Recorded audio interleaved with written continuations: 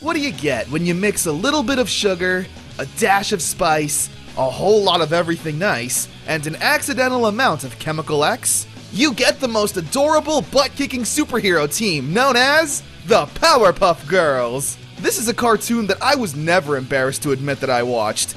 Ew, you watch a girls' cartoon? Hey!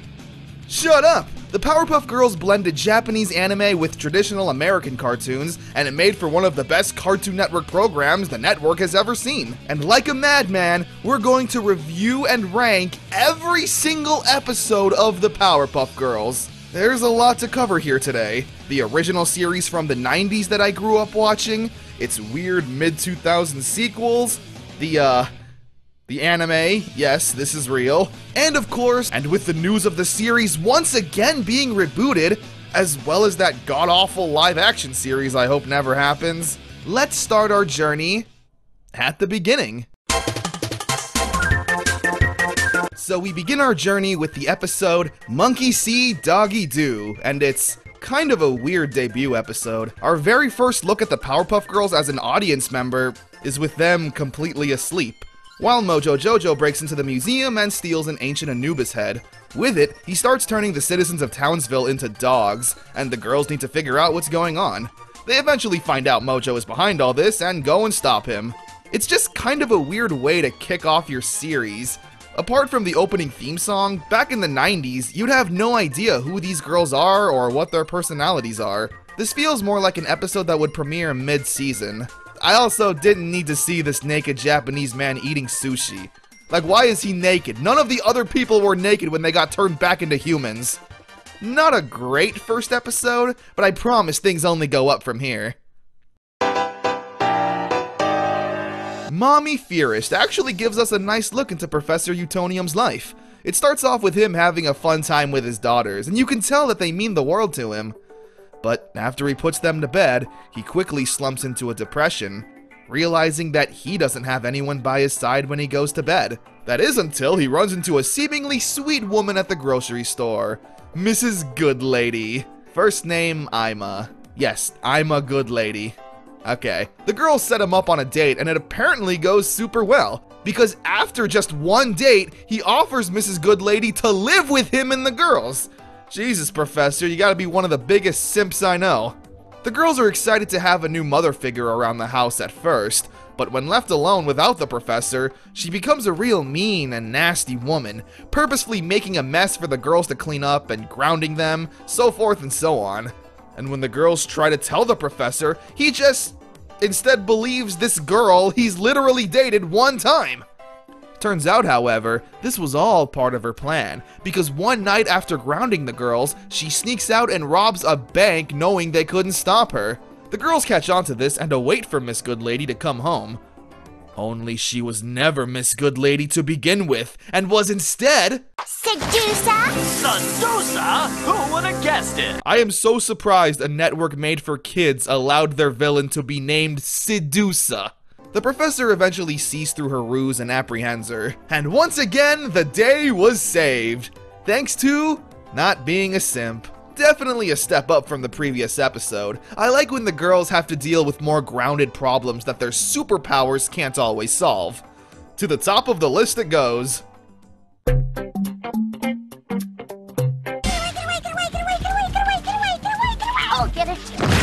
The girls are terrified of a cockroach, and I don't blame them. The professor teaches them about why it's important to not just kill a bug because you find it ugly. Yeah, this guy takes that message a little too seriously. This is Roach Coach, living in a crummy apartment and making friends with all of the roaches, devising a plan to take over the world.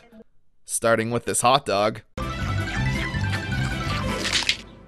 Ah! Oh my god, this is pure nightmare. The girls hesitantly come to save the day with a conveniently found giant jar. And so with her lightning-fast speed and her knowledge of where to get giant jars, Blossom makes quick work of cleaning up the town. Unfortunately, the jar wasn't enough, and the roaches form together to make a mega roach and devour the girls, where they then just say, screw it, this bug is gross, let's squash it.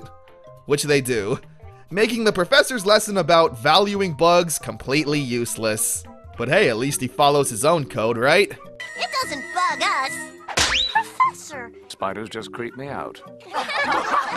What? This is kind of what I find to be the ideal episode. A fun mix of superhero action and dealing with issues that kids tend to deal with, like being afraid of bugs. Good stuff. Man, Powerpuff Bluff has got to be one of the most iconic episodes in the series. These three criminals are constantly being caught by the girls. While in jail, they get the brilliant idea that if they were the Powerpuff Girls, they would never get in trouble and could do whatever they wanted. They then find cheap costumes in their prison cell. There's literally no explanation as to why they're there, but I don't think it matters. I find this random convenience to be really charming, like Blossom's giant cockroach jar. Oh no! Imposter Powerpuffs! What a drag! Can you say that? What a drag! Also, hi Dexter! They then somehow fool everyone in town into thinking that they're the actual Powerpuff Girls, because I guess everyone in Townsville is just an idiot, except for Miss Bellum, who the criminals have a huge crush on. And I don't blame them. This all leads to a massive fight where everyone accidentally hits their own teammates. Like, it is so ridiculous to think that even the girls can't tell themselves apart from these grown men in suits. I love it.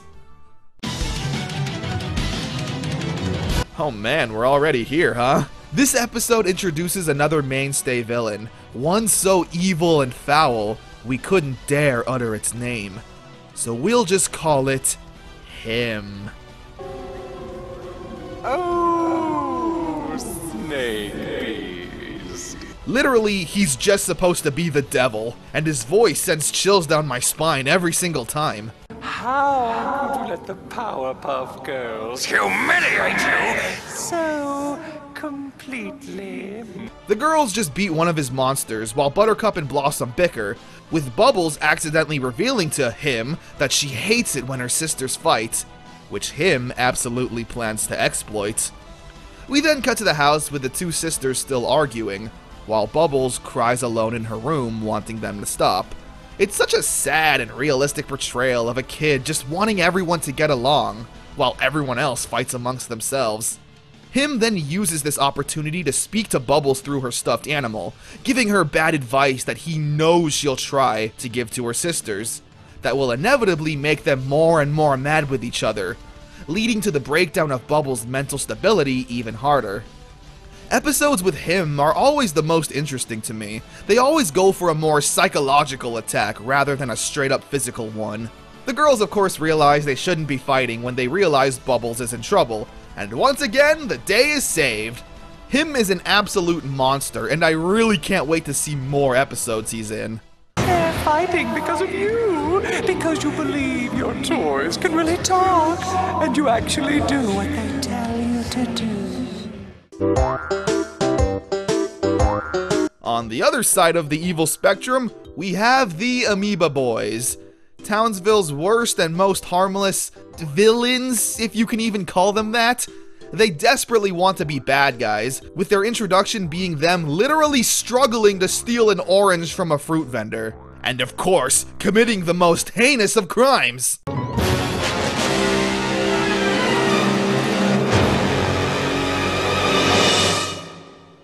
Littering. However, the Amoeba Boys accidentally catch an airborne virus that they end up spreading to everyone in Townsville, causing a pandemic that only they hold the cure for. Man, maybe these guys are the most evil things out there. The Amoeba Boys are fun villains. They're so lovable and pathetic, and when they beg the girls to give them a proper beating like true villains, and it just ends up being weak attacks that they play along with, is super charming. Yet again, we're introduced to another group of villains. This time, it's the Gangrene Gang. Every villain in the Powerpuff Girls serves a different purpose. Mojo is your traditional villain that uses science and machines. Him is a psychological tormentor. The Amoeba Boys are comedy, and in this world of kindergarten kids like the Powerpuff Girls, the Gangrene Gang are like the mean teenage bullies that overwhelm you with numbers. Their introduction literally has them beating up and bullying little kids. Buttercup, however, starts to develop a little crush on the gang's leader, Ace, which he absolutely exploits to get the girls to leave them alone. She starts sneaking out and hanging out with the wrong crowd, all for a bad boy she likes. In a weird way, it's kinda cute to see tough girl Buttercup have a soft spot, even if it is for a green monster thing. Buttercup eventually realizes that she's being used and saves the day. A weird detail about this episode is that despite being focused on Buttercup, she never says a word, except at the very end where she says, "I'm sorry."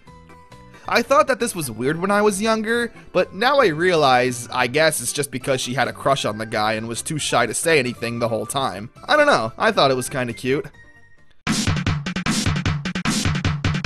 Fuzzy Lumpkins makes his debut in this episode. He's literally just an angry redneck boomer, and that's his whole shtick. Fuzzy has always been my least favorite of the girls' villains. He's just a little too boring and basic compared to what the other villains have to offer. But I do love how his superpower is basically just getting pissed off every time someone is on his property or interrupting his peaceful time.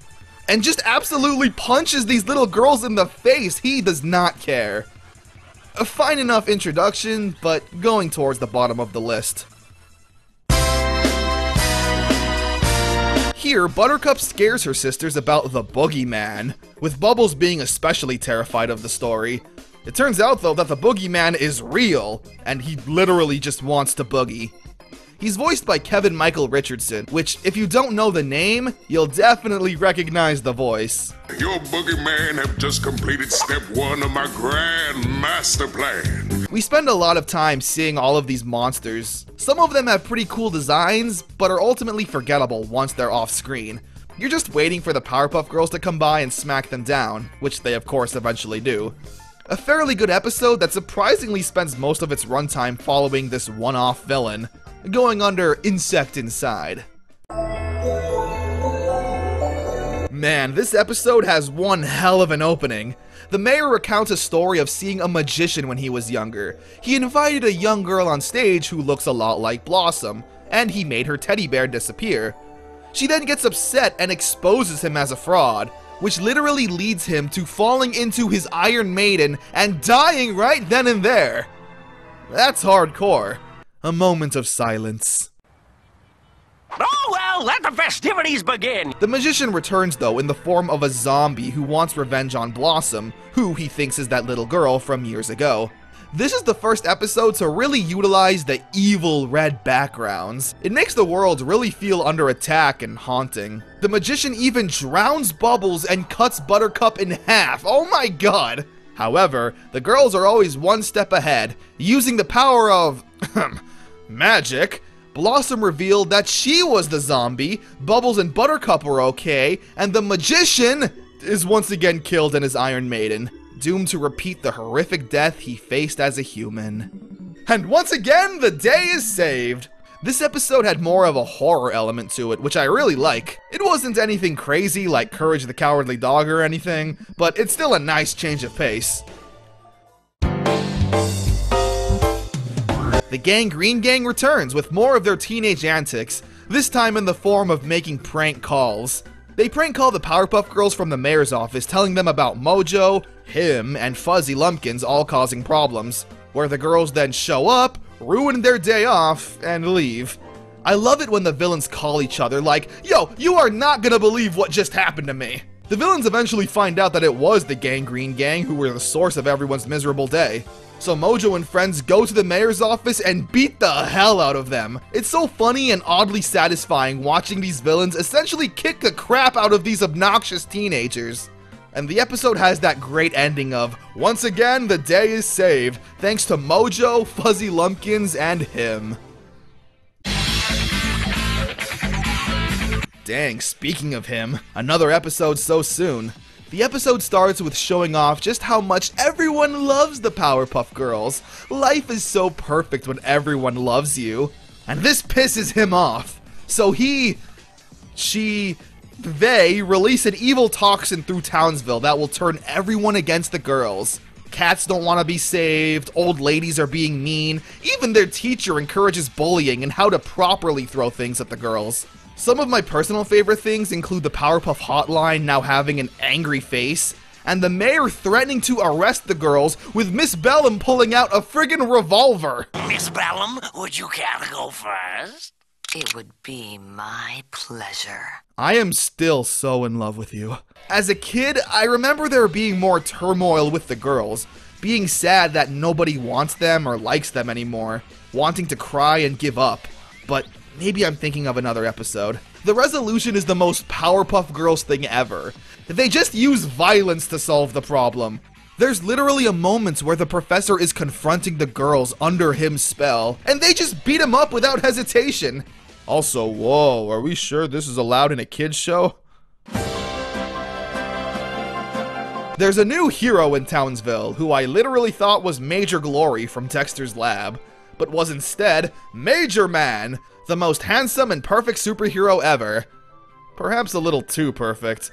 The town immediately fall in love with Major Man, making him the new town hero and abandoning the Powerpuff Girls.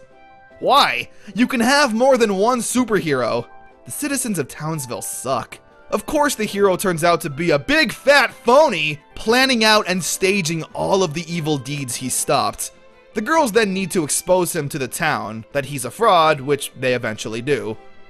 It's alright. I personally feel like the townspeople should have suffered more over Major Man to learn a lesson, but that's just me. The professor is Mojo Jojo's father? Not clickbait! But for real though, that's the plot of this episode. Mojo kidnaps the professor and guilts him into giving him powers for abandoning him when the girls were born. I feel like that was already established that the professor owned Mojo Jojo as a lab monkey, but again, I'm probably thinking of the movie. He for some reason agrees with this plan despite knowing Mojo is evil. The professor then regrets this decision when he remembers that Mojo was his lab monkey, but an awful one that was destructive and not helpful. You know, like most monkeys would probably be in a scientific lab, and that it was Mojo himself that, in his destructive ways, made the professor add Chemical X to his experiment, leading to the creation of the Powerpuff Girls. What? I created the Powerpuff Girls? I'm responsible for their birth? It was me who caused them to be? He then has an existential crisis about it. Good job, Professor. Oh god, Paste Makes Waste. Easily the saddest episode I remember seeing when I was younger. So there's a kid in the girls' class named Elmer, who eats glue. You're very clever. Elmer? Elmer's glue? He gets bullied relentlessly by everyone in his class for eating paste, and you just feel bad for him. The kid just constantly looks like he's about to cry, all while he's spitting up paste. Like, dude, take the glue away from him and give him a hug or something. This is also our introduction to Mitch, this little shit whose face I want to fucking curb stomp. He's the epitome of every elementary school bully you had. Everyone in class continues to call Elmer names and bully him, with Buttercup even eventually giving in and throwing this massive glob of paste at him. Eat this paste eater!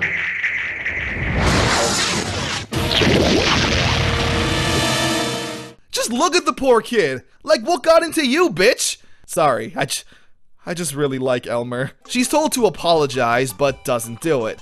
I guess because Buttercup needs to be a massive twat in this episode. A series of unfortunate nuclear events happen that leads to Elmer then becoming a giant paste monster. At first it's nice, you're like, yeah, teach those kids a lesson. But of course he turns evil and starts attacking everyone because of, society. He seems pretty unstoppable until Buttercup realizes that she just needs to apologize to make him stop. Which she eventually does and everyone is happy. I still kinda wanted to see her get punched in the face more, but that's just me. Blossom discovers she has a new superpower where she can just shoot out ice breath. Why? Why not? It's the most consistent Powerpuff Girls reason we've gotten this whole season. It's an okay episode. It's kind of inconsistent though on who we should be rooting for. Blossom is told not to show off to make her sisters jealous, so you think that the episode would be about her being cocky with her new power and backfiring. But immediately she only does good things with it, and you feel like Buttercup and Bubbles are the bad guys for being jealous instead of happy that their sister has a new power. I don't know, it's alright. Blossom being the only one with ice breath is a neat new power that actually will stay consistent throughout the series.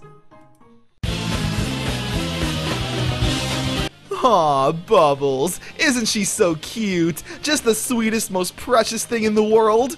Well, you better knock that off, or Bubbles will kick your ass if she hears you say that. After a really cool training simulation where Bubbles gets put on an easier setting for not being tough like Buttercup, Bubbles gets upset and wants to prove that she's tough. It's a fun episode seeing this cute and happy character slowly get more and more fed up with being told she's soft.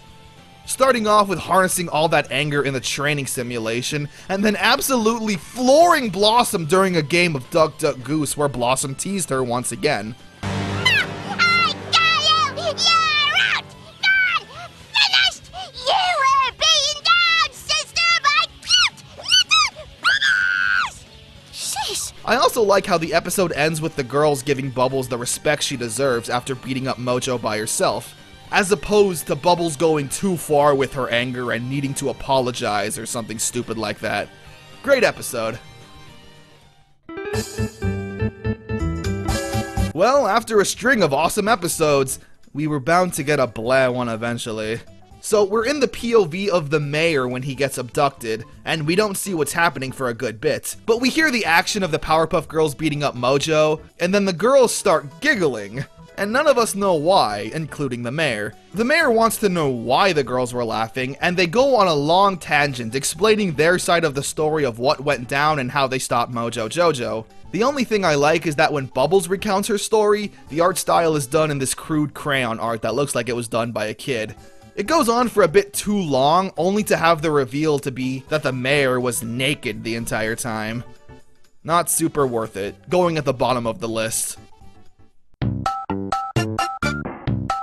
The girls save a cat from an evil villain, but turns out that the cat was the evil one this whole time, and mind controls whoever owns it, leading to the professor doing all of the cat's dirty work. The grand scheme of the cat is to simply have cats rule over the owners, which I'm not a cat owner, but literally everyone I've ever known who owns a cat already lives their lives like that. Like, after the cat controls some of the citizens, they do things like letting the cat eat food from the table, or letting the cat sleep in their bed. Which, again, most cat owners I know already do that stuff. It's an okay episode, nothing too crazy. Fuzzy Lumpkins returns and accidentally runs for mayor. He shows up and tells the mayor to shut up, and that's all it takes for the citizens to fall in love with the guy. I guess the mayor is pretty garbage at his job. And his first mayoral duty is to...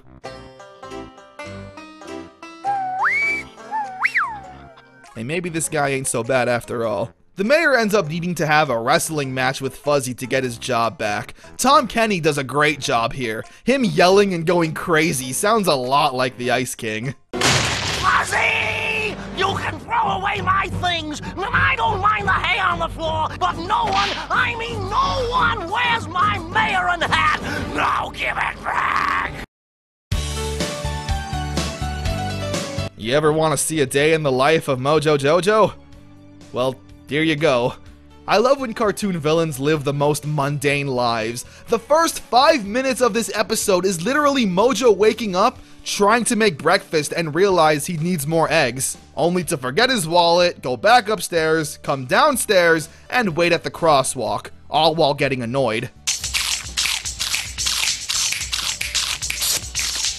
You're a villain! Why are you obeying the laws of traffic?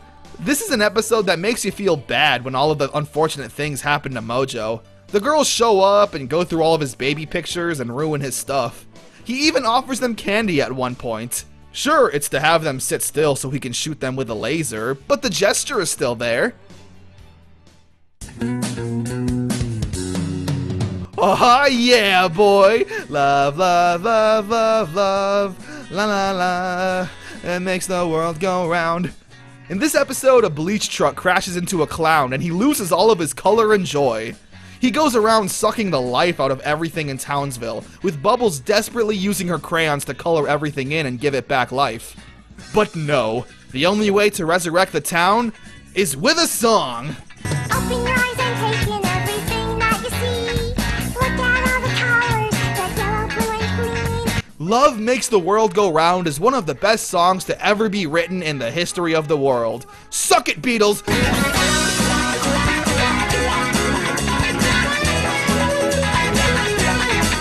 What a satisfying episode.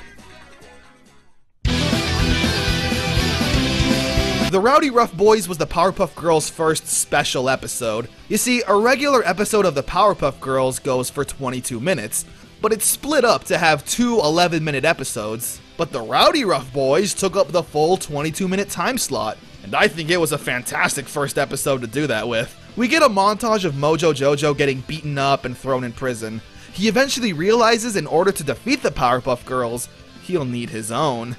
And with the delicious ingredients in clips, snails, and puppy dog tails, with a dash of prison toilet water, the Rowdy Rough Boys were born. I love the boys' design. Just little tweaks to make gender-bent versions of the Powerpuff Girls.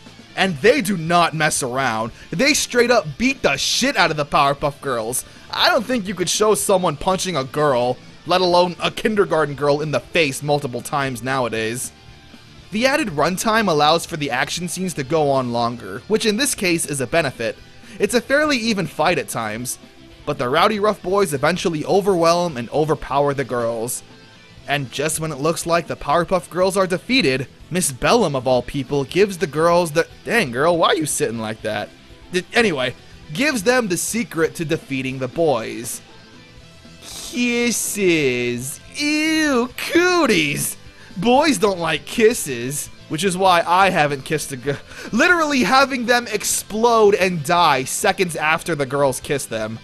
This was a very memorable and great special. This is the episode before the last for the season, and they're wanting to finish strong for sure.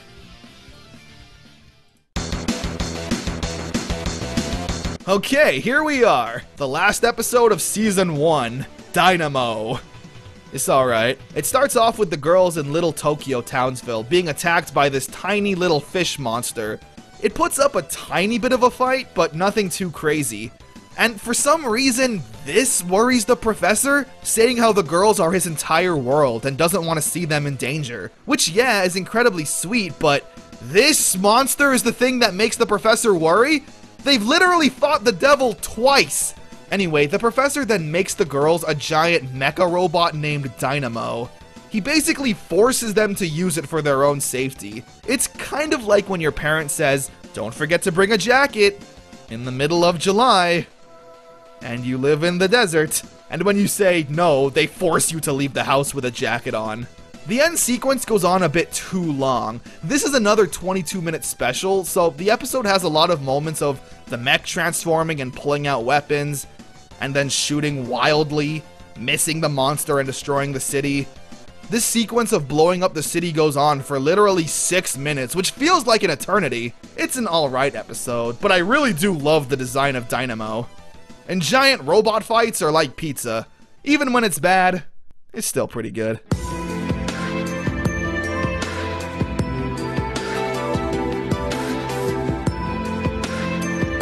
Season 1 was an amazing start, establishing enemies and telling fun enough stories that balance action and comedy perfectly. The voice cast also does an amazing job. Tara Strong as Bubbles always sounds adorable, E.G. Daly sounds like an angry Tommy Pickles, which is great, and Kathy Cavadini is so confident and cute as Blossom. Not to mention Tom Kenny as the narrator and mayor does a fantastic job. The same year SpongeBob would make its debut. It's no wonder that this show was a hit with the kids. Let's see if they can keep up the momentum. Season 2 kicks off with a banger with the introduction of Princess Morbucks, a stuck-up bratty princess rich girl. She's the new girl in class and immediately has a sense of superiority over everyone, considering her dad just buys her whatever she wants. This is, of course, until she realizes that the Powerpuff Girls have superpowers, and she wants some herself. But you can't just buy superpowers, can you? Tell that to Batman. Good point. She cries to her dad to buy her a super suit and tries to help the girls, but inevitably screws everything up, having her turn on the girls and fight them. Stuck Up in a Way is a fun episode, introducing another mainstay villain. Princess Morbucks being the same age as the girls and having access to unlimited power and technology with her dad's money also makes her feel like a legit school bully on the same level as the Powerpuff Girls. Strong start. Remember what I said about the Gangrene Gang feeling like a group of teenage bullies? Well, that opinion is pretty backed up here when a truancy officer makes the gang attend Pokey Oaks Kindergarten, the same school as the Powerpuff Girls. Why is he sending them there and not to a high school? And this guy sucks at his job. As you can guess, the Green Boys spend the entire time bullying the little kids. And it's some really mean stuff, man. Like, geez, if I were this kid, I'd be crying for the next few hours. Hey kid, watch out! Whoop, sorry! Whoop, sorry! Whoop, sorry! The Gangrene Gang, being a little bit older and more manipulative, are able to trick Miss Keene that they're not doing anything bad, until the end where she catches on and tells the girls to just beat them up. What a teacher. This episode follows your average neckbeard Redditor whose life goal is apparently to collect every piece of Powerpuff Girls merchandise there is, which he eventually does. But being a total maniac, that isn't enough, and starts to break into the girls' house, stealing their personal items first, until eventually kidnapping them. Let me be the first to introduce you to my collection permanently. This is a job for the FBI. It's a little weird seeing this grown man be so obsessed with little girls to the point where he kidnaps them. When the citizens of Townsville find this out though, I like how their method of torturing him until he tells everyone where the girls are is to have the kids open his rare action figures. Man, what a weirdo! Who has this much merch from something they love? Oh wait. Supper Villain, what a great name. So we spend a good 5 to 6 minutes following around this boring, normal guy named Harold. He lives next to the Utonium household and he's just a guy. He wakes up, goes to work, has dinner, rinse and repeat. He seems pretty miserable, but the only time you ever see him show any kind of joy is when he's watching a criminal act on TV, which in any other show would definitely make this guy a serial killer. His son is also really funny. I hate you! His wife invites the girls and Professor Utonium over for dinner, and Harold, well, he just can't contain himself and unleashes his supervillain alter ego.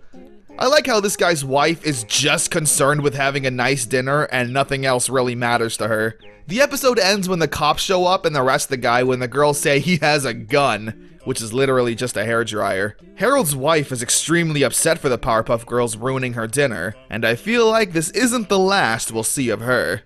I love this episode, and this guy's family is the best. Every single one of them is the most stereotypical, generic American family member you'll ever see.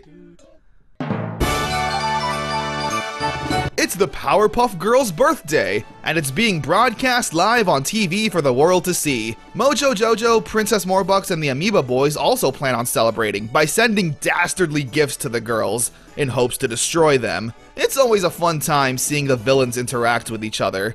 One by one, their presents fail. Everything from a giant robot to a missile being launched. It's alright. The best part of the episode is seeing all the villains talk smack to one another. I do really like it when him shows up, and his dastardly plan is to give the girls candy that will slowly but surely lead to tooth decay. How whimsically evil. The citizens of Townsville start to take the girls for granted, being extra lazy when it comes to their jobs. The girls get sick of this and decide that the townspeople should just deal with their own problems. Which, yeah, I agree, everyone in Townsville is a huge incompetent idiot. There's literally a whole 5-minute segment when a giant monster gets caught between telephone wires, and the girls are trying to tell the townspeople that they need to shoot it with water so it gets electrocuted. But it just goes on for way too long. Why shouldn't you put a toaster in a bathtub? Well, duh! You wouldn't be able to make toast in the kitchen! Yeah, you would have to go to the bathroom every time you wanted toast. What a waste of time! Like, Jesus Christ, how stupid are these people? Nothing really gets resolved either. Once the citizens do eventually defeat the monster, they never apologize to the girls or learn a lesson. The mayor even says, "We did it!" Anyway, can you girls clean up this mess? Thanks. Yeah, what a dick. Oh, dude, hell yeah, I was waiting for this one. The kids of Townsville don't want to eat their broccoli. I don't blame them, even as an adult I still think it's gross. However, it's for the best that they didn't, because there's an evil race of broccoli aliens that are planning to invade the Earth. They infected Townsville's broccoli and all of the adults are hypnotized. These broccoli aliens are seemingly invincible, but they do have one weakness. Yep, the kids need to swallow their pride, as well as their vegetables. I love the epic final battle where it's just all the fun ways the kids eat the broccoli aliens. This is honestly my favorite episode of the entire series so far. I was so excited every time this episode came on, because again, it has that perfect mix of little kid issues, like not wanting to eat vegetables, combined with silly, over-the-top cartoon madness. And the ending where the kids start devouring all of the vegetables in the grocery store just to be safe always puts a smile on my face. Buttercup is a stinky bitch who refuses to take a bath. I like all of the one-off monsters the girls fight that lead up to her getting all nasty. Like this elephant monster that covers Buttercup in snot, which she then proceeds to eat? Come on now, girl. E.G. Daily does a great job here. I always associate her voice with Tommy Pickles, and whenever she screams in this episode, I just can't help but think of Tommy doing it. What? Alright, I'll do it. I'll take that stupid bath. Everyone in Townsville eventually turns on Buttercup until she eventually gives in and takes a bath. Nice and simple. The Sandman gets tired of doing his job, and so makes everyone in Townsville fall asleep. Forever! There's not too much to talk about with this episode. Everyone speaks in rhymes like a bedtime story fairy tale, which is a fitting theme. We've got to stop this awful oppressor! Bubbles! Buttercup! Wake the professor! And there's an end sequence where the Powerpuff Girls fight the Sandman in his dreams in the form of these pretty scary drug trips. Great. Now I won't be able to sleep either. Another episode with a sleeping title. You Snooze, You Lose has Mojo concoct the most evil scheme ever. But he loses his plans while he falls asleep, and the Amoeba Boys somehow come across it. The girls see this and think that the boys are building some kind of amusement park ride and help them build it. It's alright, pretty forgettable, and you'll know the outcome right from the get-go. Mojo finds out, the girls stop the plan, and that's it. Moving on. So I don't really like this episode. The Powerpuff Girls save Billy of the Gangrene Gang, and he now feels like he's indebted to them, trying to help out however he can, but ultimately screwing things up because he's an idiot. I know we're not supposed to feel for Billy here, but I kinda do. He genuinely is just trying to help the girls and just ends up getting yelled at, and even making him cry. When he goes back to the Gangrene Gang and they plot their revenge against the girls, you're kinda on their side. Like, yeah, the girls were mean to him. Even then, right before the girls get hit by a train, Billy saves them because he remembers that they did the same for him. And what did the girls do for this act of kindness? They beat him up and throw him in prison. Not a great episode. At the bottom of the list for sure. While having a battle with Mojo Jojo, Bubbles gets hit on the head, and when she wakes up, she thinks she's Mojo Jojo. I am not Bubbles. Bubbles is not who I am. I am the one, the only single solitary doer of dastardly deeds. I am Mojo Jojo. It's super cute. The way she mimics Mojo's way of speaking with the reiteration and repeating the sentences just slightly different is perfect. Tara Strong does an awesome job. Just like in any cartoon where a character gets amnesia, Bubbles needs to get hit on the head again to get her memory back. Coincidentally, Mojo hitting her with a steel beam when he gets annoyed with the way she was talking. It's a fun little episode. I know, Sugar Daddy. Those days are over. Whoa! Coincidentally enough, this episode is a Father's Day special. The girls are trying to figure out what the professor wants for Father's Day, after he sounds less than enthusiastic with the homemade gifts the girls got him in the past. He fawns over some golf clubs and after a battle with a monster leaves a city in ruins. Blossom notices that the golf clubs are right there and steals them? Blossom, how could you? Bubbles and Buttercup get jealous when the professor is so happy with them, and they pretty much force Blossom to admit that she stole them. The ending is really funny. After Blossom feels regret for doing it and everyone forgives her, the cop says, nope, not good enough, and gives her 200 hours of community service. That's right, Blossom. Crime does not pay. The girls are falling asleep in school because they spend all night fighting crime and literally saving the world. Their teacher, Miss Keene, isn't too happy with this. You know, even knowing the fact that they're literally saving the world. And forces the professor to give the girls a curfew. The professor doesn't even want to do this, but he just gives in because, well, I guess we already established he's a huge simp. The girls need to be in bed by 7:30, which means all of the criminals are destroying the town, all while the professor has a guilty conscience about making the decision. You know, despite him, again, not clearly wanting to do it in the first place. The resolution is funny enough, with the professor realizing it was daylight savings and it was actually only 6:30, and throws the girls out the window to save the town really quick. So, once again, the day was saved. Thanks to Benjamin Franklin's suggestion of setting the clocks back during winter for extra daylight to save economic spendings on candles. Princess Morebucks returns. This time she's trying to devise a plan to destroy the girls, but realizes she's not quite creative enough to do so. So she enlists the help of Mojo Jojo. After a bit that goes on for way too long, with the two yelling at each other from afar and not hearing what the other says. I'm not a baboon, you insulting twit! I said buffoon! Buffoon! It's nice seeing Mojo and the princess team up though. The villain team up combinations are always going to be fun and interesting. Apart from that though, it's alright. Professor Utonium creates the perfect pet. He's cuddly, fluffy, and everyone loves it. Only one rule though. Only feed it once. Like we talking once a day, once a year. It's a pretty vague rule that obviously doesn't end well, with the girls feeding it multiple times as Bebo, as it's named, grows into a big monster that can't stop eating everything. The episode just kinda ends when it eats too much and blows up. Jesus. Luckily when it blows up though, it rains even more Bebos for everyone in Townsville to have. And since we've established that everyone living in Townsville are idiots, it probably won't end well. It feels like they didn't have much to do with the concept of Bebo. I mean, it's just a Gremlins ripoff at the end of the day, with the whole don't feed it after midnight concept just tweaked a little. So a majority of the episode has the girls just playing with this one-off character I don't think we ever see again. Going under Slave the Day. There's a new kid in Pokey Oaks kindergarten, a young boy named Mike. Mike Believe. Come on with these names. Mike is really shy and has a hard time making friends. That is until he makes an imaginary friend named Blue!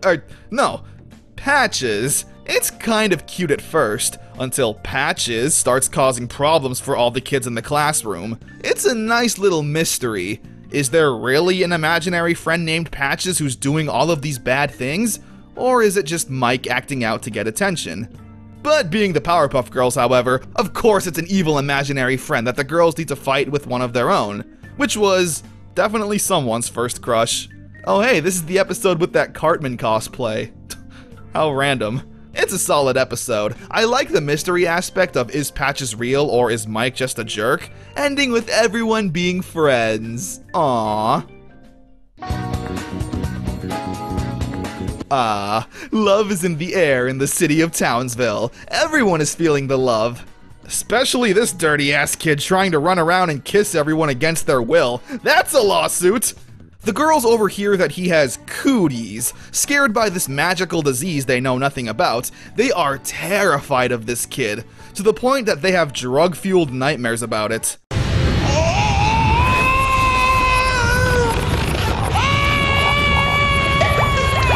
Man, early Cartoon Network just showed whatever they wanted, didn't they?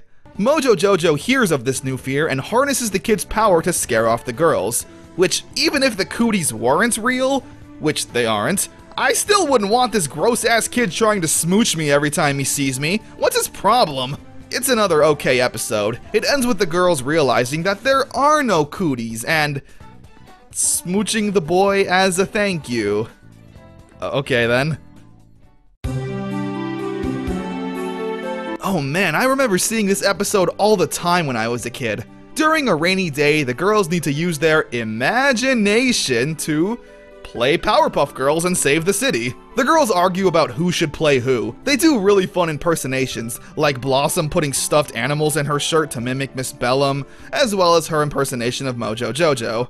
And because I have yet to meet a greater scientific mind this side of the galaxy, I can comfortably say that sentence comfortably. It's really fun stuff. I think I like it so much just because of how relatable it is. Just playing pretend and getting really into it. Going under, beat your greens. Oh damn, it's a follow-up to Supervillain. We see that Harold's been in prison for a week. I like how his life is once again monotonous and routine, even in prison. When he's released though, we find that his wife Marianne has been plotting her revenge against those rotten Powerpuff Girls. Why? For ruining their dinner. Yeah, their kids also join in because why not? They even get a fancy new evil van. I like the Smith family. They're perfectly pathetic, getting angry for the most trivial reasons, and thinking that they're more diabolical than they really are. They actually managed to do something, unlike the previous episode. They break into the girl's house, break everything, and leave. One thing I haven't really mentioned yet is that I love the Powerpuff Girls just showing people getting punched in the face. Men, women, kids, it doesn't matter. The girls are equal opportunist face punchers. Another classic. The girls once again feel overwhelmed with their hero duties and home life duties, so they decide to make another Powerpuff Girl to help out, using all the ingredients that they think are sugar, spice, and everything nice. And out of the concoction comes the new lovable sister, Bunny. She's, not quite all there. The best way I could describe her is as a Frankenstein monster. Not asking to be born, made out of imperfections, but just trying to do their best. I like Bunny. She's super sweet, and her heart is obviously in the right place, but she screws up the crime-fighting thing, and the girls just yell at her to go away, and that she doesn't have what it takes to be a Powerpuff Girl. And what bitches! They call her back when the girls get overwhelmed by the criminals. She beats them all up and then just dies. Yeah, she literally just explodes due to being so imbalanced with her ingredients during their creation. It's really sad. It's so sudden, and the girls feel bad, reflecting on their final words they said to Bunny. And the episode just ends. Yeah, you'd think she'd come back to life or something, but she's dead. Like, goddamn this episode. Just rip out my heart, why don't you? Buttercup has a lucky blanket she cuddles before every fight. She does this because she thinks it's good luck and the source of her butt-kicking power. There's literally a part where she makes a monster cut off its own arm and then head. It's pretty brutal. Buttercup eventually loses the blanket and in turn loses confidence in herself. It's cute to see Buttercup in a vulnerable state every now and then. When the girls catch her cuddling it and she's all embarrassed, it's so sweet. She's always being mean to Bubbles when she, acts like a kid, so Buttercup being attached to something like her blanket is really sweet. She of course finds out that her confidence was within her all along and doesn't need her blanket. Aww.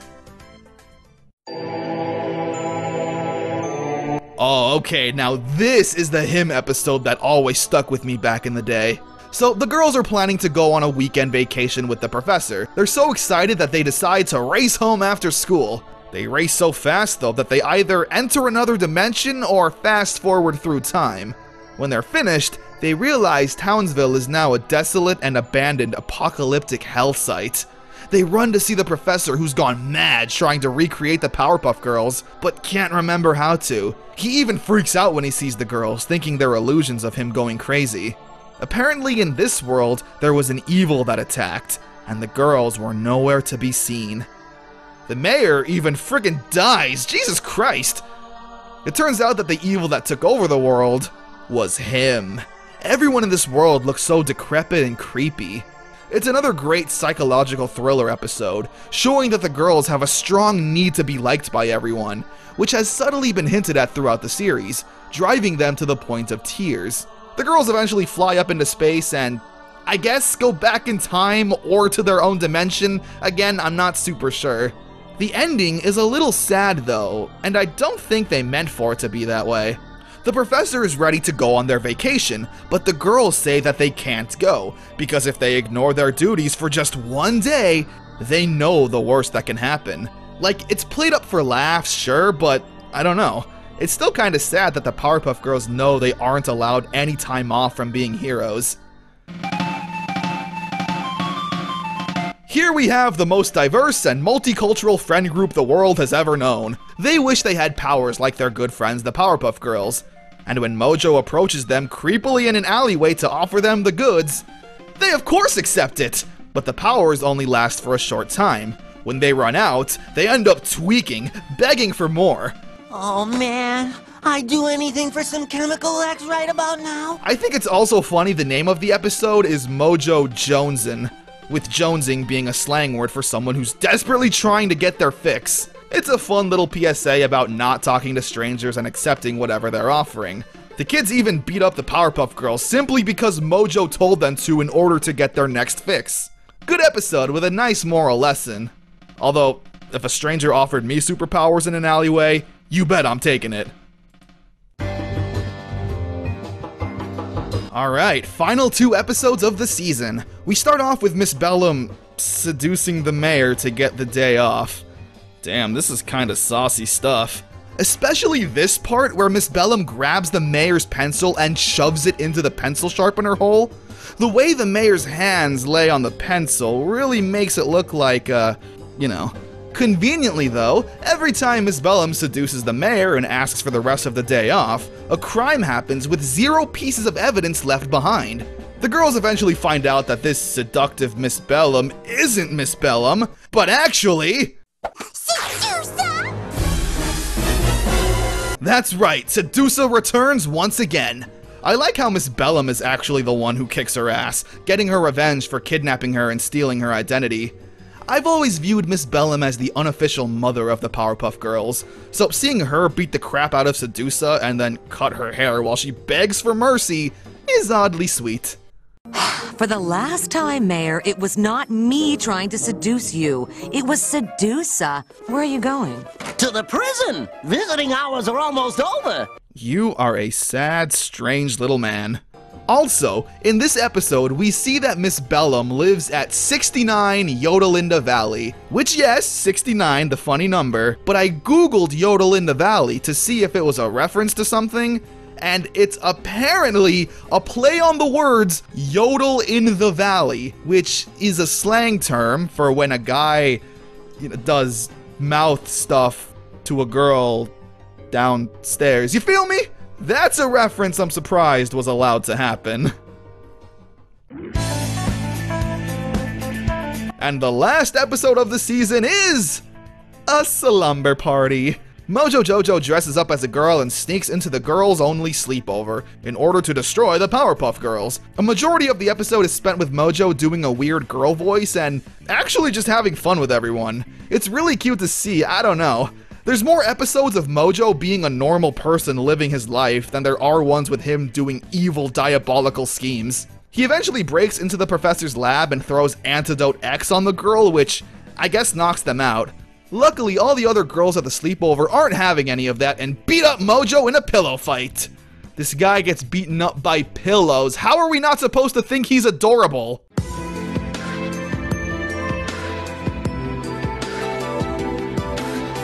Season 2 was just as solid as Season 1, if not a little better. It had a bit of a weaker start with more forgettable episodes, but picked up hard as they went along.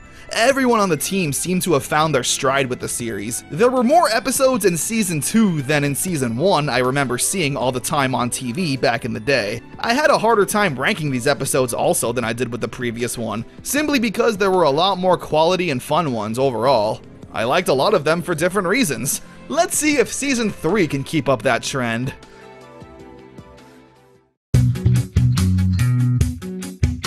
Old people are the greatest! They're full of wisdom and experience.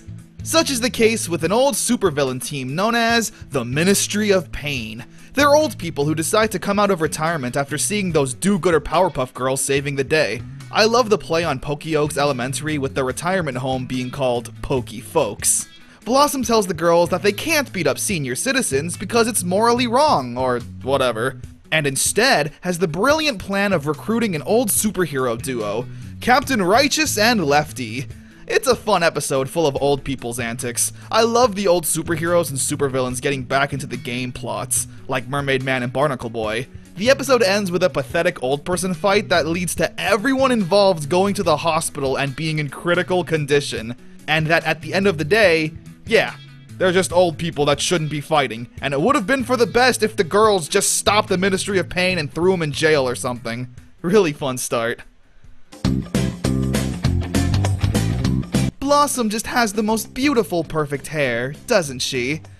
That is until Buttercup and Bubbles ruin it with a bad haircut, in which everyone in town, including the monster, laughs at her. This causes her to be embarrassed and not want to be seen in public, where the monster then easily whoops Buttercup and Bubbles, begging for Blossom's help. Which, you know, you could have gotten if you weren't making fun of her.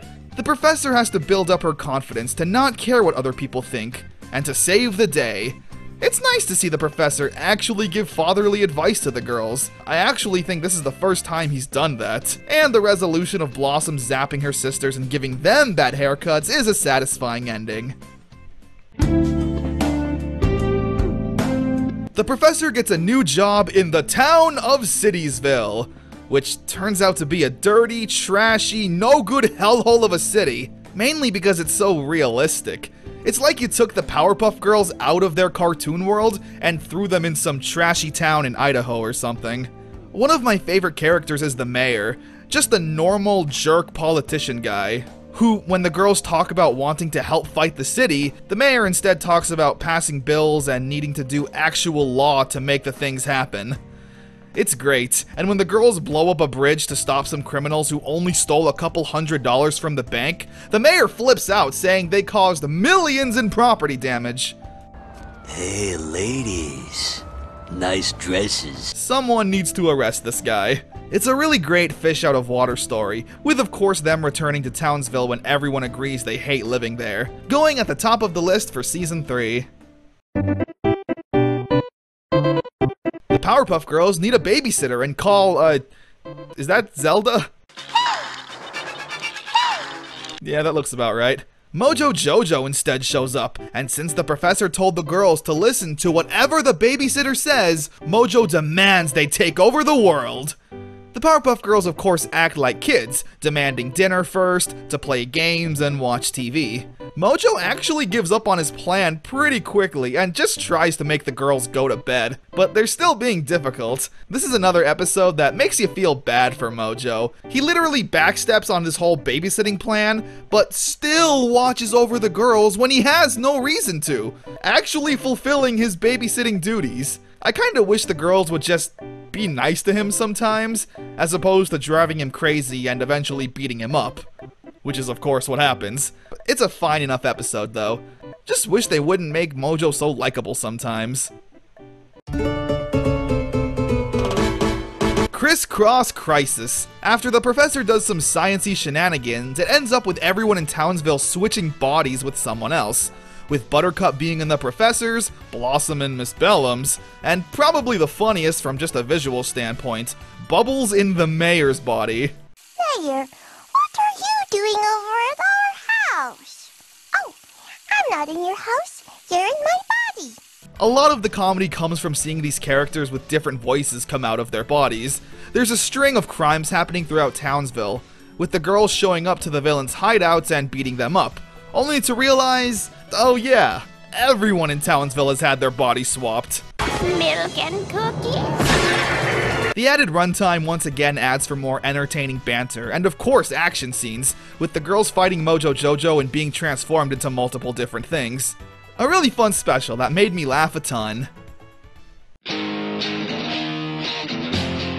There's a giant ant attacking Townsville, and Bubbles is having a hard time seeing it. Her vision is bad, probably from looking at an iPad watching YouTube videos.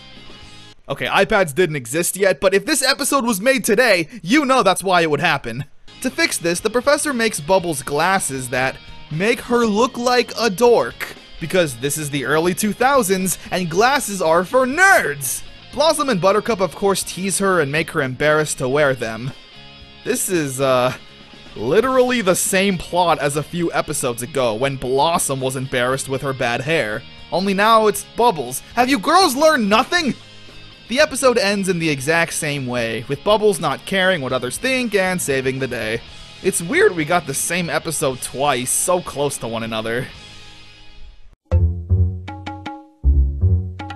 Princess Morbucks returns and buys her way into becoming mayor. With this power, she makes all crime legal, meaning that if the Powerpuff Girls try to stop the bad guys, they'll technically be breaking the law. And Blossom just can't have that. I forgot how much of a bitch Princess Morbucks is. I really just want to see the Powerpuff Girls punch her in the face every time she's on screen. So, if you can't beat them, join them. And the girls then steal all of Princess Morbucks' stuff. And if her dad finds out, he'll ground her. Oh no! Out of desperation, Princess makes crime illegal again and gives the mayor back his position. I like when the girls give back Princess's stuff, it's spread out all over the place, and her dad looks like he's going to beat her. Jesus Christ. Good for him, though. The girls' class has a pet hamster that needs to go home with someone. Miss Keene chooses Mitch to look after it for the weekend, and the girls don't trust him. And rightfully so. A majority of the episode is shown with Mitch torturing the animal, which I do believe is scientifically proven that if kids enjoy torturing small animals, they'll grow up to be serial killers. Hey, I don't make the rules. Again, you just kinda wish the girls would beat up Mitch. All of this comes to a head when Mitch flushes the hamster down the toilet and mixes with some radioactive waste, turning it into a giant mutant hamster. I do like, though, how the Powerpuff Girls kinda torture Mitch with the monster for being a dick. I just kinda wish he actually got eaten. This episode actually has the most vile, evil monster in the history of the known world. A dirty, lazy cop. Yeah, this cop is super unmotivated and, well, lazy. He of course gets fired and blames the Powerpuff Girls for stealing jobs from all the hard-working cops like himself. The chief also lets the dirty cop keep his gun as a souvenir after he gets fired, which, yeah, I don't think you're allowed to do that. The dirty cop then eventually tries to kill all of the girls, but gets foiled by the good cops in the end. I literally don't remember ever seeing this episode as a kid. I don't know if Cartoon Network was just uncomfortable airing an episode about bad cops, or if some conservative parents from Salt Lake City complained, but it was pretty refreshing to see this kind of stuff back in the 90s in a children's cartoon. This is probably the most nothing episode of the show I've ever seen. Blossom and Buttercup have different ideals on how to fight monsters, with Blossom believing in a strategy while Buttercup believes in brute force. We already know this is how they think, but the entire episode is literally just them fighting this monster and trying to utilize both plans, in which they both fail. This type of thing should be used as a plot point that leads up to something bigger. Like in Season 1, where Blossom and Buttercup were bickering, and it made Bubbles sad, and him took advantage of that. This episode is just so boring. It ends with Bubbles simply asking the monster to politely leave. It's not even really that funny. Definitely at the bottom of the list. It's gonna be hard to do worse than this.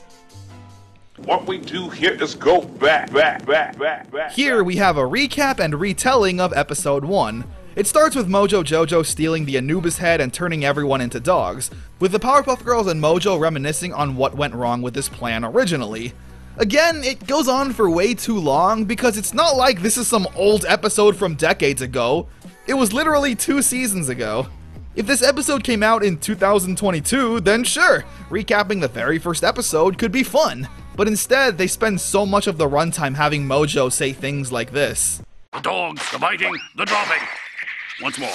The dogs, the biting, the dropping. Again, the dog. Like, okay, we get it. The episode ends with Mojo not turning the girls into the dogs, and they just beat him up. Wow. Going above the previous episode, and that's not really a compliment. This random schmuck criminal steals these jewels and needs to run away from the Powerpuff Girls and ends up in a cereal factory, where he hides the jewel in cereal boxes. They end up being shipped all around Townsville with the professor buying the last cereal box that has the big diamond. He then dresses up like the cereal's mascot and needs to trick the girls into giving him the box. It's literally just a parody of the Trix Rabbit, complete with an annoying catchphrase they say a million times. Ridiculous, Lucky Captain Rabbit King. Lucky Captain Rabbit King nuggets are for the youth. It's an alright episode. You're just kinda waiting for the girls to figure out that this guy is actually a criminal. Now that I think about it, it's kinda like the Tattletale Strangler episode in SpongeBob.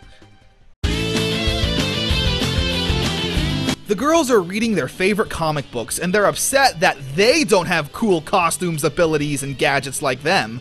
This is pretty relatable. I mean, we all had fictional heroes we would have done anything to be like when we were kids. It's also funny because the girls literally have superpowers and are awesome. Also, I really gotta check out Bubbles' manga sometime. Chisai bani bani no kawaii Bouken monogatari. The girls then make all these changes to their presentation, and it ends up sucking. Bubbles hops on a pogo stick super slowly, Blossom gets stuck in traffic, and Buttercup can't go out when the sun's up.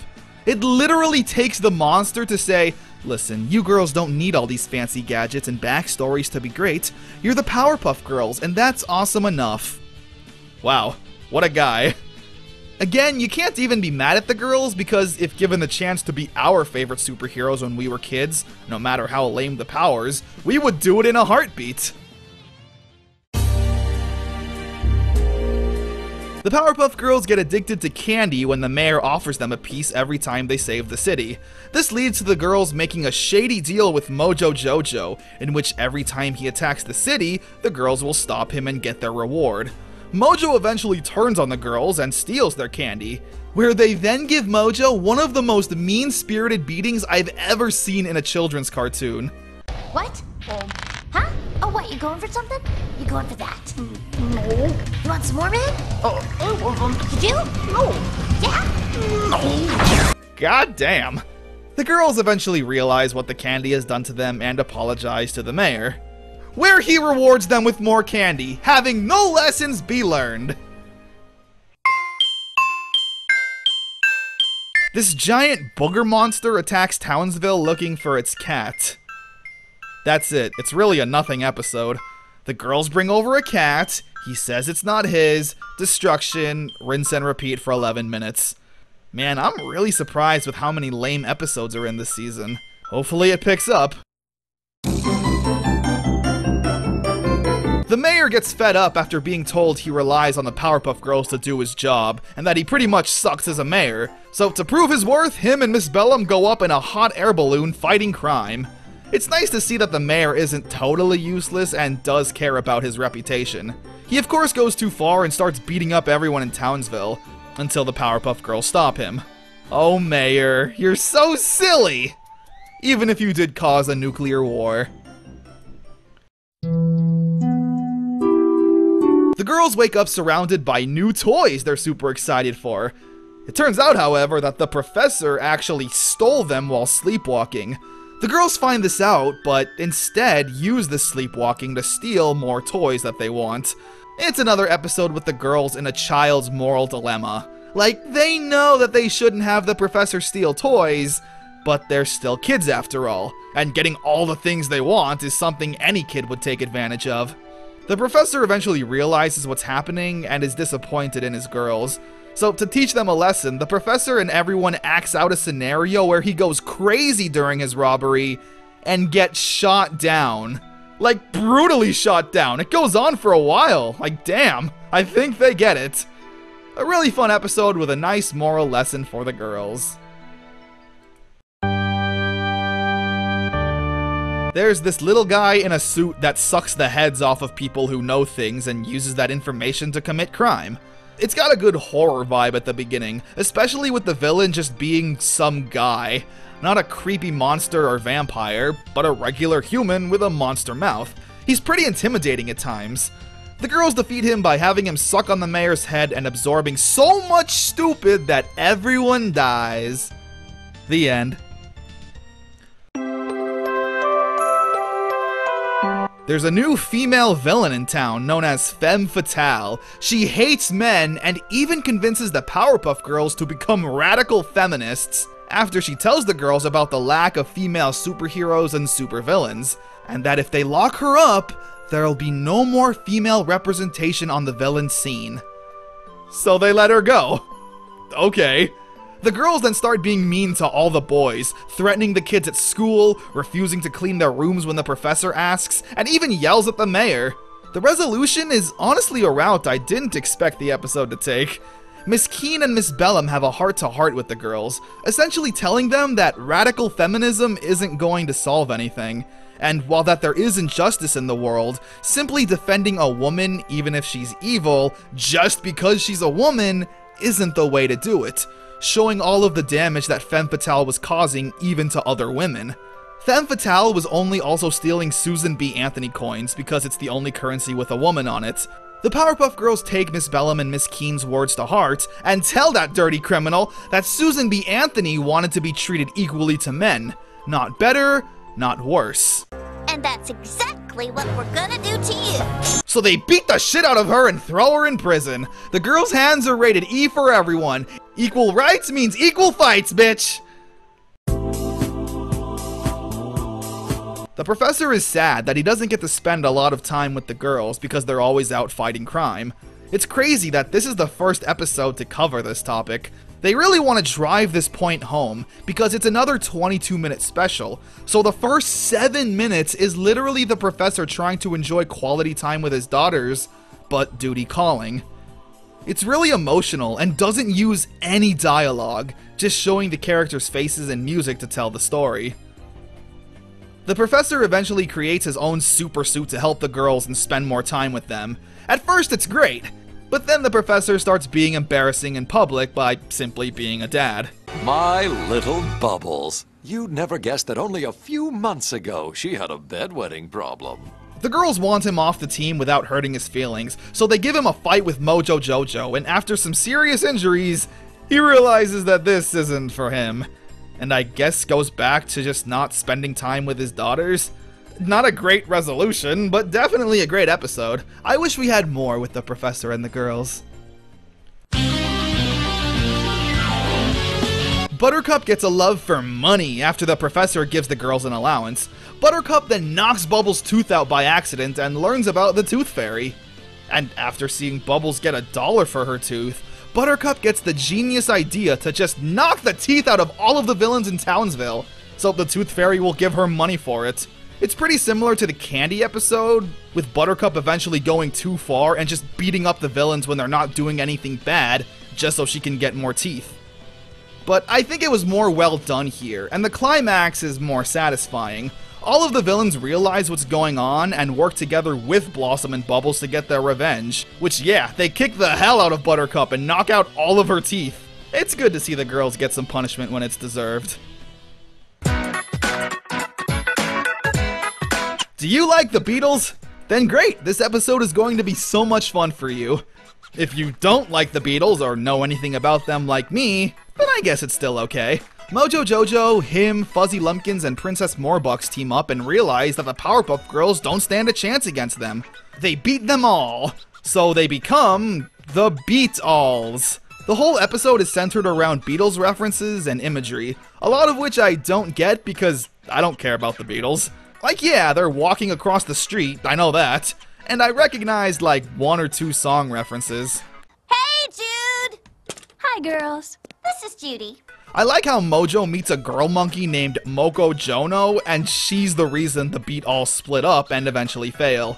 Moko even does a great cover of Yoko Ono's Real Music. God, she was terrible and talentless. A fun episode if you can catch all the Beatles references. After the professor tells Bubbles not to bring home any more wild animals, Bubbles brings back a beached whale. What did we just say? The girls try to hide and keep it a secret from the professor, until he of course finds out, and Bubbles needs to truly learn that an animal should be free in the wild with its family, as opposed to crammed up in someone's house. A nice little Bubbles episode where she takes the professor's advice pretty literally, and frees all the animals from the zoo. You go, Bubbles! The final episode for Season 3 has the Gangrene Gang obtain superpowers after eating a bunch of food in a gas station and being shot with the girls' laser beams. Ace was eating all the ices and popsicles, so he gets ice breath. Arturo was drinking coffee so he gets super speed, so forth and so on. The girls get their asses beat by the gang. This is like the 3rd or 4th episode that shows that the girls are pretty helpless when the numbers are against them. Like, these guys literally just got their powers seconds ago. Why are you being outclassed by them? It's a fun episode, and it's interesting to see the Gangrene Gang actually put up a physical fight to the girls, as opposed to just their usual teenage antics.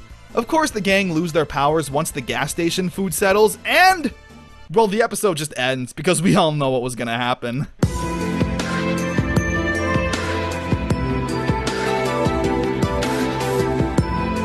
Season 3 was a bit of a mixed bag. When the episodes were good, they were good.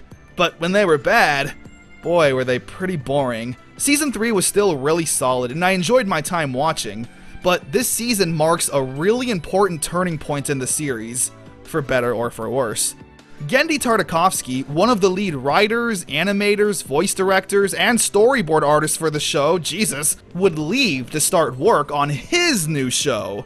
Samurai Jack, you may have heard of it. So the writing and visuals will definitely start to change here. I took a quick look on Hulu where I was watching all of these episodes, and just reading the quick descriptions for the Season 4 episodes didn't sound familiar at all. And Season 4 aired in 2002. I was definitely still watching Cartoon Network religiously at the time, so why can't I remember seeing them on TV? Were the episodes just that bad? That Cartoon Network didn't want to air them? Well, let's find out. Season 4 already kicks off with a new trend for the show that will keep up for a good bit of the season. No longer does a single episode contain 2 11-minute episodes that are broken up with a commercial, but instead, a full dedicated 22-minute plot. This means that Season 4 will be one of the shortest seasons in the series. Season 4 also had a ton of important moments and highlights we'll talk about as they come along. But for now, let's kick off with Episode 1, Him Diddle Riddle. Him has the professor captured somewhere, and if the girls want to see him alive again, they'll have to solve all of Him's riddles within the time limit. It's a really well-paced episode, full of action and mystery. There is zero downtime for the girls. Every time they solve one of Him's riddles, immediately he throws another one at them to figure out in a short time limit. It's some pretty creative stuff too. I spent the entire episode trying to figure out what each of Him's riddles meant. Like, there's one where the girls need to make everyone in Townsville cry, and Buttercup just goes around punching everyone. But with the loophole being that the girls instead just make it rain on everyone to have water run down their faces. The pacing is a lot better also. In previous seasons, whenever a single episode went for 22 minutes, it really felt like they were stretching it to hit the runtime with unnecessary jokes and dialogue. But here, this episode just flew by. The resolution is really funny too. Him kept saying that if the girls failed, the professor would pay. In this case, he literally was going to have to pay. Eating at Him's restaurant and making a bet that if the girls could solve his riddles in time, his breakfast would be on the house. Just out of all the characters I would assume would have a pancake house, I didn't expect him. A really strong start to the season, with an episode that definitely was not played enough back in the day. The shady movie director comes to Townsville wanting to make a movie about the Powerpuff Girls. They're all super excited and struck with the idea of becoming famous movie stars. Apart from the professor who doesn't like the idea of his girls being used like that. It's an okay episode. Definitely one that could have been 11 minutes though if they cut out a bunch of filler. Hi. How's it going? So, they shooting a Powerpuff Girls movie in there? Yeah. You know, I invented the Powerpuff Girls. Really? Yeah. The movie director is of course planning on really robbing the bank that they're filming as a scene, and the professor needs to save the day. The episode actually has a strong focus on the professor as the main character, with the girls not really doing much. A pretty nice change of pace, honestly, going under the previous. Buttercup is acting like a real fucking bitch again for no real reason. What are you doing with my ball? Huh? Give it! We got a game going on! Oh, man, you got chalk all over it. Like, she's incredibly mean to Bubbles in this episode. Basically, Buttercup is playing dodgeball with Mitch while Bubbles is drawing with chalk on the blacktop. Buttercup yells at Bubbles to get off the playground with that drawing crap, because the playground is meant for playing. She shouldn't draw her stupid pictures on the blacktop if she doesn't want them played on. Like, Buttercup is literally treating Bubbles worse than she did to Elmer back in Season 1. Bubbles looks like she's about to get really angry, but instead ends up crying and running away to a forest. Which I can totally relate to. Every time I get insanely angry and emotional, I end up crying, which I don't want to do. Bubbles then comes across him as a butterfly, giving her magic chalk that brings her drawings to life. Him convinces Bubbles that she should harness her anger and express herself using that magic chalk. Which she does. This is another thing that I don't get. Why is Bubbles listening to what is clearly him? The face, the voice. Bubbles isn't stupid. The girls are always really perceptive of when they're being deceived, like when they found out Miss Goodlady and Miss Bellum were both Sedusa. I don't know. The characters in this episode are just acting really, well, out of character, I guess is the best way to put it. I like the designs of the chalk monsters that come and attack Townsville. They seem pretty unstoppable until Bubbles harnesses her anger and expresses it in a more positive way, as she puts it. With Buttercup just apologizing. I don't even think Buttercup knows that it was Bubbles who made these chalk monsters out of her anger. But here she is, just having a change of heart out of nowhere. I don't know, a really weird episode just in terms of how the Powerpuff Girls were portrayed. Going at the bottom of the list. Alright, so this is a fun one to wash that weird taste out of our mouths. It's career day at Pokey Oaks Elementary, with the professor bringing in a time machine to show off to the kids. The professor mentions that he didn't have an interest in science until one fateful day when he was a kid. Mojo overhears this and uses the machine to go back in time to stop the professor from falling in love with science, and in turn, making the Powerpuff Girls, who of course follow Mojo to stop him. It's fun seeing all the adult characters as kids, and with a twist of the professor actually not being that smart kid that's shown to us at first, and instead being the little punk with a bad attitude is hilarious. It's so fun to watch his antics. The professor has always been portrayed as this mature goody two-shoes who always follows the rules. Mojo then abducts the professor to make sure nothing exciting happens or inspires him to become a scientist. But then the Powerpuff Girls come, beat up Mojo, save the day, and return to their present time. Which the professor then reveals that it was the Powerpuff Girls saving him that inspired him to then create the Powerpuff Girls. It's a weird time traveling thing. Like, this moment in the present needed to happen in order for the past to play out the way that it did. And once again, Mojo Jojo played a hand in helping create the Powerpuff Girls. Stupid monkey. The Powerpuff Girls fawn over the superhero team known as the Association of the World's Supermen, following a bunch of random and possibly culturally insensitive superheroes, all led by Major Glory? Oh wow, didn't expect that. Yeah, the Justice Friends was a little short that would play during the episodes of Dexter's Lab, which was created by Gendy Tartakovsky.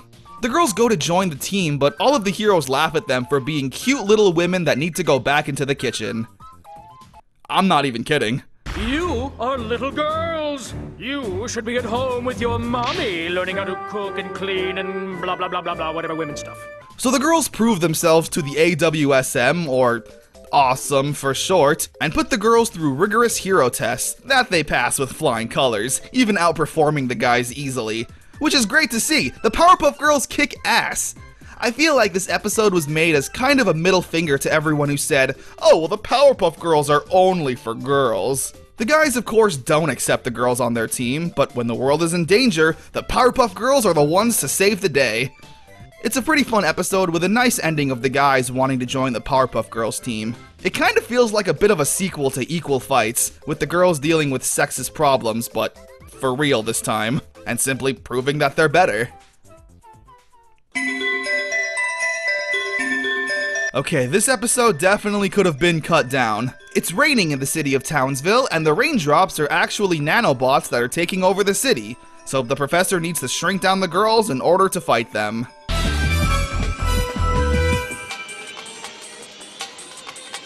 That's it. It's a pretty nothing episode that I don't really have much to talk about. I guess this is a good time to mention the visuals. As you may have noticed, it looks a lot cleaner. I guess that's the way to put it. I'm not an artist or an animator, so I don't know what I'm really talking about. But the girls have a much thicker outline with the colors bursting and looking a bit more clean, which I personally don't like. Just put up a screenshot of what the show looked like now and how it did in the beginning, and you'll get what I mean. Dexter's Lab did the same thing around Season 3. A lot of the charm has visually gone away. Anyway, yeah. The episode, the Powerpuff Girls saved the day.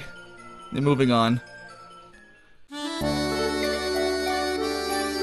Bubbles saves a squirrel after it was almost killed by a hawk. She brings it home and hopes to try and heal it, with the professor even saying he's not sure if the little guy is gonna make it. And I genuinely thought it was gonna die.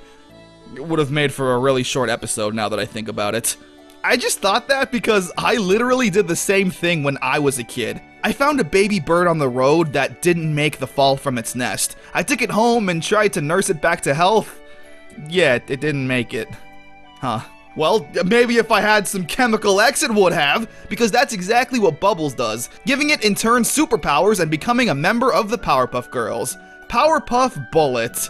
Be careful now, the last time the girls had an honorary member, it didn't end so well for them. There's not really a whole lot you could do with this concept for a 22-minute episode, so there's a lot of filler, including a whole 3 minutes of Mojo capturing the girls in fly tape and slowly walking down to confront them, grabbing all kinds of weapons. Which again, 3 minutes feels like a lifetime. Like, just please end this. The ending has Bullet return to the forest, beat up that bird that attacked her, and become the forest's protector. It also has a nice follow-up with Bubbles, with Bullet telling her that she would come back home with the girls, but Bubbles telling her to stay and protect the forest where she belongs. I don't know, it's nice. With the last season having that episode where Bubbles cried just to say goodbye to the whale she brought home. Good stuff. Alright, finally! So, you know how I've been complaining about the Powerpuff Girls never being nice to Mojo Jojo? Well, we finally have an episode where we get that. There's this really powerful evil alien that the girls can't seem to stop, so in order to beat a villain, they'll need to think like one, and enlist the help of Mojo to study under him. It's really fun watching the girls and Mojo interact. I was expecting a part in the episode where Mojo would turn on them, but it never happens. They genuinely just work together and have some playful banter from time to time.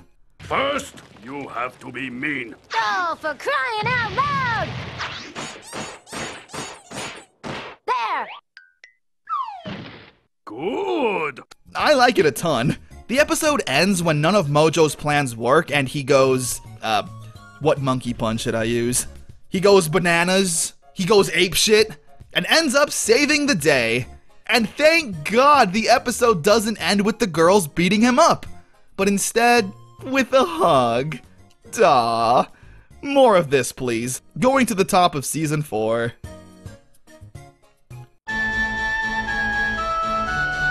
The professor's old college roommate Dick Hardly comes to visit, which, considering how literal the other characters' names are in this universe, makes me want to keep my distance. As you can guess, Dick is a dick, which every character takes full advantage of saying the word dick as often as they can. A liar, liar, pants on fire, Professor Dick! After Dick sees the Powerpuff Girls, he instantly wants to use them for money, which the professor gets angry at and kicks him out. Anytime we get to see the professor act like a protective dad is an A+ in my book. Dick then deceives the girls into giving him Chemical X to create his own Powerpuff Girls, which he can then sell and use to get rich with, selling them to government officials around the world as their protectors. The girls go along with this plan because Dick convinces them it'll be a good thing to have heroes everywhere. That is until Dick gets super greedy and starts mass-producing Powerpuff Girls, having them be full of imperfections with zero love being put into them. Which is kinda dark when you think about it. He is creating life at the end of the day, and just so mechanically throws them together without any care. The girls eventually have had enough of this! He swallows the Chemical X and turns into this mutant. They capture the girls and start draining them of their Chemical X. The professor finds the location and desperately tries to bargain his life in order to save his daughters. All of the fake Powerpuff Girls are touched by this act, Because Dick never showed them any compassion or love. Because again, he wasn't just creating robots or toys, but actual human life. He didn't love his creations, only the money it brought him, which ultimately leads to his and all of the fake Powerpuff Girls' death. Damn, it's a really good episode, one that has a really emotional driving force behind it. The likes the show hasn't really seen up until this point. Not only is it going to the top of Season 4, but honestly, probably at the top of the entire show so far.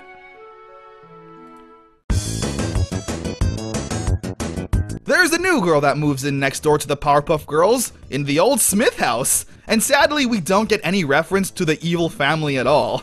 The little girl's name is Robin, and she gets along perfectly with the Powerpuff Girls. Don't worry, Professor. I was an accident too. Jesus. It's nice to see the girls have a friend their age that gets along perfectly with them. So perfect, in fact, that I was honestly dreading something terrible happening the entire episode. Like, there's a part where Robin finds out that the girls have superpowers and is like, oh, okay, cool.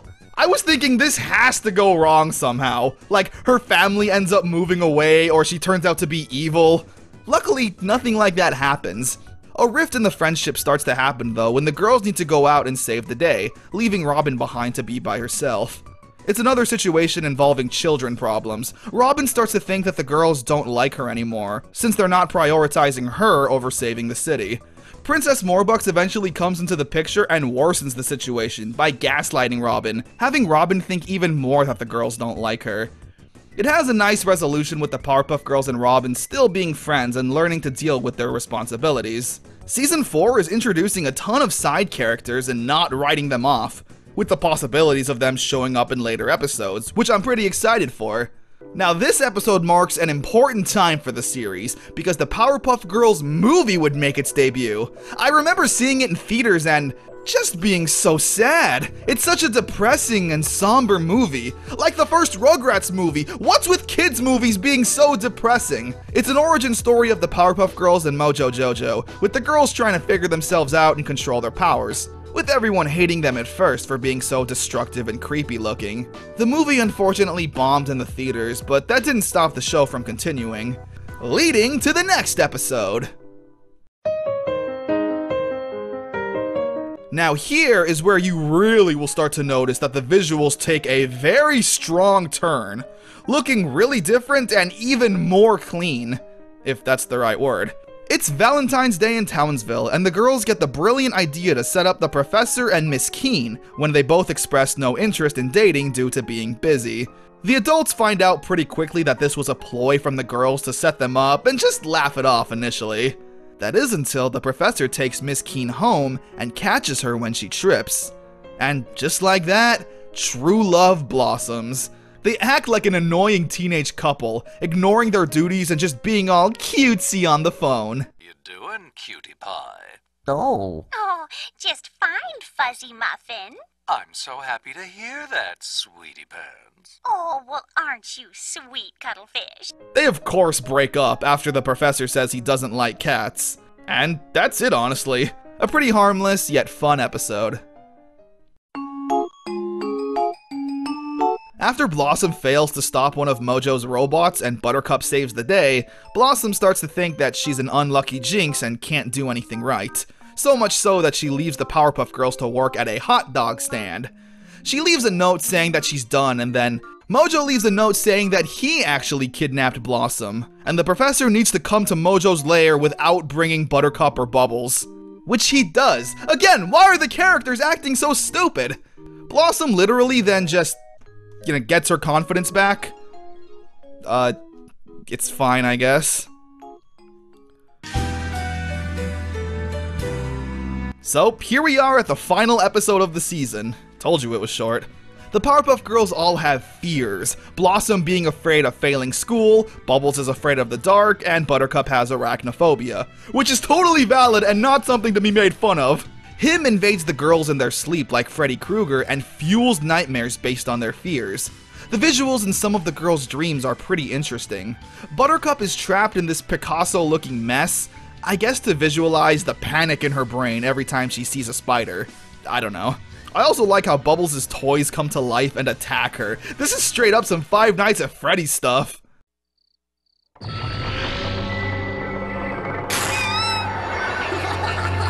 which is a fear a lot of kids have with their wild imaginations.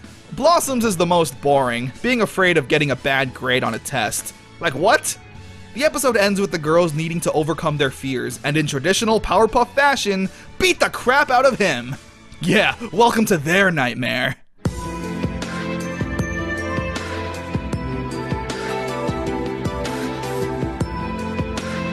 Season 4 was really strong overall. The team really found their stride with the extended runtime episodes, and I swear, they rarely, if never, played these episodes on TV when I was a kid. I remember seeing a couple, but once again, Season 4 marks an important moment in the show's history. Craig McCracken, who was the show's creator, would leave to focus on his next new project, Foster's Home for Imaginary Friends. You may have heard of it. With his wife, Lauren Faust. Now, I mention Lauren because she was one of the head honchos of Foster's Home, which ended up being a really awesome show. But Lauren was also with the Powerpuff Girls since Season 3, writing some of the best episodes, like Moral Decay and Equal Fights. She would also leave to help with creating Foster's Home for Imaginary Friends, which means Season 5 doesn't have a lot of the original minds behind the Powerpuff Girls, which is a big deal. Not to say that people can't come into something and have good ideas for a show, but there's a very clear lack of direction and focus when the guy who created the thing isn't there anymore to give his direction and input. But with all of that being said, let's see how Season 5 holds up, because who knows? Maybe I'm wrong, and Season 5 will have tons of hidden gems. Let's hope.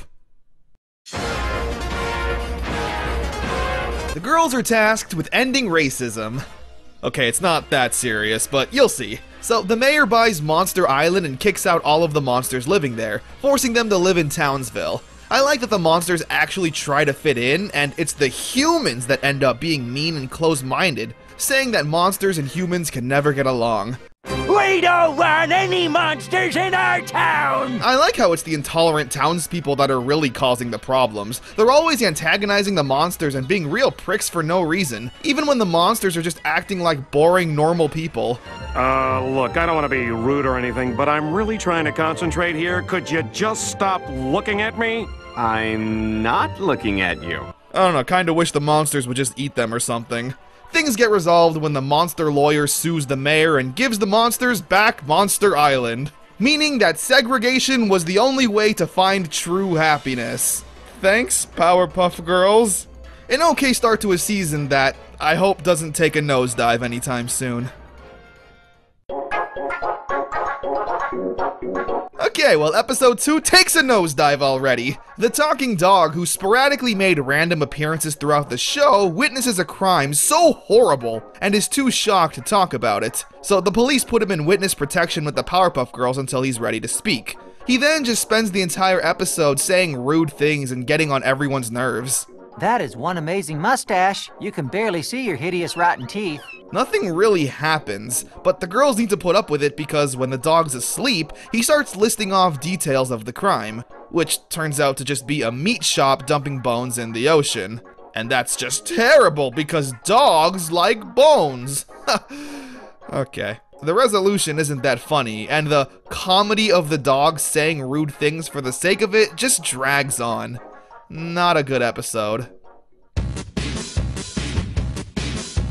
Oh my fucking god, I think we have come across the worst episode of the series so far. So the mayor's toaster breaks and he cries and throws a tantrum to the professor until he fixes it. And it's just so random.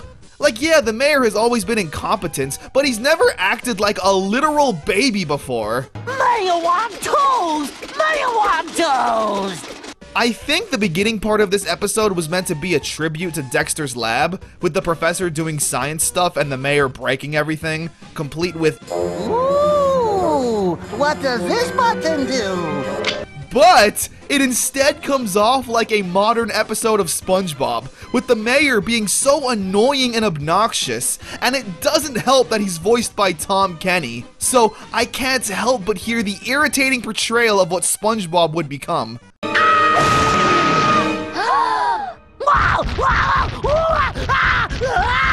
Ironically enough, all while SpongeBob was actually still good at this time in 2003. The mayor becomes giant and he calms down when the professor fixes his toaster. What a terrible episode, going at the very, very bottom of the rankings. The Amoeba Boys learn to divide and multiply, literally, and the Powerpuff Girls need to stop them. That's it. The Amoeba Boys are still totally useless and non-threats to the girls, no matter how many of them there are, so it's not like this was anything to worry about in the first place. The girls then start doing math, I guess to teach the kids watching basic math.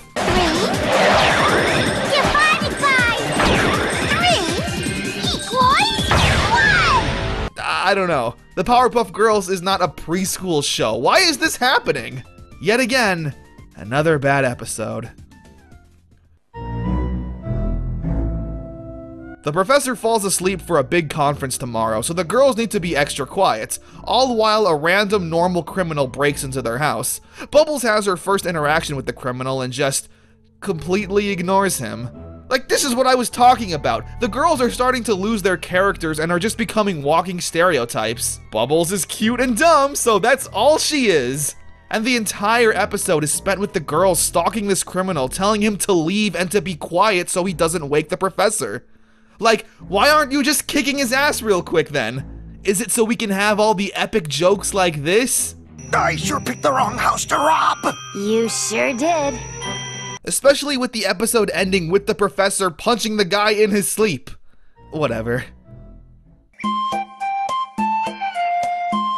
The professor is documenting fuzzy lumpkins to learn about his species, and it goes on for way too long. Halfway through the episode, this turns into a found footage horror thing like the Blair Witch Project. I don't know, man, like these episodes just aren't funny. The professor then gets covered in dirt, Fuzzy falls in love, and the girls need to save the day. Like, this episode just feels so directionless. The only joke is this.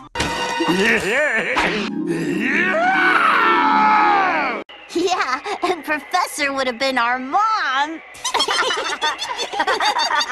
I said never speak of it again! A bunch of peace-loving, tree-hugging hippies protect Mojo Jojo from the Powerpuff Girls because he's a rare breed of monkey. Mojo then exploits this any chance he gets, and it's actually funny! I'm being oppressed! The episode ends with the girls tricking the hippies into letting Mojo live free in the wild, away from his gadgets. If the synopsis seems short for this episode, it's because I didn't really have much to talk about. A majority of this episode is spent with Mojo doing something evil, the girls showing up, Mojo saying he's oppressed, and the hippies then stop the violence. Rinse and repeat. Still a fun episode, though.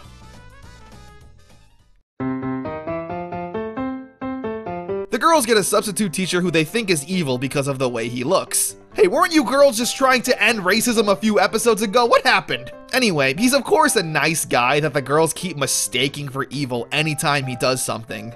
I guess because the girls are racist. I really like these sections of the episodes where the girls' imaginations go crazy with what they think their teacher's intentions are. It's really cool. Honestly, another fun episode that paints the girls as kind of the bad guys. Come on, girls, learn to have a more open mind. The Rowdy Rough Boys are back, baby! Him revives them from the dead, complete with all new hairstyles, which I kinda like. It's our first special for the season, and once again, the added runtime kinda helps. The girls spend their first encounter with the boys trying to fight them head-on, which, you know, it doesn't work! Why bother trying? They eventually remember, oh duh, let's just kiss them. But in an interesting turn of events, the girls' kisses make them grow, makes them bigger, which honestly seems kinda inappropriate. Him says that he gave the boys their cootie shots, but I just took it as the boys hitting puberty and no longer being afraid of kisses, but rather enjoying it because it makes them... Okay. The rest of the episode has the boys kicking the shit out of the girls, again. I was really curious as to what boy weakness would be their downfall. I honestly thought they would bring in Miss Bellum to, like, make the boys feel a certain way until they blew up or something. But I liked what they went with here much more. The girls learn whenever the boys' masculinity is threatened, they start to shrink. They get smaller and smaller, which again feels a little inappropriate. This time though, with the boys defeated, him takes them away, living to fight another day. The boys are back in town is a good follow-up to the first Rowdy Rough Boys episode, with a nice new way to defeat the boys. Going at the top of Season 5. Jesus Christ, I hated this episode. It's another special, but this time it's a musical. A first for the show. Mom and Dad, take me to a place where I can hide. Mom and Dad, take me to a place where I can hide. And it sucks. What's the one thing you need to get right in order for a musical to work? The songs. The plot can be flimsy as long as the songs are enjoyable. And here, they're not. Nobody tries to actually sing, and it comes off like a bit that goes on for way too long. I wish of a day where there is peace on earth. I honestly fast-forwarded through this episode a ton because none of the songs are catchy, not even in the slightest. I just really hated this episode. Going above Toast of the Town, and that's not a compliment. The girls wake up to a wet bed and need to find out who peed the bed. Why did this need to be a whole episode? The girls go crazy after each of them deny it, and it starts to affect their daily life. It's just so pointless and unfunny. There aren't even any jokes until the very end, where it's revealed that Mojo Jojo has been sneaking in and pouring water on their bed. By pouring water on our bed and wetting our sheets, you knew we would misinterpret our situation. No, I just don't like you. Alright, that's kind of funny, honestly. Apart from that, though, I didn't need to see the Powerpuff Girls talking about wetting their bed for 11 minutes. The Rowdy Rough Boys are back again already? Holy shit. This is the episode that introduces the boys as mainstay reoccurring villains for the show. I'll get into how I feel about that in a bit. For now though, Princess Morbucks meets the boys and wants to join them, because they're like the Powerpuff Girls, but evil.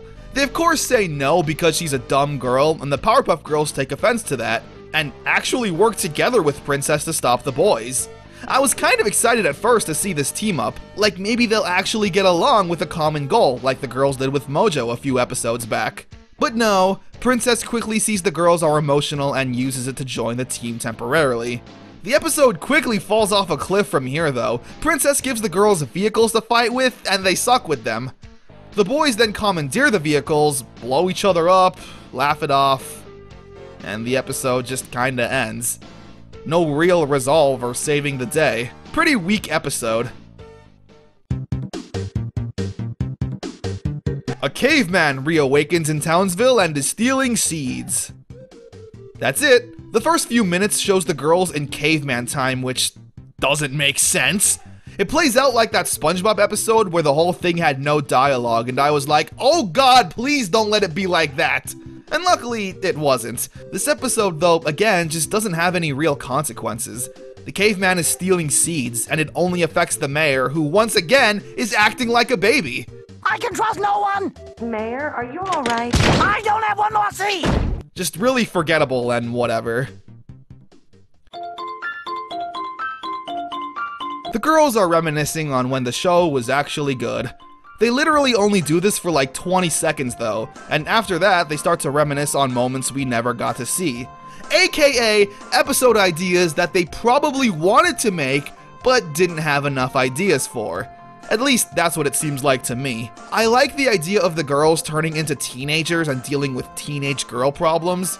It's funny to see how the girls aren't cool though. They're still really socially awkward, which is charming. If they only had like candy-flavored salad or something. This honestly would have made for a better episode than 90% of Season 5 so far. A little white creature starts growing in size every time someone tells a lie, which everyone in the Utonium household is doing today. It's a fun concept that once again doesn't really go anywhere, or get used to its fullest potential. Literally nothing of consequence happens. The monster grows to a massive size and the girls start confessing the truths about little things until it shrinks back down.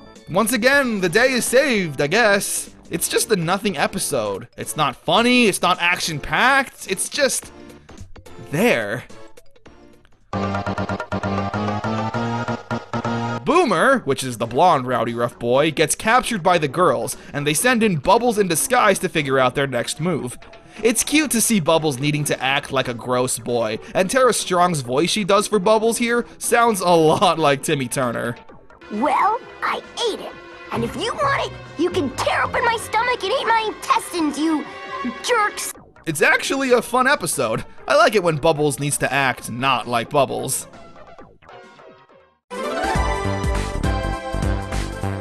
Some filmmaker guy is making a documentary of the Powerpuff Girls and it's not going well. It's kind of cool to see the Powerpuff Girls saving the day from the perspective of the citizens, but the guy making the documentary isn't interesting or funny, and since we spend the entire episode with him, it just kinda drags on. I do like it when his wife and kids leave him because he's obsessed with his Powerpuff Girl documentary. I am through with you and your obsession with the Powerpuff Girls! I am leaving! Yeah, that's it. Moving on. Some annoying parents complain to the professor that the girls' superhero actions are imitatable, and somehow makes it a law that the girls can't use their superpowers. I hate these characters, because they embody all the real-life parents that complain that children's cartoons were too violent, which is absolutely what they were going for. I just wish they did something with it, you know? Literally, you know what's going to happen. Monsters attack, and the parents still refuse to let the girls use their powers until they need rescuing. It's just so boring. It's literally a worse version of the episode where Princess becomes the mayor.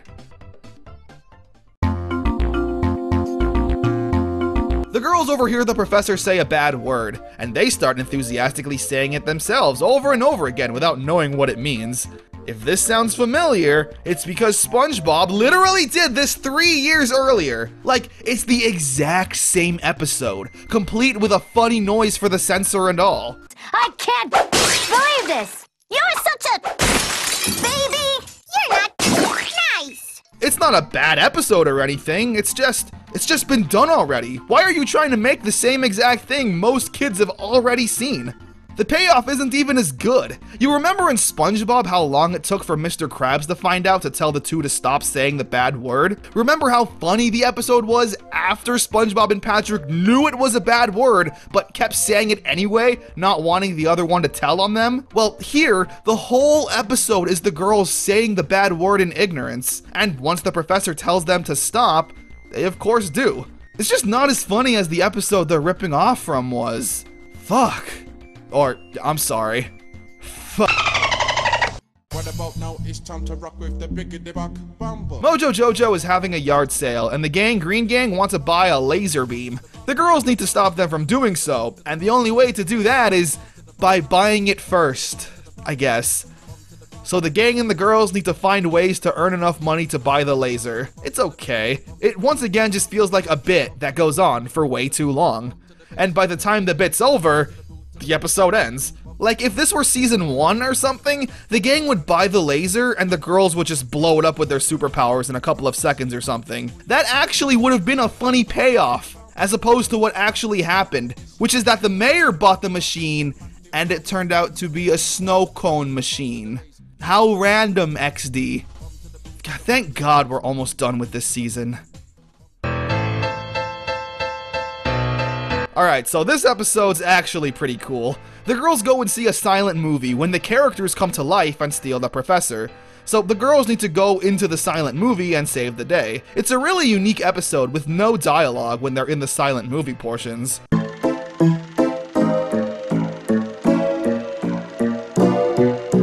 With fun music and cool visuals to boot. That's it. An episode that's pretty good really stands out when most of the episodes have been garbage. And the final episode of Season 5 is... whatever. I'm honestly kinda drained from this season. So here, a bunch of cute animals are committing crimes all throughout Townsville, knowing that no one will stop them because they're cute. Once again, they're just treading water with the older episodes. This is like when the Ministry of Pain was doing crimes and the girls couldn't just beat them up because they're old. With the episode ending with kindergarten kids petting them too hard, and I guess they just stopped being criminals, no real follow-up, and I can't say I'm not surprised.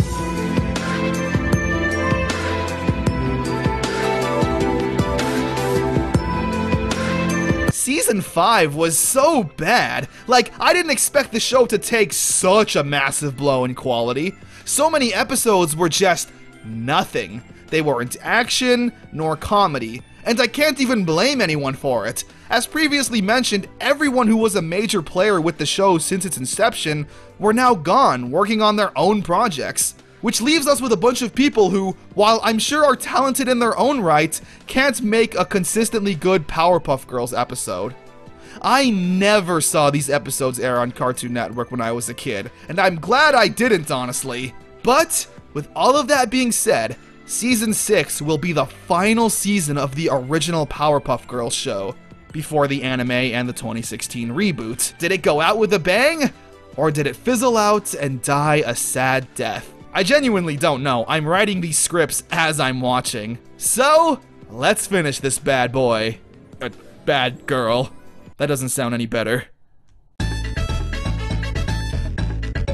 A sad and pretty useless monkey named Mopey Popo pays Mojo Jojo a visit. Apparently Mopey's origin goes back to the Powerpuff Girls movie, where Mojo tried to take over the world with hyper-intelligent monkeys, and Mopey was one who didn't make the cut. He returns now though and wants to prove he's an evil genius. It's not a good episode. Mopey is really useless and ends up breaking Mojo's lab more than he does helping him. You remember that SpongeBob episode with his cousin Stanley that just destroys everything he touches? Yeah, it's just that. Although kudos for doing it first, I guess. That's about it, honestly. The whole episode just consists of Mojo telling Mopey to do something, and he messes it up. Not a good start to the season. The professor creates a cool new talking car that he's spending all of his time with. The girls get jealous and want to get rid of it. But the car won't go down that easy, and tries to also kill off the girls. Jesus. The professor spends a lot of time ignoring his girls and just being a dick, which never would have happened in the earlier seasons. Going above prime mates, I guess. The girls get sick of Buttercup always overdoing everything, whether it be unnecessarily kicking the shit out of Fuzzy Lumpkins or just eating too fast. After seeing the damage Buttercup did to Fuzzy, she flies away and realizes she needs a change of heart, where she meets this kung fu master to teach her about Zen. I hate to sound like a broken record, but it's once again just okay. A typical episode is 11 minutes, right? Well, here, it takes 5 minutes until Buttercup realizes she needs to relax, 2 whole minutes of pointless montage, 3 minutes of Mojo Jojo rambling because I guess he was once a student here, and the episode just ends with Buttercup beating up Mojo and the master saying, sometimes you gotta get violent. It's just so bland. I guess let's move on. The professor's brother is visiting town, and the girls meet their uncle that, I guess, has always just existed. The girls need to pick him up since the professor is busy with some science presentation, so Professor Utonium gives the girls a picture of his brother so they know what he looks like. The train of passengers was carrying this monster that looks like their uncle, and they mistakenly take him home. I'll be honest, I've never seen this episode before, so I genuinely thought that the professor was related to some hairy monster, only to have the real brother walk out and hilarity ensues. The monster has some weird obsession with Taffy that never really goes anywhere, just a random LOL quirk to have. Nothing happens. The girls never meet their uncle, which I feel like is a missed opportunity. Instead, the girls just throw the monster back on the train and everyone goes home. Great, I'm glad we introduced this uncle character with no payoff. The city of Townsville is having a chili cook-off which the professor enters. His chili sucks though and has for years, but to help spice up the competition, the professor and the girls all secretly add just a tiny bit of chemical X to the chili. This helps the professor win, but also gives everyone in town gas, which then creates a giant fart monster. It's silly enough to work. It's a unique monster also that needs a unique strategy in order to beat it. Wow, where did you get that giant match? Same place I got the giant jar, silly. Oh damn, there's a callback I wasn't expecting. Going at the top of the season so far.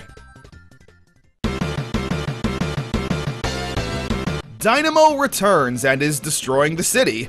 This time, seemingly on purpose, however. The girls are trying to figure out who stole the dynamo and is the mastermind behind this plan, with each girl giving their theory as to who done it. The episode is actually just one giant fight scene. The only thing I kinda don't like about it, however, is all of the weird 3D being shown off. By this point in the show's life cycle, a single episode of the Powerpuff Girls cost almost $1 million to make. So this episode feels like it's more showing off, like, hey, look what we can do, isn't that cool? The girls are in 3D. But it's still fun overall, and it's nice to see an entire episode from start to finish just be one giant long battle. By this point I was also pretty invested myself, thinking, who is controlling the dynamo? But right at the last second I thought, oh wait, and yep, lo and behold, it was the stupid mayor controlling it because now he's a big dumb baby. How'd he get his hands on this? Why did he think it'd be a good idea? I don't know. Still an okay episode though. Oh my god. So this is like one of maybe 3 episodes in this whole video so far that I pretty much fast forwarded through a ton because I knew what the episode was going to be from the start. So Mojo Jojo gets arrested and needs to do community service. He becomes an English teacher and needs to teach these foreign citizens how to speak English. But Mojo teaches them his English, you know. I am Mojo Jojo, your instructor, and the person who will be teaching you from this point forward. That is to say, that as you are here representing the students of the class, I am here representing the teacher of the class. And once he does that, and his students start doing it... I am called Talia, after my Aunt Tally, which is shorter and more, casual version of Talia, often referred to as a nickname, which is a term of endearment and— You just know the whole episode is gonna be filled with everyone doing that. And lo and behold, it was! I don't think Mojo's repetition is that funny, especially when now, at least starting back in Season 5, every time Mojo speaks, he does it. Back in the earlier seasons, yeah, he would repeat himself sometimes, and it was funny. But now they just run it into the ground, and you get so sick of it. Going at the bottom of Season 6. The professor is having an existential crisis when he realizes all of his best inventions were mistakes, including the Powerpuff Girls themselves. So the professor has a dream where his experiments to create 3 perfect girls went right, and they didn't have superpowers. Using their ultra-normal abilities, Bertha, Beatrice, and Betty have dedicated their lives to just hanging around and doing nothing extraordinary. I actually really like this episode. The girls' normal designs are creepy, even though they're now anatomically correct with normal-sized eyes and fingers. I like how Professor Utonium doesn't even, like, totally hate his life with the normal girls. You'd expect there to be this slow burn and buildup of the professor going crazy with his boring life, but no. He wakes up and is like, I love you girls just the way you are. Despite never having a problem with the girls themselves. I don't know. Kind of a weird one, but still good.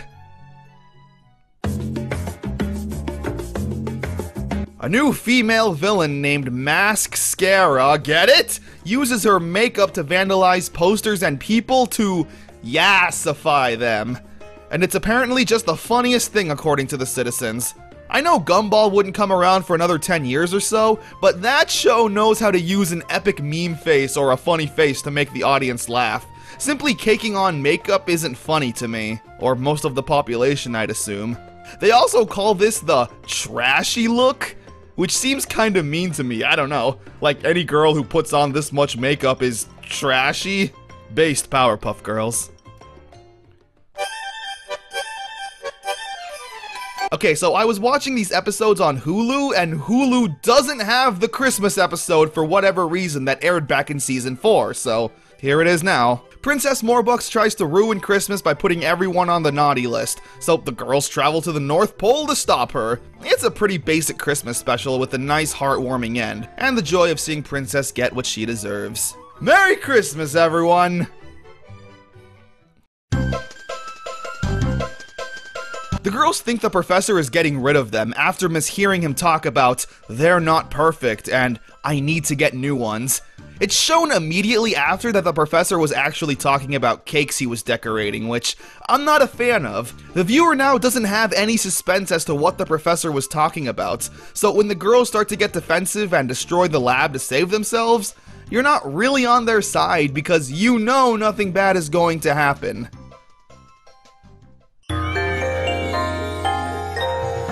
The mayor is having a nightmare, so the professor sends the girls inside of his dream to figure out what's going on. There's this really long transporting scene that I swear shouldn't air on TV because it's a heavy seizure warning. Anyway, the mayor now runs Pickle Town in his dreams because he's an addict and needs help. And the mayor himself is this big sexy hunk, which I thought was funny. Miss Bellum also shows up and is this being with legs on top of legs on top of legs. It's really dreamlike. We've all had dreams like this where some things just didn't make any sense. This giant pickle monster eventually shows up and the Powerpuff Girls beat it up, which starts triggering the mayor into having his problems. I'll be honest, when I saw the mayor dreaming of himself as this perfect muscular hero who actually fights and saves the day, I thought the root of his nightmares would be the fact that he feels helpless, always relying on the Powerpuff Girls. Which sure was already done in a previous episode, but it would have been cool to visit that idea again. But no, the mayor has his nightmares because the girls beat up this giant pickle that just wanted to give him a hug. I guess that's one way to go with the episode. Once again, the day is saved, I guess. It's Father's Day once again in Townsville, and Mojo sees that the Rowdy Rough Boys are alive and tells him that he's the boy's true father since he's the most evil, which him disagrees with. Mojo and him then have an evil off where they keep trying to one-up each other to impress the boys. It's kinda cute to see, honestly. The girls don't show up at all here, and seeing Mojo and him battle for the boys' love like they're two stepdads or something is great. That's the evilest thing I can imagine!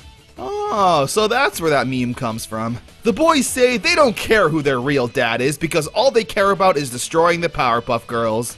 And in a weird way, it's kinda touching. Bubbles accidentally eats a bee and now can't talk, which is unfortunate timing because all of these rabid squirrels are attacking Townsville. Normally Bubbles would be able to use her animal talking ability to figure out what's going on, but can't now for obvious reasons, which means the day can only be saved by the one true hero, Powerpuff Bullet. Yeah, I can't believe Bullet actually comes back. I like how even Blossom and Buttercup kinda forgot she existed. A squirrel? Get him! It turns out all the squirrels wanted were the nuts hidden underneath the mayor's statue. It was fun seeing Bullet again. I honestly thought she'd never come back, so great stuff. The Gang Green Gang are successfully pulling off some of the most impressive heists ever. It turns out though that they're not the mastermind behind the robberies, and are actually working for Sedusa! Yeah, a villain team-up that actually makes a ton of sense, with the, well, seductive abilities of Sedusa and the weak teenage mind of the gang. Of course they would simp for her. Sedusa wants revenge on the girls for shaving her head, but why exactly are the Gang Green Gang helping? Well, I will be one step closer to destroying the Powerpuff Girls, and you boys will be one step closer to your reward. Yeah, the boys getting their reward. I'm so jealous. What? The gang were stealing these ancient Egyptian artifacts that would turn Sedusa into a giant. Oh great, like they needed more reason to find you attractive. But Mommy loves us. She loves us. Why did they make Ace call her mommy? There's also a fun callback with Buttercup being jealous that Ace is now crushing on Sedusa, which if you'll remember back in the episode Butter Crush in Season 1, Buttercup had a crush on Ace. Typical guys see some curves, turn into gibbering idiots. Not like I care! It's a really fun episode, the first special of the season, which is also great. I like it when the gang find out that they were just being used, that they help the Powerpuff Girls, telling them that the crown is her weak spot. That's right, the gang doesn't simp for no mommy! The girls save a baby from a monster and can't find its mother. That's about the plot for 5 minutes, until the girls keep the baby around as a bargaining chip to show the professor how responsible they can be, and in turn will allow the girls to have a hamster. Yeah, super unfocused that the episode would change its plot halfway through. I also knew right away that the mother of the baby would be the monster the second you saw her holding it. In a fun turn of events though, it was actually a monster baby all along that shedded its ugly human skin. But not that great, honestly. Mojo Jojo kidnaps the narrator and narrates the episode himself, telling the girls to do all kinds of villainous deeds. It's a cool concept that I wish they did more with. It's fun seeing Mojo say things like, "And then the girls punch the professor," and they do. That's it, honestly. That's all I had to say. Sorry. The girls get a sunburn, which leads to a lot of gross out moments like throbbing skin and oozing pus. The whole episode just has the girls dealing with a sunburn and taking a long time to do basic things. There's a part where the professor gives the girls aloe vera and they start peeling out of the sunburn, and it's like, nobody wants to see this. I don't know who thought this needed to be an episode. Season 6 is just wasting away. Here, I'll summarize this episode in one sentence. A guy creates a crying machine that makes everyone cry. The end. Everyone spends the episode crying, and the girls need to make everyone laugh, since laughter is the only medicine for sadness, I guess. We just flew in from Las Vegas because we can! If you like hearing everyone talk in a crying voice for 11 minutes, then this is the episode for you. What if the Powerpuff Girls were in cowboy times? You'd get this episode. There's not much else I can really say. It's a run-of-the-mill Powerpuff Girls episode where the girls fight Mojo, but now they sometimes say howdy and partner and talk with a yeehaw accent. I do like the sepia Breaking Bad filter to make it look like a gritty western. It's not terrible, so I guess I shouldn't be too harsh on it, especially considering everything that's been going on with this season. Going under aspirations. Mojo Jojo ties the girls up together and they need to learn to work together.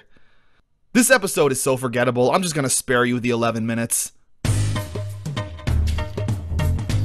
A pirate travels through a time vortex to modern-day Townsville to find his treasure. They accidentally drink the chemical X and the girls need to give them a ye old-fashioned butt-whoopin'. A funny thing to mention is that the head pirate's name is Crack McCregan, which is an obvious play on the show's creator, Craig McCracken.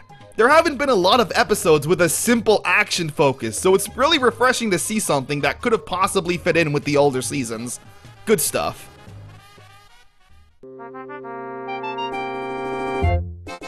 Yeah, I think I forgot to mention that Season 6 is the longest in the series, which is a shame because so far it's one of the weakest. Anyway, the girls and the professor go camping and run into Fuzzy Lumpkins and his nephews. They're constantly being a nuisance with the girls getting ready to throw hands at every second, with the professor needing to calm them down.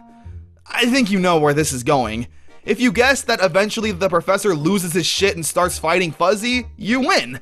In a nice turn of events though, the two dads find their kids hanging out and enjoying the outdoors together. Aww. Well, ain't that a nice ending? After Mojo breaks his model set of the city trying to figure out his next plan, he realizes that being giants causes more harm than good, even when trying to do the right thing. So he grows the Powerpuff Girls and makes them destroy the city accidentally. That's actually a really clever plan. Anyway, yeah, I like the episode. Clever and funny. Buttercup gets upset when she realizes that she doesn't have any secret powers, like Blossom's ice breath or Bubble's ability to talk to animals. It's kinda sad to see, honestly. Like, yeah, why doesn't Buttercup get a cool ability? She's trying to figure something out, but Blossom and Bubbles keep showing off that anything Buttercup can do, they can do as well. Buttercup eventually gets frustrated and sticks her tongue out at her sisters, where her tongue is curled up, and that's just the coolest thing apparently. Blossom and Bubbles can't do it, which makes Buttercup happy, so I guess her secret ability is curling her tongue? I'll admit though, I was super happy seeing Buttercup feel so proud of her secret ability. A children's TV show that Bubbles watches is begging for money, so Bubbles robs a bank and gives them the money. Blossom and Buttercup find out and literally destroy Bubbles' innocence, telling her that this is all just a TV show. The world that she loves is just a set, and that the actors are all criminals. Jesus, you didn't have to break her heart that bad. Of course, Bubbles does the right thing and saves the day, and we the viewers learned the most important lesson of all. Television. All hail the great and all-knowing television. This episode has the nerve to call itself, I see a funny cartoon in your future, when it is the most nothing unfunny episode of anything I think I've ever seen. The girls need to stop a fortune teller who scams people. That's it. Nothing funny happens. Nothing happens in general. This is the episode before the last of the original airing. And this is what you came up with? Literally, you could make an episode about anything else and it would have been better, because this is garbage! Jesus Christ, at least we're almost done with this season. So, here we are. The final episode, not only for Season 6, but for the entire airing of the original Powerpuff Girls. And it's bleh. Bubbles' octopus toy Octi goes missing and she starts investigating everyone who possibly could have taken it. The episode is just full of Bubbles' imagination, imagining on what she thinks everyone felt about her toy, with Mojo calling the house and saying he wants Chemical X in exchange for her toy, only for the professor to admit he accidentally broke it while cleaning, and he fixes it. Like, okay, there's no real problem, what was the point? Oh, and Mojo? He was calling from inside the house bluffing about having the toy. He eats some spoiled cake, has a stomach ache, and needs to take a shit, where everyone, I guess, proceeds to beat it out of him. You know what? That's actually perfect. That's actually a perfect representation of what this season's all about. Shit. It was shit that made my stomach hurt and it went down the toilet. Here's the rankings.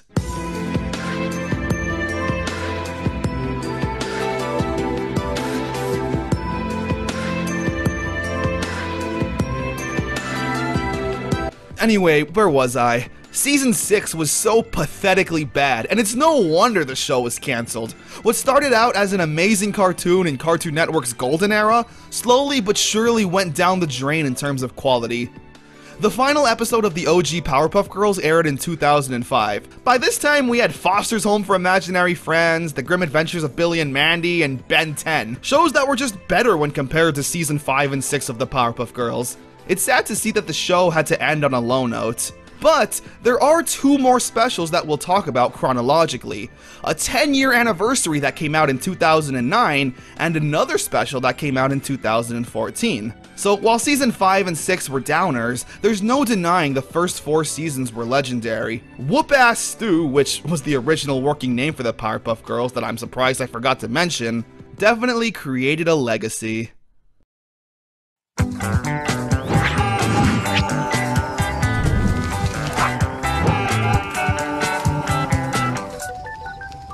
After the show went off air in 2005, Cartoon Network would still play reruns of the first 3 seasons, but apart from that, the Powerpuff Girls as a whole lay dormant. For about a year, because in 2006, Toei Animation would create Powerpuff Girls Z, a Japanese magical girl anime, which was co-produced of course with Cartoon Network Japan. This is something else. I never knew about this anime until way later, because I don't think it was ever aired on American television, but was eventually uploaded to YouTube in the mid-2000s, during the golden age of weebs on the internet. Surprisingly, there is an English dub, which is how I'll be watching. Sounds good? If so, let's begin our adventure of Demashita Powerpuff Garozu Zeto, or Powerpuff Girls Z. Powerpuff Girls to the rescue!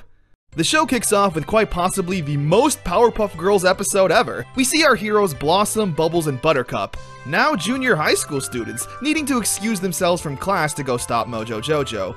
We have a stomachache. We're going to the nurse's office. Be back as soon as we can. And in traditional magical girl fashion, need to transform. Blossom!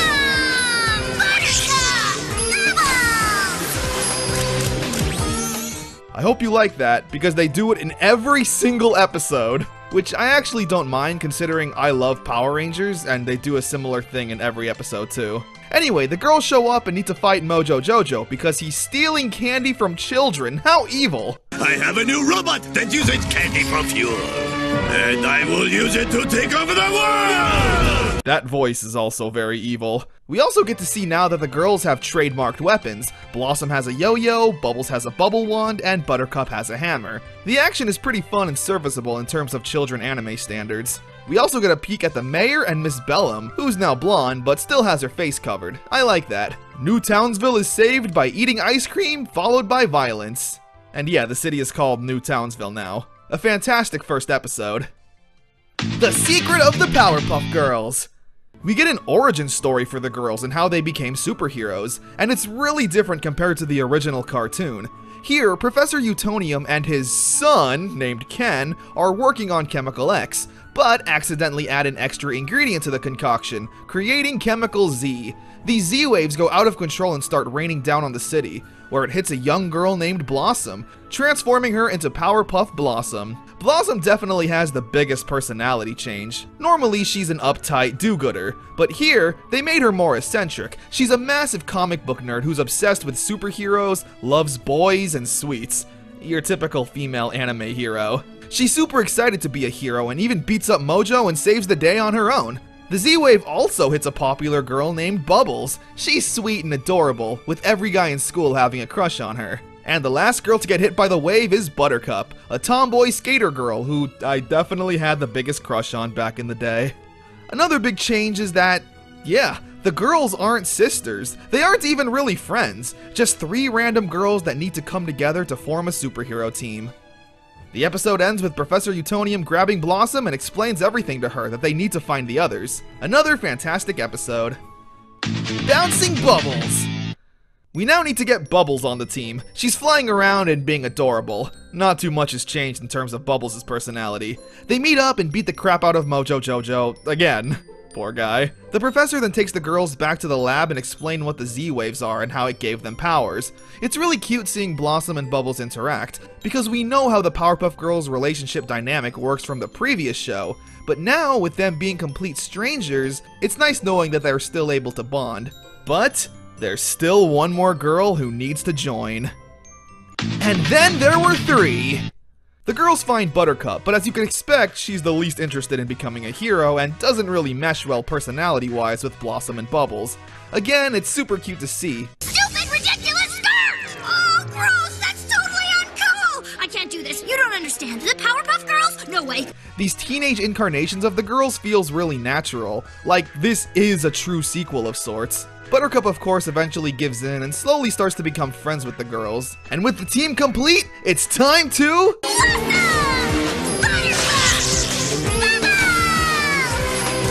And for the first time ever, the girls team up and defeat Mojo Jojo. The first 4 episodes acting as an origin story for the girls was really great. I love seeing the girls' dynamic with each other and seeing them have more personality now that they're teenagers, and not just 3 perfect little girls. The slice of life portions of the show are honestly the most interesting to me. I have super high hopes for the show, honestly. I'm excited to see what happens next. All in the Family! Ken is getting irritated with 3 teenage girls always being around the house and bullying him. When he stands up for himself, the girls put on the sad face and tell the professor that Ken is being mean to them. Where the professor then apologizes and admits that Ken isn't good around women because his mom died many years ago and never got to raise him. Jesus Christ! Where the Powerpuff Girls band together and decide to become Ken's collective moms. Yup, this is anime, alright. Time to get up! If you don't get up soon, Mommy's gonna be upset! Good morning, son! They all try their own ways to be loving mothers, whether it be cooking breakfast for him, playing action figures, or making him exercise. The girls are kinda being dicks here, if I'm being honest. Eventually, Ken gets fed up and runs away, where Mojo turns him into a monkey and the girls need to save the day. Yeah, I'll spare you. I'll be glancing over a lot of the fight scenes because I'm not an announcer. I can't call fight scenes very well.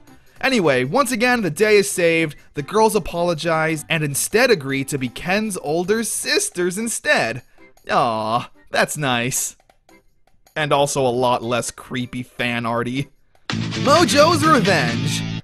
Mojo Jojo reminisces on his life as a typical zoo monkey before getting hit with the Z-Wave. He remembers this one guy who was especially a prick to him in the zoo, offering him fruit only to take it away. Man, this guy sucks, and Mojo is absolutely in the right to want his revenge. Hell, even the Powerpuff Girls show up after Mojo tells his story and agree that this is the bad guy. You're the reason Mojo Jojo hates humans so much. You better apologize! It really makes you think, like, damn, is Mojo going to be a good guy in this show? The fruit vendor then apologizes, gives Mojo a fruit for real this time, and after seeing that the girls are hungry, pulls the same shit the human did to him in the zoo, and gets beaten up for his troubles. Well, Mojo, the more things change, the more they stay the same. Climbing the walls! The professor invents these gravity magnet shoes that let you walk up surfaces and test them at a construction site. Meanwhile, the Powerpuff Girls are starting to slip up on their homework and schoolwork, since they're spending a lot of time saving the world, and basically force Ken to make a robot who'll do the girls' homework for them. The rest of the episode has the girls fighting Mojo at this construction site he's trying to turn into his new base, while using the professor's new magnet shoes. It goes on for a while, which is fine considering it's an action anime. But I don't know. Like I said, I personally like seeing the girls do more of the slice of life stuff. Also, the episode ends with Ken building a homework robot, but instead forces the girls to sit down and actually have them do the work. A nice little payoff where the girls get what they deserve. Fuzzy Lumpkins! We get introduced to Fuzzy Lumpkins, and it's pretty much a one-to-one retelling of the original show. This pink monster doesn't want people on his property and eventually shows up to New Townsville to cause problems. Here's his voice also, in case you're curious. See that? That there marks my property. A nice retelling of his origin story. Princess Morbucks! We get introduced to another villain, Princess Morbucks. And yup, same to the original show. She's the new rich girl who's stuck up and thinks she's better than everyone. She was also hit by the Z-Wave, which, whenever she's angry, the dark Z-Wave takes over and turns her into an evil villain. So in a way, she pretty much functions like the Hulk, a normal bratty human, but when angered, gets a new haircut and some superpowers. I like that addition, where she can pretty much be on an equal playing field to the girls when powered up. Mayor for a Day! Blossom is obsessed with this superhero on her TV show named Johnny Cosmos. He looks like such a loser, but Blossom is just so blinded by her fangirliness. He becomes mayor for a day, and Blossom volunteers her and the girls to be his personal assistant. It doesn't take long for Buttercup and Bubbles to realize he's completely useless and can't do anything right, but Blossom is stuck in starstruck mode. It's a fun episode. I really like seeing this iteration of Blossom. Being the hyperactive superhero nerd while also being the leader is a fun dynamic. The episode ends with Blossom getting her heart broken when she realizes Johnny Cosmos has a girlfriend. A cruel, cruel fate. The infamous Amoeba Boys! We get the debut of the Amoeba Boys and girl. Just like their American counterparts, they're completely harmless. The girls don't even worry about them really, and are instead mainly focused on a science exam they didn't study for. A cool thing that also happens is that the Amoeba Boys transform into one giant amoeba, but even then they're still completely harmless. Sedusa. We get the origin of this universe's version of Sedusa, and damn is it a good one. We follow this shy and timid restaurant worker named Annie who has a crush on this boy. They both clearly like each other, but are too young to really notice or even admit it. Annie, having such low confidence in herself though, thinks that the boy is only instead interested in having a crush on Miss Bellum because she's sexy. Annie gets hit with a stray black Z-Wave though and turns her into Sedusa when she feels threatened. And now that she's sexy as well, she feels like she has the confidence to win the boy whose name I can't remember over. It's a really solid backstory that makes you feel for Annie. Again, whenever the villains in this show transform due to the Z-Wave, they're not really in control anymore, similar to the Hulk. So you really root for Annie to not let this side of her take over. Sedusa has some cool abilities too. She's able to shapeshift and transform her appearance at will, which is kinda cool when you think about it, because in the original Powerpuff Girls, Sedusa was always wearing a disguise, whether it be Miss Goodlady or Miss Bellum. The Powerpuff Girls of course beat her up, turn her back to normal, and yes, get the two lovers to admit their feelings. Kinda. Coach Buttercup. A young boy sees Buttercup stop Mojo Jojo with her epic soccer moves and asks if she can be his soccer mentor. It's again really cute. The Powerpuff Girls having secret identities means that they can help the city and citizens in ways that don't require superpowers. Here, Buttercup is just regular old Buttercup teaching a kid how to be good at soccer through obscure Karate Kid means. He of course wins the game, and we all fall in love with Buttercup once again. Fuzzy in love. Fuzzy Lumpkins kidnaps Miss Bellum and tries to woo her. He seems fairly genuine, honestly, trying to ask the girls how to make her fall in love with him. And they give him advice! It's wacky and adorable. He even sings her a song that she kinda likes? I don't know. I honestly thought Miss Bellum and Fuzzy would become a couple here. It wouldn't be the weirdest thing I've seen in anime. Gigi the Great! A hairdresser gets hit by the Black Z-Wave and turns into Evil Edward Scissorhands. His secret power is to basically give horrible haircuts and have people fall in love with it. There's a lot of one-off villains in the anime, considering PPGZ is a Monster of the Week show. So introducing a villain just to defeat him in the same episode works for the show's benefit. I couldn't imagine watching the girls fight Mojo for the 30th time. It's a good episode with a ton of fight scenes, which, again, I'm not gonna narrate over. Friends in high places. Princess Morbucks buys everyone in New Townsville gifts so they'll give her attention. After the city is in danger and the Powerpuff Girls try to leave class with their excuses, Princess does the same and follows the girls around, not allowing them to transform. That's pretty much the whole episode. Eventually Princess gets upset and transforms, they fight, and once again the day is saved. Happy birthday, New Townsville! Blossom is obsessed with cake, even eating Ken's birthday cake before his birthday. Just one bite? A little corner. I'll share, I promise. Another cute and quirky anime girl trait. Mojo then decides to steal all of the cake in New Townsville, which pisses off Blossom. She immediately turns into the most serious and determined hero ever. Blossom's episodes are quickly becoming my favorite in the series, especially here. After they stop Mojo and retrieve the stolen cake, Blossom literally tries to fly away with it all for herself. And when the girls call her out on it, she's like, "Oh no, I'm just giving it to all of the kids." And of course, Blossom does get Ken a new cake for his birthday. I know you were all just sweating in anticipation of what would happen with that plotline. Bubbles' troubles. Bubbles is reminiscing about a young boy named Cody who saved her from bullies when she was a kid, where Cody was also the first person to show Bubbles the beauty in blowing bubbles. She viewed Cody as her first hero, and they promised one day they'd meet up at this park to see each other again, which Bubbles has been visiting every day. It's really emotional, seeing Bubbles have this serious and super dedicated side to her. Cody is in the hospital and he turns into a werewolf, what? Cody breaks free and goes back to the park to stop some bullies and blow some bubbles. When the Powerpuff Girls show up to stop him, Bubbles has to stop the girls from beating up the werewolf, because she knows it's Cody. Bubbles is able to calm the beast side and they share a moment together, where Cody then runs away free, with Bubbles knowing that deep down he would never hurt an innocent person. Bubbles then blows some bubbles and hopes to one day see her friend and hero Cody once again. Mojo and the Amoeba Boys.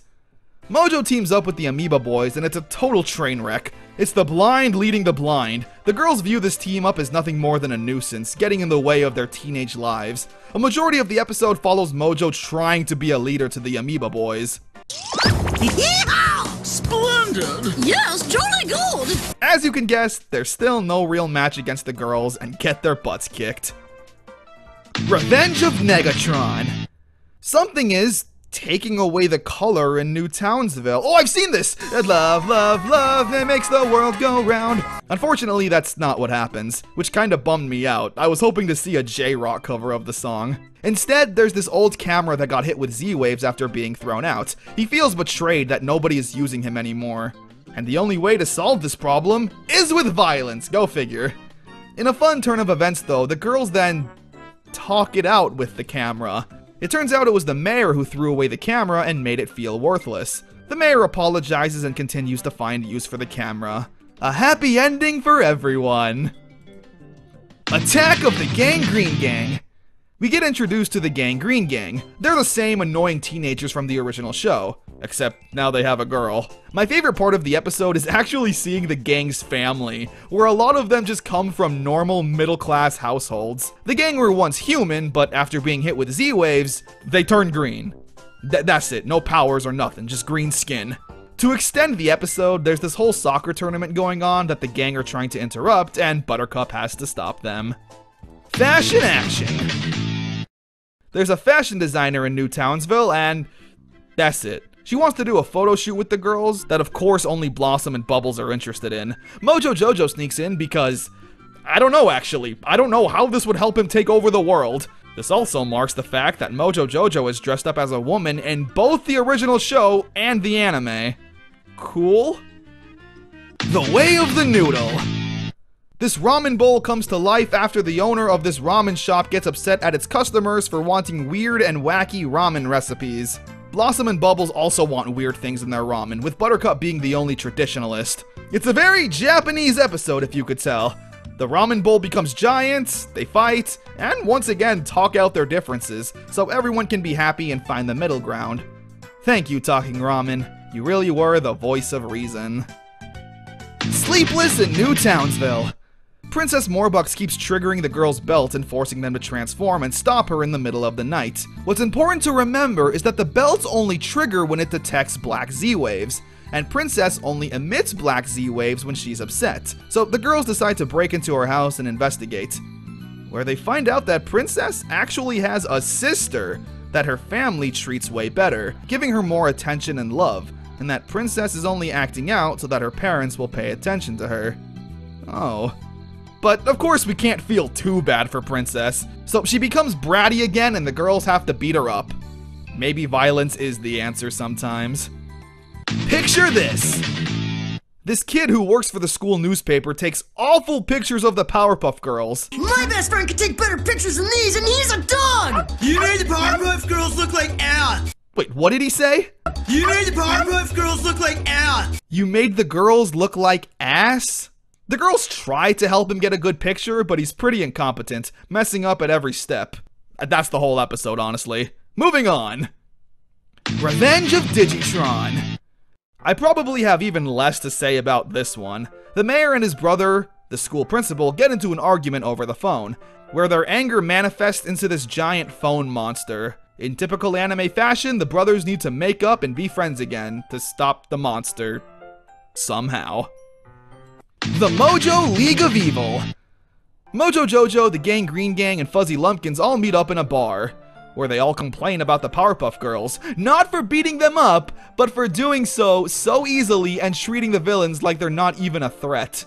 I like the implication that they get drunk and come up with the idea of teaming up, even saying things like, "I love you, man." Let me just say that you people are the bestest friends a monkey could ever have. There is not anybody who understands Mojo like you. Meanwhile, the girls are starting to bicker with one another, and it feels pretty real. I mean, these girls weren't friends to begin with, so it was only a matter of time until these different personalities started to clash.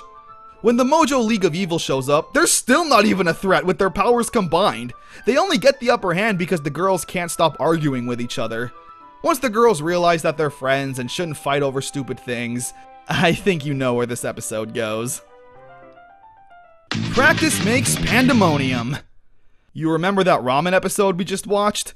Well, replace it with a pissed off piano that's upset that nobody knows how to play it properly. Pretty much a rinse and repeat episode, nothing I can add. Miss Keen to the rescue! After the girls excuse themselves from class for the 1000th time, Miss Keen starts to worry about their attendance. So the next time the girls excuse themselves, Miss Keen is ready, constantly nursing the girls so they don't have to leave. She literally foils the girls at every corner. Bubbles says she's having lunch with the president and that she's late. So Miss Keen literally calls up the president and shuts her down. This version of Miss Keen is just so perfect and lovable. Even when Mojo shows up and threatens to destroy the school, Miss Keen uses her charm and cuteness to make Mojo smile and go away. And you'll be a good boy now, won't you? I will. Yes, Mojo will be a good boy. I will clean my room. I guess the secret to truly stopping crime is to be a cute anime girl. Who knew?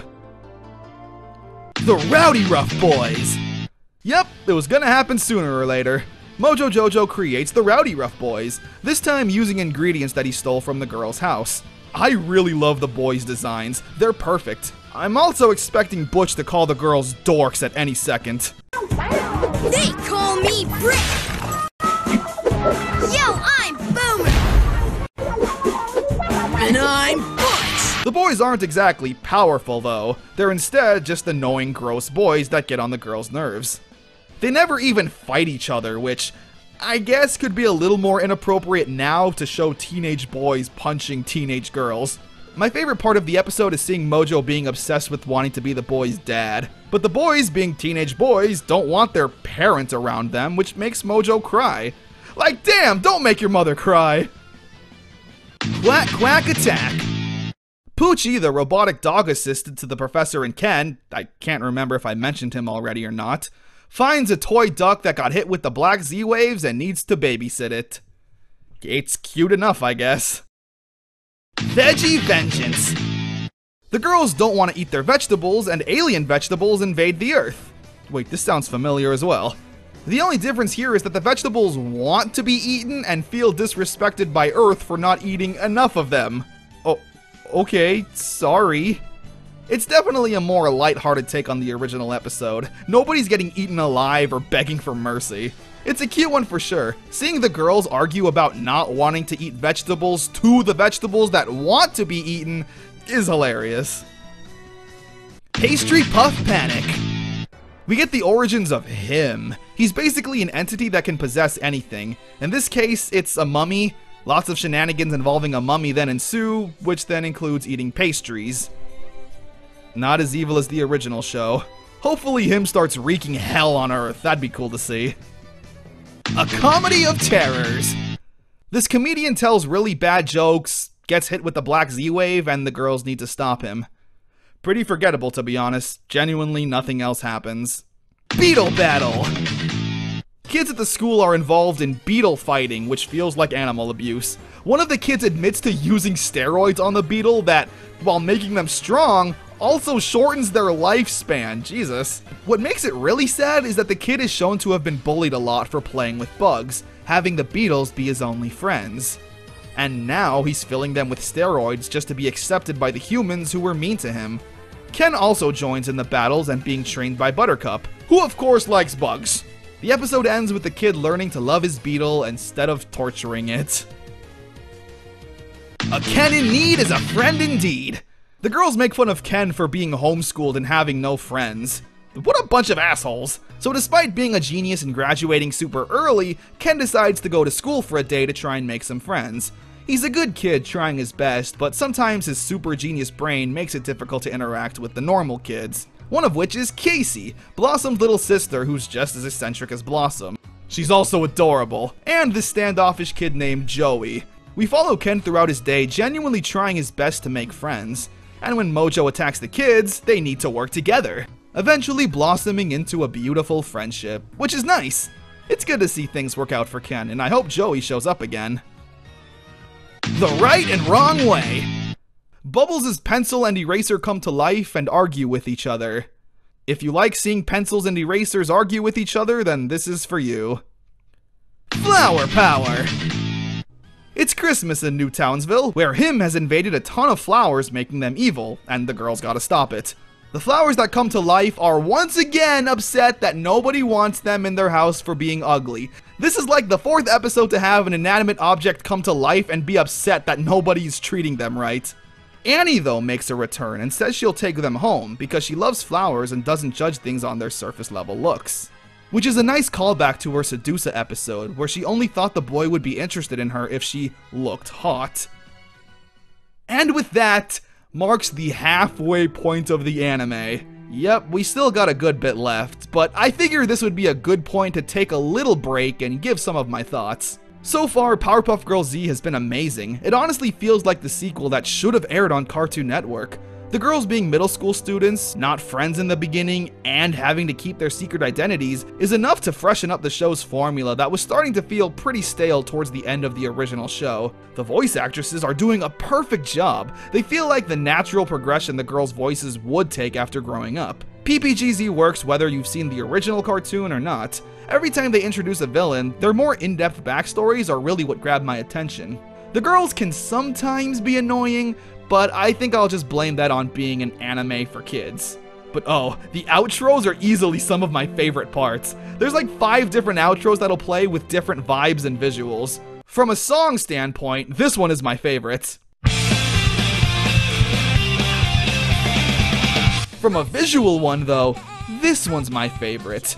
Just showing the girls hanging out and living normal, peaceful lives. It's super cute. Alright, you guys ready to continue? Here we go. Let's finish up Powerpuff Girls Z. All Ken wants for Christmas. It's Christmas time. Again in New Townsville. Everyone is super excited to celebrate, except Ken, who's starting to doubt the existence of Santa Claus after his Christmas wishes haven't come true recently. The girls try everything they can to boost his Christmas spirit, but no luck unfortunately. It turns out though that all Ken wants for Christmas is to see his mom, who I thought was dead honestly, but it turns out she's actually in space working as an astronaut. Oh cool. They try to make radio contact, but the signal is too weak. A really fun thing about this episode is we get to see the girls' family. I already mentioned Casey, who's Blossom's adorable younger sister, but we also meet Bubbles' grandma and her old school traditional home and lifestyle, as well as Buttercup's family, where her dad is a professional wrestler. It's a really emotional episode that takes itself pretty seriously. Well, as seriously as Mojo Jojo fighting the Powerpuff Girls and Santa Claus can be. After the girls help defeat Mojo, Santa grants Ken his Christmas wish and takes him up to space where he can see his mom for the holidays. The episode was incredibly heartwarming, and it's nice to see the Powerpuff Girls tackle more down-to-earth and real issues. Attack of the Sushi Monster! So once again, these inanimate objects come to life and demand respect. In this case, it's sushi, where the sushi try to destroy all the other foods because there can be only one food that humans eat. A fun episode, but again, kinda seen it already. Cat on a Hot Tin Poochie.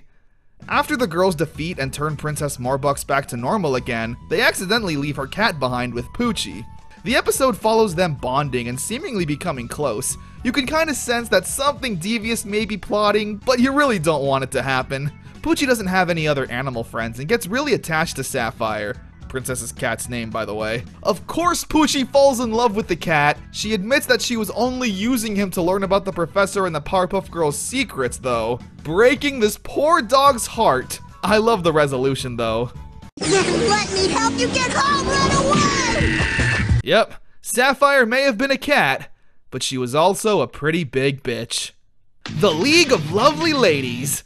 We get a girl power team up with Sedusa, Princess, and Violet from the Amoeba Boys. The Powerpuff Girls are also being presented with a golden statue in their honor, where they argue with who they think will be up front. A fun episode for sure, a team up that I wasn't expecting at all. Harm to the teeth. Blossom and Mojo Jojo eat way too much candy and get a cavity. They're both horrified to go to the dentist, but go anyway. Mojo wears a disguise, and Blossom doesn't realize it's him. Where the two then bond over their fears and actually comfort each other as they go through with it. It's really nice seeing Mojo read a fairy tale to Blossom so she doesn't focus on her cavity being filled, and Blossom using her powers to basically force Mojo to get his teeth cleaned is super cute. Blossom is honestly my new favorite character in the show. The fact that she's the one who got the cavity from eating too much candy, but also still took leadership to get her and Mojo through this horrific event is so funny. Beware the hair! This office worker who hates his job never wanted to be a filing clerk, but instead, a dancer! He turns into an evil dancer and the Powerpuff Girls need to stop him. Some filler episodes are fun, others are this. What's with him? We get the origins of him, where basically we learn that him was an evil entity from the Edo period in Japan. It's basically an excuse to set the Powerpuff Girls in this era. Dressing up, using old school weapons, you get the picture. Him just isn't cool in this universe. He's actually the lamest villain in Powerpuff Girls Z. He's given a more comedic role, which I don't know why, considering every other villain in the show is comedic. Again, I'm hoping he becomes the devil incarnate soon. Dunga Din! A beetle gets hit with the black Z-Wave, comes to life, and demands respect. I swear to God, if another episode does this again, It's fine. The beetle is trying to win over a female beetle so they can mate. I'm not kidding. I thought I'd just smash things up, you know? So if you're into beetle banging, then boy howdy do I have the episode for you. The Beanie Meanie. Blossom is sad that the popular boy at school didn't agree to be her lab partner and decides to eat her woes away at Annie's bakery. Meanwhile, Annie is also having boy troubles. Jason, the guy she likes, hasn't come into the bakery in a while. Blossom and Ken deduce that it must be because Annie is using new ingredients in her cake, because a fruit she normally uses isn't as easy to come by anymore. I forgot to mention that in the girl team-up episode with all the girl villains, Jason gave Annie lipstick as a gift, which she then uses here, turning her once again into Sedusa. Sedusa pretty much spends the episode trying to find guys to make Jason jealous, but he seems pretty preoccupied to care. Sedusa comes off as really pathetic here, essentially acting as desperate attempts and last resorts that Annie herself would never truly do. The Powerpuff Girls of course need to beat the crap out of her and turn Annie back to herself. The episode ends with Jason revealing that he hasn't come to the bakery recently because he was out searching for that rare fruit that Annie hasn't been able to get her hands on. Aww, what a sweet boy. 2 burger bots and a side of fries. We get a bit of a continuation from the last episode, where Blossom still needs to find a lab partner. We get introduced to this boy named Randy Finkelman, which is just the ugliest name in the world. He likes to do a little trolling, aka annoying everyone in class with his cringy pranks that get him beat up every time. But I think he kinda likes it. Jesus. The girls are all reminiscing on these pranks that were pulled on them, except for Blossom, who admits that Randy has never messed with her. She feels left out for some reason and confronts Randy about it, where Randy admits he never picked on Blossom because he has a crush on her. It's a really cute episode, to be honest. Randy is a huge comic book nerd too and has a lot in common with Blossom. It's pretty adorable seeing them slowly develop a crush on each other and genuinely find a connection. This isn't your typical Blossom has heart eyes and is blindly in love kind of situation. They create this really genuine friendship, despite Bubbles and Buttercup being against it. They never officially become boyfriend and girlfriend, but they leave it at the implication that something may, no pun intended, blossom. There's no I in Powerpuff! Blossom feels like the girls don't respect her as the leader, which then Bubbles and Buttercup rightly exclaim that they don't have a leader. Which is a good point! Blossom was the leader in the original show for being the smartest and most level-headed, but here, Blossom just feels like being the leader because she's a comic book fan. She then runs away and runs into a spaghetti monster, just roll with it, who's on the search for other talking plates of spaghetti to become his friend. Believe it or not, the spaghetti monster isn't even a threat. Him and Blossom plan on running away together to find friends. After the spaghetti monster meets Buttercup and Bubbles though, he tells Blossom that she can't come along, because Blossom is needed right here, with the best friends anyone could ever ask for. King Kong! Mojo Jojo wants to make Miss Keen his queen after she complimented him a few episodes back. Continuity! Just like with Fuzzy and Miss Bellum, Mojo genuinely tries to make Miss Keen fall in love with him, following dating advice he read in magazines. Unfortunately, Miss Keen just shuts him down at every turn and just likes Mojo as a friend. You are the only person in the world who understands me. Well, your penmanship could do with a little work, but your spelling is just perfect. I think it's an A+. Which probably did more damage to him than any punch from a Powerpuff Girl could ever do. This show really wants to make Miss Keen the perfect anime wife. She's so sweet and perfect. I don't blame you, Mojo. I don't blame you at all. Cleanliness is next to ghostliness. Bubbles invites the girls over for a sleepover. After they help Bubbles clean up her massive house, Bubbles' grandma tells the girls that the house is alive, metaphorically, and if you treat it right, it'll treat you right back. Blossom and Buttercup ignore a certain room of the house so they can stop with the cleaning, where they then start seeing ghosts and monsters haunting them. It's an alright episode full of Scooby-Doo-like shenanigans. Bubbles? Yeah? You don't happen to know if your house is haunted, do you? Hey, why'd you have to say something like that? I was kind of excited to see the girls just have a normal sleepover, and not for reasons like that, you sickos. It just seemed like a good place to actually do a bit of a deeper dive on the girls' characters or something like that. One of the few chances we could see the girls talking about their lives and how being a superhero has affected them. But I guess House Monster is just as good. Weeding out the monsters. A group of pissed off weeds come to life after being disrespected by fake supermodels pretending to care about nature for clout. In a nice change of pace, it isn't the weeds that attack the city, but instead everyone hating on these models for disrespecting nature and not seeing the importance in all of natural vegetation. So yes, weeds are the true winners here. Epic. The Dog Days of New Townsville. This old shogun possesses the mayor and passes a law to make crime legal. Not too much to really add here. This old shogun is obsessed with dogs, so to defeat him, the girls give him a hot dog, which forces the guy to go crazy and die. It's all because of him. Him possesses Bubbles' toy Octi to try and split the girls up. He does all kinds of nefarious deeds like cutting a hole in Blossom's pants and planting the scissors in Bubbles' bag, as well as blaming Buttercup for eating the girls' lunch. Like I said, him is a lot less devious here, so causing these juvenile problems for the girls to have petty arguments over is pretty silly in the grand scheme of things. But since the girls are junior high students, these childish arguments still feel pretty natural. Seeing Octi again is also really cute. Believe it or not, Bubbles honestly feels like the most mature of the girls, always doing the right and honorable thing. Great episode. Super Tough Girls.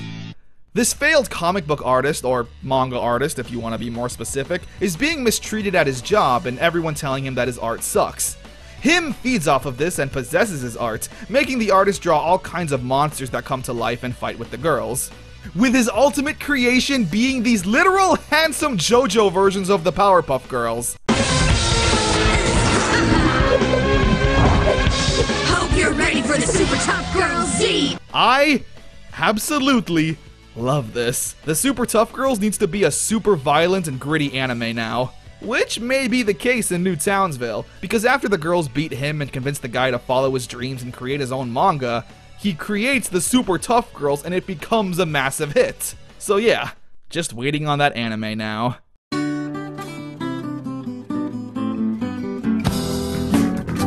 Powerpuff Boy Z!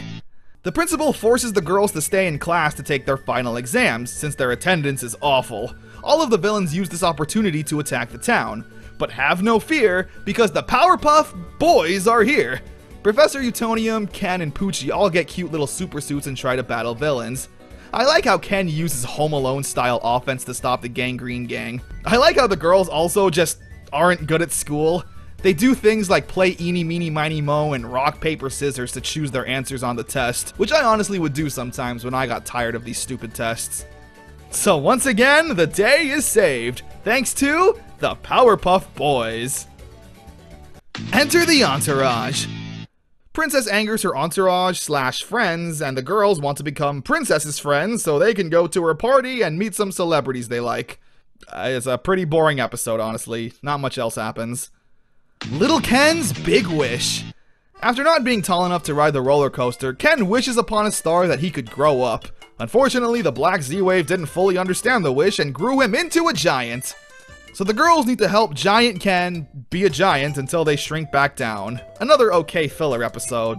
I just wish I had more to say. Wild Moon Chase. After the girls race to the moon to try and see who their leader is, they blow up the moon in the process and get arrested for it. I guess it was only a matter of time until these lawless vigilantes got a taste of the law. Anyway, because of this, a law passes that makes it illegal for the girls to fly, leading to all kinds of shenanigans like the girls needing to take the train to get where they need to. I like the bit where they get confused on how the train system works. When I was in Japan a few years ago, this is exactly how it felt. That's it. Next episode. Babes in TV Land. The girls are invited to a TV station to film something. They have no idea what. That's it for them, because the rest of the episode we follow Mojo Jojo trying to make it in the TV biz. He becomes a mascot for a children's show and he actually kinda likes it. That is, of course, until some little shit ruins it by being a dick. Honestly, if Mojo backhand slapped this kid, I don't think anyone would complain. It's one of those episodes that constantly shits on Mojo. Like, he wasn't doing anything wrong here, but this little kid kept messing with him. And when Mojo loses his cool, the Powerpuff Girls show up and also have to beat up Mojo. Like, damn, if you're constantly going to have bad things happen to the guy, at least have him do something, you know, evil. The Legend of Princess Morbucks. This episode is a follow-up from the last, where the girls are pretty depressed and are about to watch a TV show they filmed. Apparently it was a Morbucks Productions, a story following the perfect and beautiful Princess Morbucks on her way to find more money. Yep, it's a princess episode. No one would judge you if you skipped it. So let's do that. The Mighty Morbucks! God damn it, another one? Although this one's pretty good. Princess's sister Duchess comes home from college and also hates the Powerpuff Girls, so her and Princess team up to come up with a plan to defeat the girls. It's a really cute episode, to be honest. The entire first half follows the relationship between Princess and Duchess, with Princess actually loving her sister and missing her while she's away. Duchess's plan is also really good. She hires Mojo to attack the city, and after he does, she creates a weapon that nullifies the girl's ability, shows up wearing a super suit, and saves the day. The episode literally ends with the news talking about how great Duchess is and how she's the hero of the day, and not the Powerpuff Girls. And the episode just ends! I guess the girls just have to take this L for the day. Trading Faces! Fuzzy Lumpkins bitch slaps the girls so hard that they swap bodies, with Blossom being in Buttercups, Buttercup being in Bubbles, and Bubbles being in Blossom. They mentioned earlier in the episode of how jealous the girls were of each other's lives. Buttercup was jealous of Bubbles because she lives with her grandma and doesn't have any siblings. Bubbles was jealous of Blossom because she thinks it'd be cute to have a little sister. And Blossom wants to bang her non-existent brother. I wish I was kidding! So now with the girls conveniently swapped in each other's bodies, their lives are seemingly much better. Especially Blossom. She's stoked to have an older brother now. Sorry, I thought you were, What's your problem? It's just me. Jesus Christ! As you could expect, the grass isn't always greener and they need to get back to their own bodies. The Rowdy Rough girls? The Rowdy Rough boys steal the girls' clothes and dress up as them. Yeah, good one. You sure showed them. They also changed their name to the Fighty Femboys. Okay, I made that up, but it's a good name. They go around causing mischief and ruining the Powerpuff Girls' image with all their farting and boy stuff. When you see a tourist, just show them your butt. And you can wiggle it at them too, like this. The girls defeat them in typical Rowdy Rough Boy fashion, by calling them cute and saying that they look cute in a dress. Which they blush over? Which I can only guess isn't the last time we'll be seeing the Fighty Femboys. The Professor gets his cut! Him kidnaps the Professor, Ken, and Poochie and says that they'll get their cuts unless the girls run all kinds of errands for him, which include going to the North Pole and to the moon, where Easter bunnies lay their eggs apparently. Never heard of that one before. It's kind of a play on that one Powerpuff Girls episode where the professor was going to pay if the girls couldn't solve the riddles on time. Man, remember that? Feels like years ago. Anyway, right at the very beginning of the episode, we saw Gigi the hairstylist show up again, which makes it pretty obvious what getting his cut means. Yep, the girls essentially did grocery shopping for him while the professor and everyone was getting ugly haircuts. Him, ladies and gentlemen, the root of all evil. Who is Lucas Clark? Blossom doesn't get invited to a party and Princess makes fun of her for it. In a quick, desperate move, Blossom says she can't go anyway because she's going to Lucas Clark's birthday, who's a famous actor. The episode is pretty much a giant snowball effect of Blossom's lie getting more and more out of hand. One of the lies includes Lucas being mean to her and them no longer being friends, which is why nobody can meet him right now. And everyone in town stands together with Blossom, even the villains! Yeah, it's this really epic shot of all the bad guys rooting for Blossom to get an apology from Lucas Clark. This epic moment and shot that could have been saved for a finale or something is used in this filler episode where Blossom told a little white lie. It's so hilarious. All of humankind is gathered around a single unifying issue. The episode ends with Blossom apologizing and admitting to her lie, where everyone of course doesn't forgive her and chases her. There's this nice moment though where the professor says he's proud of Blossom for proving that maybe, just maybe, there's a chance that everyone in this world can live peacefully and united. Buttercup's new moves. Buttercup can't recall what her dad looks like under his wrestling mask because it feels like forever since he's taken it off. She wants to see him again, so she tries to train and become a professional wrestler so she can be worthy of seeing her dad unmasked. Of course, that's not why her father wears the mask. There's a new boy also who's captain of the wrestling team that Buttercup develops a crush on. I'm surprised it took this long to see the Buttercup Gets a Love Interest episode, and it's super cute. The guy turns out to not know much about wrestling, which Buttercup gets sick of pretty quickly. The episode's also kinda all over the place, with the unmasking plot, Buttercup wanting to impress the boy plot, and Buttercup wearing a dress. The most important plot of all. You know, if you're feeling adventurous, I could design you a whole new wardrobe. She's right, you could really use a new look. A good episode where Buttercup learns to respect her dad's wishes and honor that comes with wearing his wrestling mask. Happily ever after! A frog prince comes to New Townsville and Blossom really wants to kiss it. Like, really wants to kiss it. Because just like the fairy tales, she believes that if she does so, the frog will turn into a handsome prince and she'll get to be his princess. It turns out after she does kiss it, gross, the frog prince turns back into a regular frog. And I can only assume Blossom got salmonella. Vamp on campus! Jason is away to college and Annie visits him from time to time. Seeing this relationship stay the course during this whole show's runtime is honestly something to be commended. Annie overhears Jason talking with his teacher about his attendance issues, because he's off helping Annie whenever she needs it. Annie feels bad and transforms into Sedusa. This time, however, Jason finally sees Annie transform, figuring out that Annie is indeed Sedusa. The episode has a really nice ending too, with Jason trying to talk sense to Sedusa, telling her that she doesn't have to be evil and just wants to see the real her. Where she faints from the kindness, I guess, and gives Annie back her body. It's really nice and honestly kind of feels like an ending to the Sedusa storyline. She turns back into Annie, the two are still shy lovers, I guess. And, for now, I would assume is the end of Sedusa. If this is the end, however, it was really poetic that Jason was the one to put a stop to her reign, for being the reason, even if completely unintentionally, that Annie became Sedusa in the first place. Return of Him! Him tries to kill the Powerpuff Girls while they're in their human forms, like trying to have a car run them over.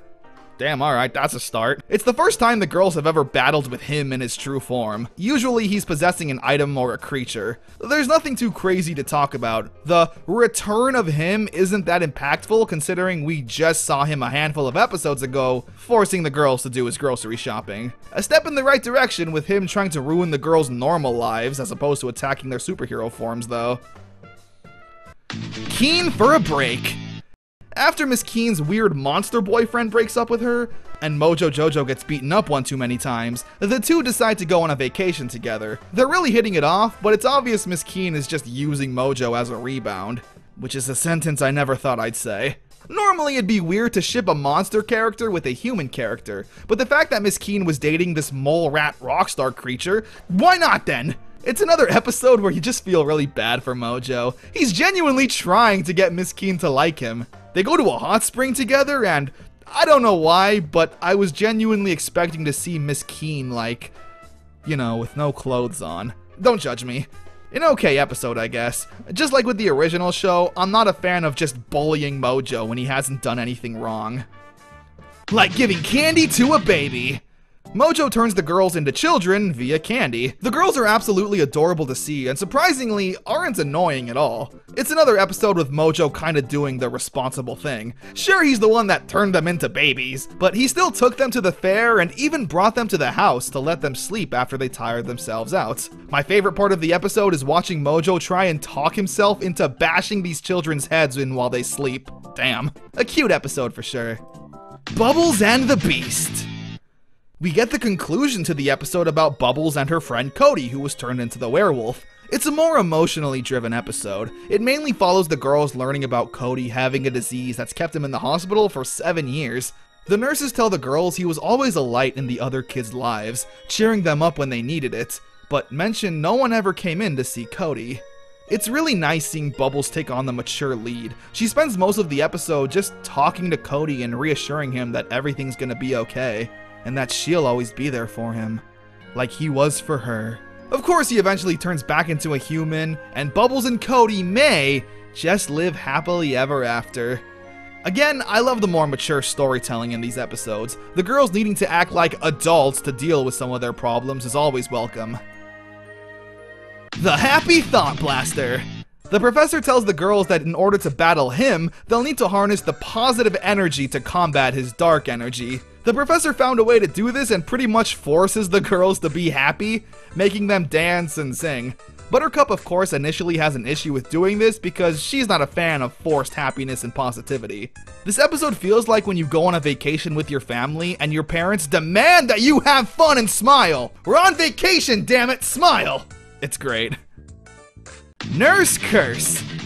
Mojo Jojo hurts himself and goes to the hospital, where he falls in love with a nurse who was nice to him.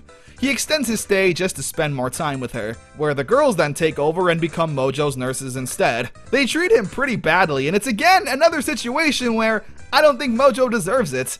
He's not doing anything wrong, why you always gotta bully him?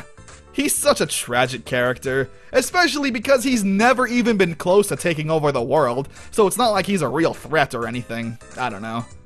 You'll find your queen one day, Mojo. Him's big plan. And here we are, the final 3 episodes of the show that lead into each other. Him gathers all the villains together so they can take down the Powerpuff Girls. He gives them special pants that makes them stronger, and surprisingly it works well. The villains' combined strength proves to be too much for the Powerpuff Girls. That is until the professor shows the girls he's created robots for them. Nice! Unfortunately, it's not Dynamo. Hell, as it turns out, these robots aren't even meant for fighting, but instead, time travel. Because of course. The professor tells the girls they need to use the suits to go back in time and find out him's true weakness. Only a matter of time. The girls go back to the Edo period where we saw the original Powerpuff Girls and Professor. They tell the girls that him's weakness is to harness all of the white Z-rays and shoot them at him, and then to contain him in this box. So the girls need to find all the Z-rays throughout time, all while the villains attack. It's a really fun and action-packed episode, really feeling like the finale with tying up all these loose ends. One of the dimensions, though, that the girls travel to is the original Powerpuff Girls world. This made me smile so hard, I love that. Once the girls return, though, it's too late. Him has sucked up all the black Z-rays from all the other villains, giving him immense power, and uses that to erupt the New Townsville volcano, where it slowly showers the city in flames. Damn, okay, this is more like it. The final battle. In order to stop him, the girls need to fire all of the white Z-rays, which includes the one found within Poochie and the girls themselves, meaning Poochie will return to a normal toy dog that doesn't talk, and the Powerpuff Girl Z will be no more. It's honestly really sad to watch. Seeing Ken cry at the idea of losing his dog just really hits a particular soft spot in my heart. Poochie is trying to be brave and saying he'll do what he needs to, but is obviously devastated he won't be alive anymore, but knows it needs to be done. So they zap his Z-Waves from him, and the girls hesitantly battle with him one last time. This is what I was honestly waiting for, him to rain hellfire on Earth while destroying our hero's mental state. After a long and close battle, the girls manage to zap away their Z-Rays and seal him away forever.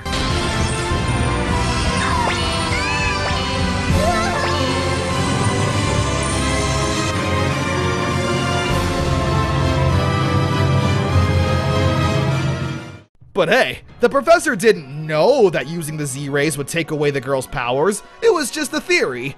A game theory, because the girls still have their superpowers after the ordeal. And Poochie, yep, you could guess, is still alive.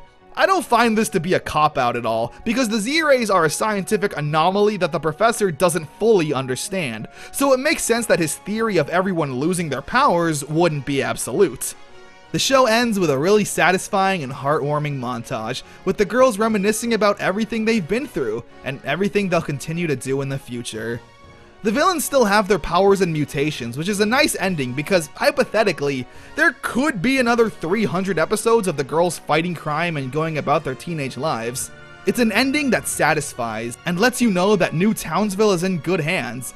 Because what makes New Townsville special? It isn't the monsters, the science experiments, or even the talking ramen. I know what makes New Townsville special! You do? Sure! It's us, silly! The Powerpuff Girls Z! Good call, Bubbles! Maybe you should be the leader! Really? Thanks, Blossom! Ah, not this again! That's it! See ya!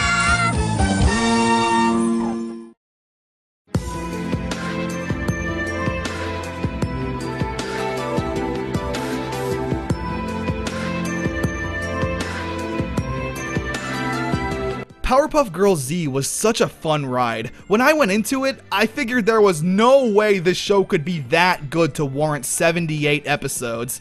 But here we are. There were a few filler episodes that didn't really need to exist, but I never found them too offensive or anything. As I mentioned earlier, the storytelling felt like it matured along with the girls. I wish Cartoon Network acknowledged this show as a true sequel of sorts. The girls felt so real and had a lot more character to them. You could watch this show even if you've never watched the original Powerpuff Girls, but I personally feel like it's a lot stronger as a series if you did. The final episode of Powerpuff Girls Z aired in April 2009, but again, never in America. So unless you lived in Japan or Australia and never had YouTube, you never would have known that this show existed, and you would have been starved for new Powerpuff Girls.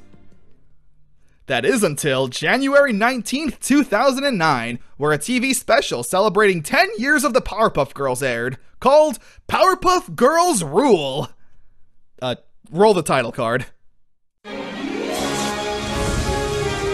Powerpuff Girls Rule was actually meant to act as the series finale, considering the show didn't truly have one, just ending on some terrible episode instead. What makes this really awesome is, yeah, you see that? Craig McCracken, the show's creator, is back. So with the man behind the show in the first place coming back one last time to give a proper send-off to his baby, I'm super excited to see what's in store. Are you goddamn kidding me? I did not edit that in. This episode literally starts off with the dramatic chipmunk meme, sound effect and all. Ugh. To be fair, I guess, the special did come out in 2009, which was peak LOL epic randomness on crack, so I guess I can't judge it too hard on that. It's really nice though to see the girls in their original designs with their original voices again. It's bedtime for Bonzo! I'm trying to take over the world again! With your big, dumb, smelly robot! The episode follows the key to the world being brought to Townsville, where whoever holds the key is legally allowed to rule the world. Why? This of course leads to a chaotic chase where everyone is trying to get their hands on the key. The episode starts off with the girls beating up Mojo and throwing him in jail, where we get to see a nice little cameo of those 3 criminals that dressed up as the Powerpuff Girls in Season 1. Nice. What's not nice is that Mojo sings a song. Please God have mercy on me. The episode is okay. With Craig McCracken running the helm, the special just couldn't have been awful unless he was actively trying to make it that way. Girls, what do we know? They're stinks, right? What else? We stink! Exactly! This situation is hopeless, and we totally can't handle it. So, if we can't beat them, then we gotta join them! I mean, it's an alright episode, but it doesn't really feel like it warrants the title of special. Like, I get you want to celebrate 10 years of the Powerpuff Girls. If you wanted to give the show a finale, give it a finale. Wrap it up with something. Not 3 minutes of Mojo singing "Everybody Wants to Rule the World." Everybody wants to rule the world. But I don't want to sound like I completely hate the special, because it has a nice finale. Basically, all the villains fight each other to obtain the key. It's really nice seeing them all together again. Mojo eventually gets a hold of the key and literally creates world peace. I know, it's so random, but he genuinely makes the world a better place. The episode even has a false ending with, "For the first time, the day is saved thanks to Mojo Jojo." And I thought, boom, perfect! The perfect ending to the Powerpuff Girls. Mojo Jojo, the sole reason Chemical X was added to the professor's experiment and thus creating the Powerpuff Girls, becomes the reason the world is now safe and perfect. But no, Mojo gets bored of this perfect and safe life and becomes evil again. Which is also really fitting. It's like the Joker said to Batman, "You and I are destined to do this forever." As an episode on its own, like I said, it's alright. I guess I just had higher hopes for a 10-year anniversary special as well as a series finale. But damn, if you have an observant eye, this episode is a ton of fun to watch and try and find all the fun references. There's a toy that looks like Blue falling out of a building. Frankie is shown in a dream, where Blossom has women ruling the world if she had the key, as well as Mac and Blue standing with the girls' classmates. Also, holy shit, it's Miss Bellum's face! So overall, it was a fun episode, and after that, the Powerpuff Girls had reached its conclusion. For 5 more years, because once again, Cartoon Network dug up the Powerpuff Girls from their grave to release another special on January 20th, 2014. Powerpuff Girls Dance Pantsed. Now, by this time in my life, I was 19 years old, and you can bet your sweet ass I was excited to see the Powerpuff. Jesus Christ, what is that? Yeah, for some reason, this special went with a drastically different art style that I honestly do like. I'm not an artist, again, so I don't really know what's going on, but the characters and world kinda look papier-mâché. I dig it. Sadly, Craig McCracken wasn't involved with this special in any way, probably because he already wrote a finale. The girls get this DDR ripoff game and it takes over their bodies. Then there's dancing. Lots of it. The characters say things like, "Oh no, he just got served," which felt incredibly outdated in 2004, let alone 2014. The best part of this special are honestly the visuals. It looks like a movie with a big budget. Although most of the budget probably went to Ringo Starr of the Beatles, who voiced the character and also sang a terrible song.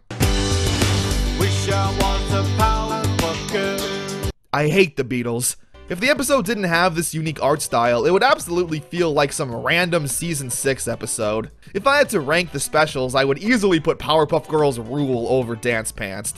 Like seriously, they gave Bubbles ice breath. Every stupid baby knows that only Blossom has that power. I guess this is just what happens when people who don't really watch the show write episodes. Although, on a positive note, the special did reignite some interest in the Powerpuff Girls. So much so that in 2016, Cartoon Network would once again revive the property and create a new series under the name The Powerpuff Girls. Great! So now you gotta specify, oh yeah, I was watching Powerpuff Girls 2016. Now, before we start talking about the show and the episodes, there's a few things we need to discuss. The first one being is that the show is now strictly a comedy. While the original cartoon blended both action and comedy, here, we're now just going for laughs. Which is fine. If the show pulls it off, then no harm done.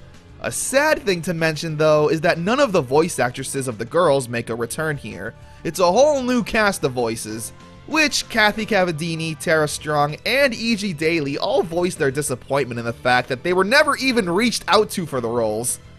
Well, that sucks. Another obvious absence is Craig McCracken, having this show now be led by Nick Jennings and Bob Boyle, who have worked on shows like SpongeBob, The Fairly OddParents, and Yin Yang Yo for all you obscure children who watch that. I've seen that Bob Boyle has also drawn himself as a character in this show to be a love interest to Blossom, which, yes, is weird and cringe. And one last piece of controversy to talk about with this cartoon, before we've even seen episode 1, is that both Miss Bellum and Sedusa will not appear in this cartoon. Sedusa, I can absolutely understand. But Miss Bellum? The literal mom figure to the Powerpuff Girls and the actual competent foil to the mayor? Nick Jennings, one of the show's creator, was quoted with saying, "We felt like Miss Bellum wasn't quite indicative of the kind of messaging we wanted to be giving out at this time, so we sort of had her move on, and that was a good choice, I think, on our part." No, Nick. Sorry. Have you ever seen the Powerpuff Girls? Miss Bellum isn't just the sexy assistant to the mayor. Like I said, she's literally the strong mom figure to the girls. Women can be both sexy and smart. Although I guess for you guys, you find this to be more sexy. Bubbles wins 2 tickets to see the girls' favorite boy band, Sensitive Thugs. This of course leads to Blossom and Buttercup arguing with each other, so Bubbles will take them. Meanwhile, the mayor crashed his plane on Monster Island and the girls need to rescue him. The character dynamics here honestly remind me of Powerpuff Girls Z, with Bubbles being the level-headed one who's focusing on the mission, while Blossom and Buttercup fight amongst each other. There's also this random monster Bubbles brings along named Frederick. Don't ask me why. The episode is honestly pretty good. I didn't think there would actually be action here. There are a few things I can tell will most likely be annoying in future episodes, like the big epic text for no reason, as well as a rap battle. My name is Blossom and I'm here to say no rapping. Thank God. Honestly, a really fun way to start the show. I honestly prefer it over episode 1 of the original show.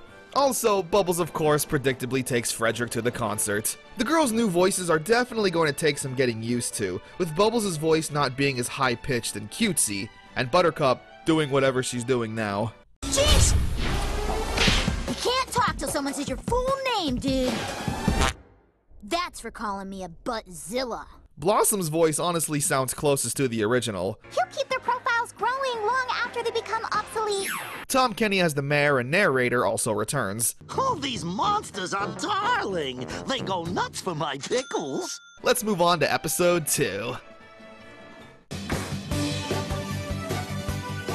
Buttercup starts hanging out with this rollerblading group of hardcore epic sports girls. Meanwhile, Princess Morbuck's cue epic graphic once again wants to join the Powerpuff Girls. Buttercup is spending all her time with her new friends, which makes her sisters jealous. It turns out though that Princess paid these girls to spend time with Buttercup, so there would essentially be an opening for a third member of the Powerpuff Girls, despite the gang of rollerbladers actually growing to genuinely like Buttercup.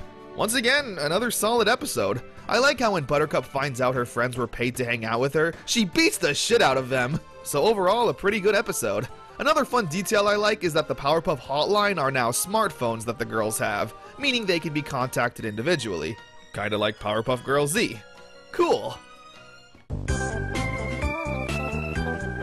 The girls lose Bubbles after a crazy night of partying. AKA a slumber party with tons of sugary snacks. Blossom and Buttercup spend the entire episode retracing their steps to try and figure out just where Bubbles is. The episode is literally a homage to The Hangover, where the whole thing is just talking to random characters that say things like, "Oh man, you guys were crazy last night," and we get a flashback to some epic event. You don't look so tough to me. This is also the first time we see freaking Mojo Jojo who snuck into the slumber party. Meaning, throughout all 3 iterations of the Powerpuff Girls, we have seen Mojo Jojo in a dress. Here though, he's basically relegated to a random side character who gets a few lines, and we never see him again. Although it is nice hearing his classic voice. I, Mojo Jojo, have once again proven myself a master of disguise. This rainbow comes to Townsville and turns everyone into overly positive and energetic dorks. The episode also starts off with the girls in Miss Keen's classroom, which feels like they're in middle school now? I don't know. Definitely not a cute little kindergarten classroom. With Buttercup being her trademarked bitch self and crapping all over Miss Keen's way of teaching, even flustering her a bit. It was pretty interesting to see, but the main story follows this super colorful and annoying panda living in the land of epic memes and Nyan Cat or whatever. OMG! Yes! I can't! Can't what? Even? Can't even what? Oh, like she literally can't even. Jesus Christ. The moral of the story, I guess, is that there's a time for play and a time to be serious, which Buttercup needed to learn because she was being a bitch to Miss Keen in class. Okay, that's fine. But we could have gotten there without all of this. Bubbles thinks that unicorns are real and meets this random horse named Donnie, who apparently wants to be a real unicorn or something. Bubbles then asks the professor to use his signs to help mutate Donnie into a unicorn. It's an interesting dynamic now, having the professor be involved in the girls' shenanigans, which realistically he should say something like, "Girls, it's not right to play God," or something. The pacing of this episode is just really weird. Basically, the mutation goes wrong, turning Donnie into a monster, and he blames Bubbles for it, and wants revenge on the world? For no reason! They have to rush this weird relationship problem between Bubbles and Donnie. It wasn't my favorite, going at the bottom of the season. Oh yeah, and in case you were wondering, Donnie turned out to be a real unicorn all along. The girls go to some hippie festival and it gets interrupted by Man Boy, a new villain for the series. All the powers of a man with the body of a boy. It is pretty funny having this guy be an embodiment of cringe manly men, all while being under 4 feet tall. This town used to be a man's town, where men were men, and boys were men. Buttercup kicks the crap out of him, but after he calls her princess, she freaks out and goes overboard, destroying everything.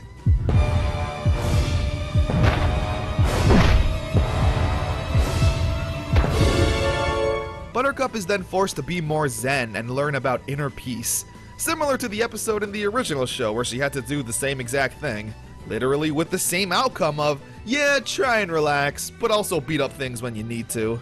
Man-Boy is a welcomed addition, I guess, because realistically, you know he would have been replaced with Mojo Jojo, so anything that doesn't have Mojo getting beaten up senselessly, I'm all in favor of. Ah, here's the episode. Bye Bye Bellum has the quote-unquote introduction and goodbye of Miss Bellum. Basically, Miss Bellum has acquired a ton of vacation hours she hasn't used, and decides to use them all up now, leading to a multi-month vacation. I couldn't bear to tell you face to face. Goodbye, Mayor. You'll do just fine. Miss Bellum. God, you can just tell from that one scene alone that they have no idea what Miss Bellum is supposed to be. She would never give a kiss in any way to the mayor. The writers honestly have no idea what they're doing when it comes to characters.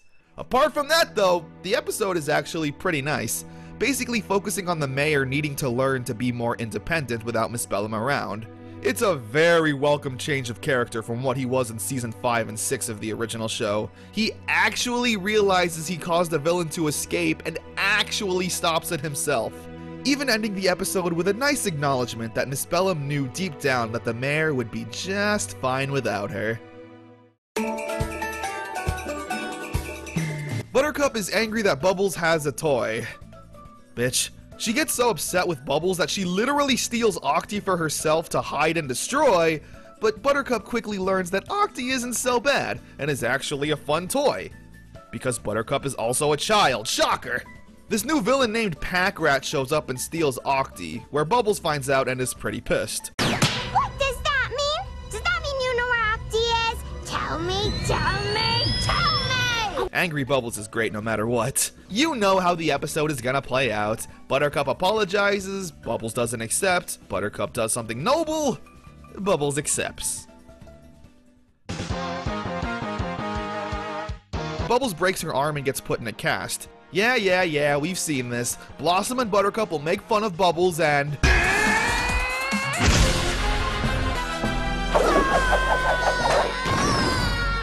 Oh, never mind. Bubbles gets this super powerful cast named Armsy. Are you trying? She becomes pretty reliant on the arm, considering she feels like her role in the group is to just be the useless cute one. It's a really good episode showing that Bubbles doesn't just want to be the cute one. I think season 1 did a better job at showing that, with Bubbles getting pissed off and beating the crap out of everyone, but this episode does a nice job at it too. Bubbles and Buttercup learn that they have new abilities that basically allow them to shapeshift. Bubbles can turn into animals, and Buttercup can turn into machinery weapons. Blossom, though, doesn't learn these abilities and feels left out. It's a nice callback to when Blossom was the only one who learned how to use Ice Breath and her sisters didn't. Eventually, though, Blossom gets pushed too far and is able to transform into regular household items. Buttercup explains it's because Blossom doesn't have any creativity or imagination. These powers will actually be permanent throughout the series, and I'll be honest, I hate them. Because the girls can now just transform into whatever they need to fit the situation. Like Buttercup turns into a tank to shoot projectiles, and Bubbles turns into a giant animal to fight other giant monsters. Kinda feels like a cop-out. It's no longer about 3 little girls flying around using super strength and heat vision or whatever. The mayor hosts a beauty pageant that everyone wants to take part in, and I do mean everyone, including Mojo Jojo, Princess Morbucks, Fuzzy Lumpkins, and the Gang Green Gang. Hey, boys, let's go win us that tiara. Not if Fuzzy don't win it first! Bubbles wants to enter the pageant for fun, but Blossom and Buttercup push her too hard so that she'll win, which Bubbles doesn't really care about. If you need someone to sing so bad, you do it! No me gusta! Ugh, why? Why in the year of our Lord 2016 would you have anybody say and look like that? Meanwhile, the mayor is searching for a tiara to give to the winner. Yes, it's quite a handful. It is so nice to hear that voice again. It's also a little silly that this pageant is what brought all of these villains to one place. Princess turns into a ghost monster and the girls gotta stop her. It was nice seeing all the villains again, even if they have been relegated to glorified side characters. Let's hope they get used more in the future.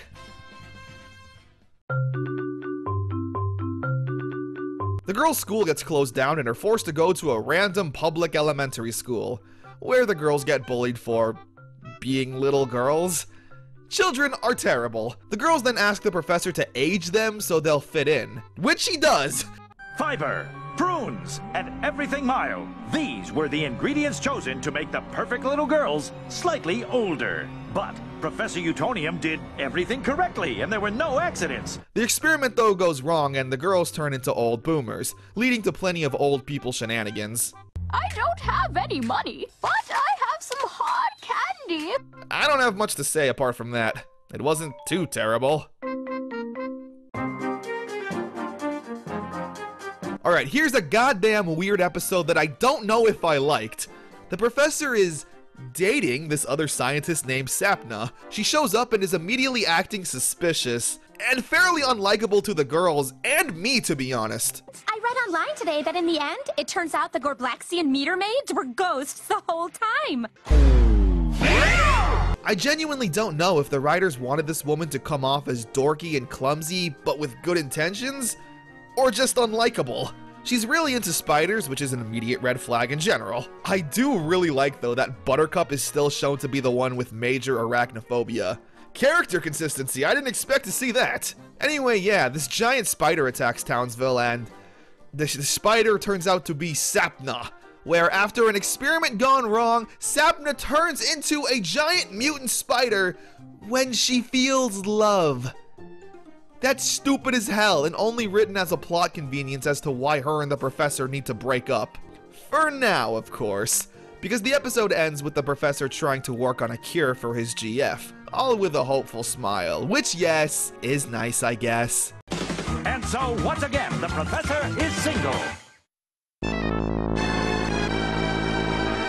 Blossom accidentally opens this box full of evil ghosts, and she's gotta stop them? It's whatever. The episode starts with the professor telling the girls to work together to clean the house, but Blossom takes charge and leads this whole operation by herself, leading to Buttercup and Bubbles not wanting to help. Which then leads to Blossom opening up this evil box full of ghosts that are bent on taking over the world. This other character named Hope comes out, and she's just so LOL quirky. Whoa! What's that? Hey! This is fun! After the girls make up and put the ghosts back where they came from, they realize they forgot Hope, where Blossom says maybe having a little hope in the world will do it some good. Which is a weird lesson that didn't tie into the episode at all. A well-renowned scientist that Blossom admires is judging the science fair at the school. The scientist makes it pretty clear, though, that he's an imposter, and uses Blossom's blind adoration for him to create a weapon. Meanwhile, Buttercup and Bubbles' science fair experiment is focused on them looking for the legendary Ghost Horse, because it's just random enough. The scientist reveals himself, though, to be the Janitor. Half janitor, half centaur, with his grand plan of using the invention that Blossom built to turn everyone into disgusting half-animals. Which Blossom then correctly asks, why didn't you just have me build a machine to make you human again? No! Meaning that this episode was, yes, totally pointless. A new girl named Jemica shows up to school, and she's the greatest, most adventurous Indiana Jones ripoff the world has ever known. They go on adventures together until the girls find out she's evil. It's okay. This princess named Princess Bluebell comes to Townsville and... My prince? Jesus Christ! The first Powerpuff Girls kiss on the lips, I guess. Thanks, guys. Anyway, she's on a mission to find her Prince Charming and be swept off her feet. Typical princess shenanigans, complete with a terrible song. Anyway, the girls try to teach the princess that she don't need no man and that she should learn to be a stronger, independent woman. At first I thought it was whatever. Okay, a fair enough message. The Powerpuff Girls show is supposed to show that girls can be just as tough as guys. The ending, though, is pretty nice. Basically, the princess does realize that she doesn't need to be a complete damsel in distress, but also reprimands the girls for not accepting her for who she was and trying to change her. Which, yeah, great message. If a girl isn't the way you want her to be, you shouldn't try and change her to fit your idea of what a perfect girl is. Unless you're the writers of the show who did that exact same thing with Miss Bellum, you fucking donkeys! Man-Boy returns to steal all the water in Townsville to water his lawn. Buttercup is also collecting bottle caps. I guess so she has something to do in this episode that leads to the girls getting caught and saving the day with said bottle caps. It was fine. Again, they seem to be using Man-Boy as a replacement for filler episodes as opposed to Mojo, which, as I said earlier, I totally prefer. This manlet sucks, so I'm all for the girls beating him up at every turn.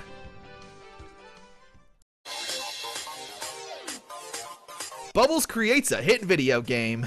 Yeah, I love to make games. Remember 2 weeks ago when I made that Mojo meme generator? Oh god, Bubbles, why are you the cringy one? I do like, though, again, how Bubbles has more character. The Amoeba Boys also make an appearance to team up with some shady guy and infiltrate the World Wide Web to corrupt Bubbles' game. The episode is pretty fun, even though it's a blatant ripoff of that time when Timmy Turner went into the internet. Although we do get bootleg YouTube, which is always fun to see. Also, the Amoeba Boys have also proved in this episode to be the biggest threat out of all of the original villains so far. Just thought it was a funny observation. It's picture day in Townsville, with everyone dreading it except for Bubbles, who always takes the most cutest and perfect pictures. That is until a new lady shows up and takes the worst picture she's ever seen. This leads to Bubbles having an image problem with herself, where she thinks that she's not cute anymore. The girls try to help her feel pretty again, but every attempt has Bubbles looking more and more hideous. Eventually having her turn evil and wanting revenge against the city that turned their backs on her. Which makes zero sense because nobody ever laughed at Bubbles or called her names. Bubbles teams up with Mojo to try and take over the world, which is kinda cute to see. Bubbles quickly realizes that of course she's not evil and can't kill her sisters. Because obviously, Bubbles is the only person who felt like she was ugly. And as for Mojo... And you're going to pay for this. Me? It was your idea. Oh, yeah. And that's why I'm gonna let you go this one time. Oh, well, it's nice to see them acknowledge that. Bubbles and Blossom get sick with spotted piglet fever, which Buttercup then uses as an excuse to stay home from school to babysit her sisters and watch over them. She of course goofs off and doesn't take responsibility, which leads to her forgetting to give the girls their medicine, turning them into giant pigs. Okay then. Buttercup doesn't even learn anything apart from, gosh, maybe I should have taken care of my 6 sisters. Like, yeah, no shit. We get the return of Donnie the Unicorn. Oh boy, everyone's favorite character. He's on some student exchange program and gets to go to school and live with the girls. Bubbles is super excited to spend all this time with him, but quickly gets jealous when Donnie starts hanging out with a new friend. The colorful hair-having, ukulele-playing Chelsea. Oh, we're like little candy penguins. Anyway, yeah, we've seen this formula done a million times. Bubbles gets incredibly jealous and yells at Donnie for not spending enough time with her. Although, in a weird turn of events, Chelsea turns out to be a robot created by Mojo Jojo to take Donnie away and steal his unicorn magic. Which is kind of a weird turn for the episode. Like, you think it would be about Bubbles needing to learn about how to share her friends and not be jealous? As opposed to having a bad feeling about this friend for being too perfect for Donnie, only for Bubbles' theory to be correct. I don't know, just another weird episode, honestly. Blossom is running for class president against Obama. I'll look forward to running a good, clean campaign against you. I mean, I guess that's what they're going for. Princess Morbucks eventually enters the race and starts using dirty tactics to try and win, where Blossom then needs to fight dirty to try and win presidency. Because that's what politics is all about. Who can have the dirtiest and best smear campaign? Little Obama, though, eventually wins due to his genuine personality and attitude, never stooping that low and sticking to the core message of helping the people. Thanks, Obama. Bubbles brings a pet to the house despite being told not to. This is literally the same episode as in the original season, but with less things to talk about. I honestly don't even remember watching it, so moving on. The fashionistas create this new scarf that everyone wants, but the professor tells the girls they can't have it since it promotes a negative message. Blossom though sneaks wearing one, and when the professor finds out, he loses his shit. What? Blossom put on a smoji after I specifically told her not to? It's honestly really funny to see. The professor even goes down and confronts the villains, yelling at them for being a bad influence to his daughters, and tells Bubbles and Buttercup to not leave the car until he says so. It's honestly the best part of the episode. It just sucks you have to wait until literally the last 5 minutes to see it. The girls grow a vegetable garden to compete in some contest. Unfortunately, they suck at it. Let's just blame Bubbles for it. What? I agree. Bubbles is at fault. What'd I do? The girls eventually just use some chemicals on it to grow everything supersized, including this annoying caterpillar who, again, I'm not sure if we're supposed to find quirky and innocent, or just goddamn annoying. And sometimes I eat extra when I'm anxious. Spoiler alert, I'm anxious a lot. But yeah, I found her goddamn annoying. The episode revolves around the girls trying to go about their lives and enter the contest, all while this annoying thing ruins everything with her antics. Good job, Bubbles. These side characters are so annoying, mainly because they all talk, like, in a certain way. I don't know, maybe I'm officially an old man, but were people in 2016 really saying things like, OMG, totes my goats, and stuff like that? Because that's how everyone talks. The best part of the episode is literally Blossom and Buttercup just blaming Bubbles for everything. We really goofed. Especially you, Bubbles. Hey! It doesn't even build up to anything. It's just a random joke that I actually found really funny. Alright, this one's actually kind of depressing, and I'm not sure if they meant for it to be. So Bubbles feels like the professor loves Blossom and Buttercup more than her. She feels this way because the professor does more one-on-one activities with them and even gives them cute nicknames, which Bubbles doesn't have. So to try and like bond with her dad, Bubbles finds an art exhibit that she really wants to go to, so her and the professor can spend some quality time together. So, what's your favorite zeitgeist painting? The blue one? The professor spends the entire time ignoring Bubbles and spending time on his phone, and it's really sad to see. I honestly had no idea where this episode could go, and even I was getting pretty upset with him. Will we ever arrive at our destination? Or am I merely a rest stop in his heart? Bubbles doesn't feel like a kindergarten child in this episode. I don't know. Her feeling this way, like her dad doesn't like her because he never takes an interest in Bubbles' hobbies, is really depressing and feels almost pre-teen-like. The episode comes to a head when Bubbles finally loses her cool and yells at the professor for spending all of his time on his phone instead of bonding with Bubbles. You're trying to get rid of me!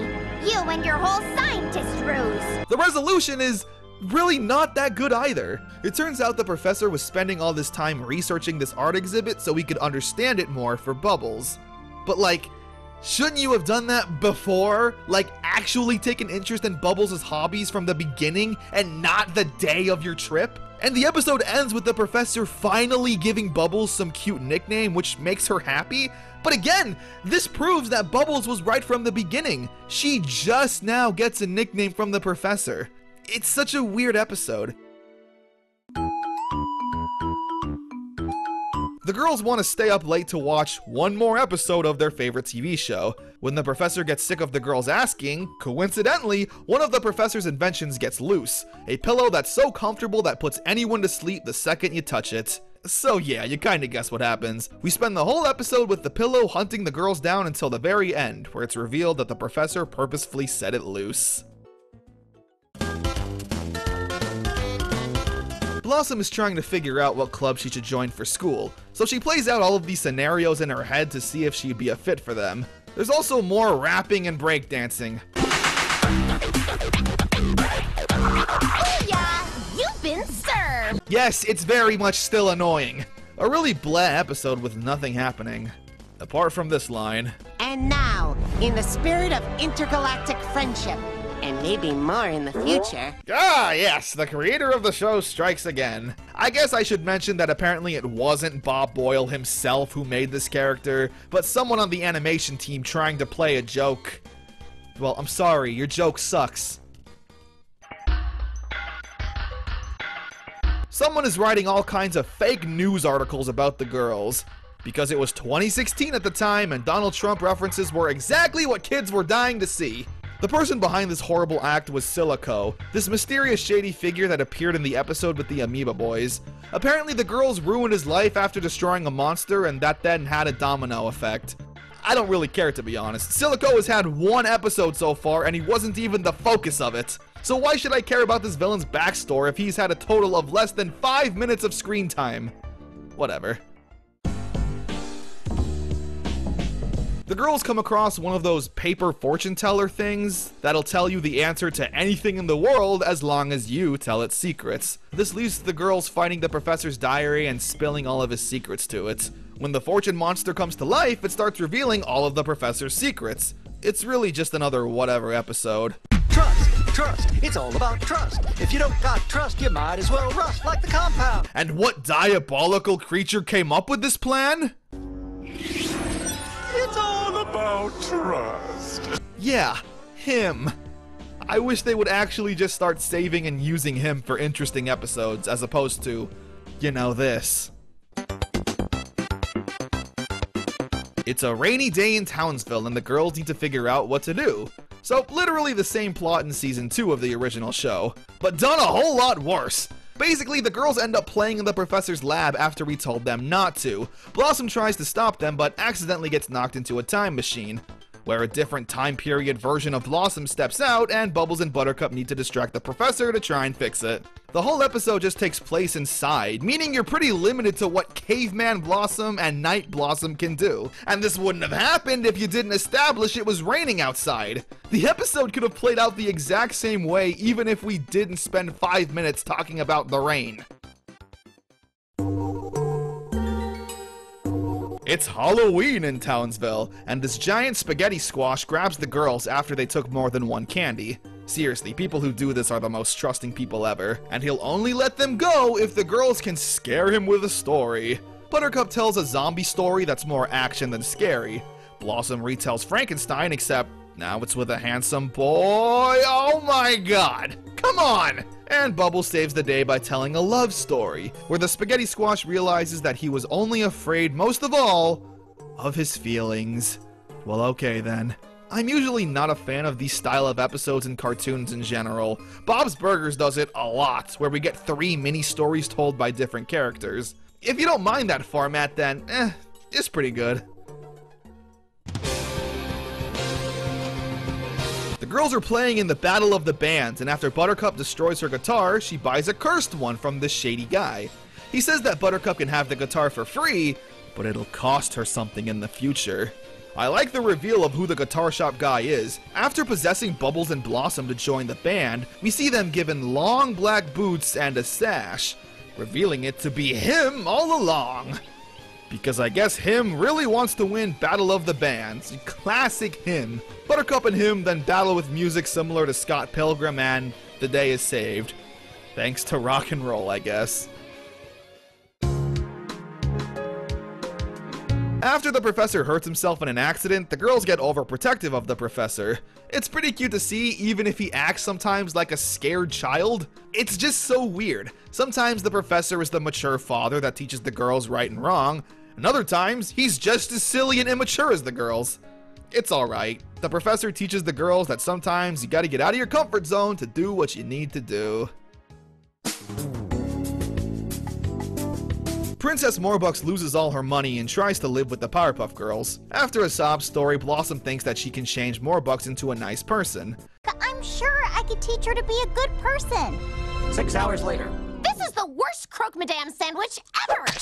And after some seemingly dead ends, she actually does manage to have Princess do some good deeds and find common ground with the girls. It's cute to see, and you're kinda dreading the part where you know she gets her money back and turns into a massive bitch again. Although in a somewhat nice twist, Blossom gives Princess a gift that stops her from doing her evil deed of the day. It's cheap. And it's tacky. And I hate it.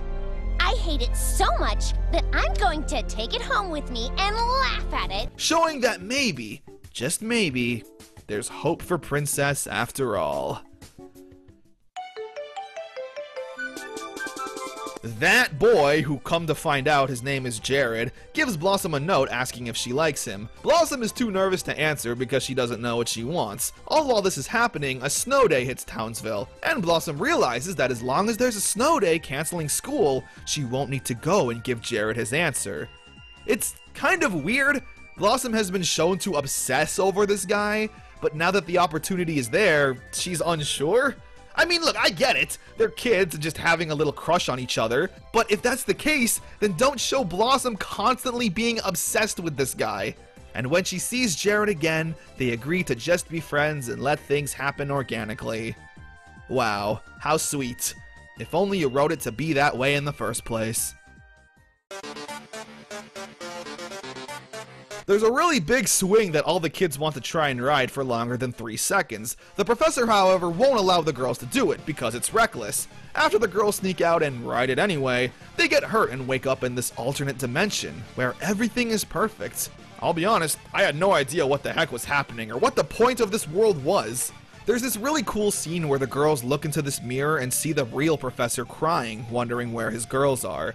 And that's when the Powerpuff Girls realize they need to escape this perfect world. A perfect world created by...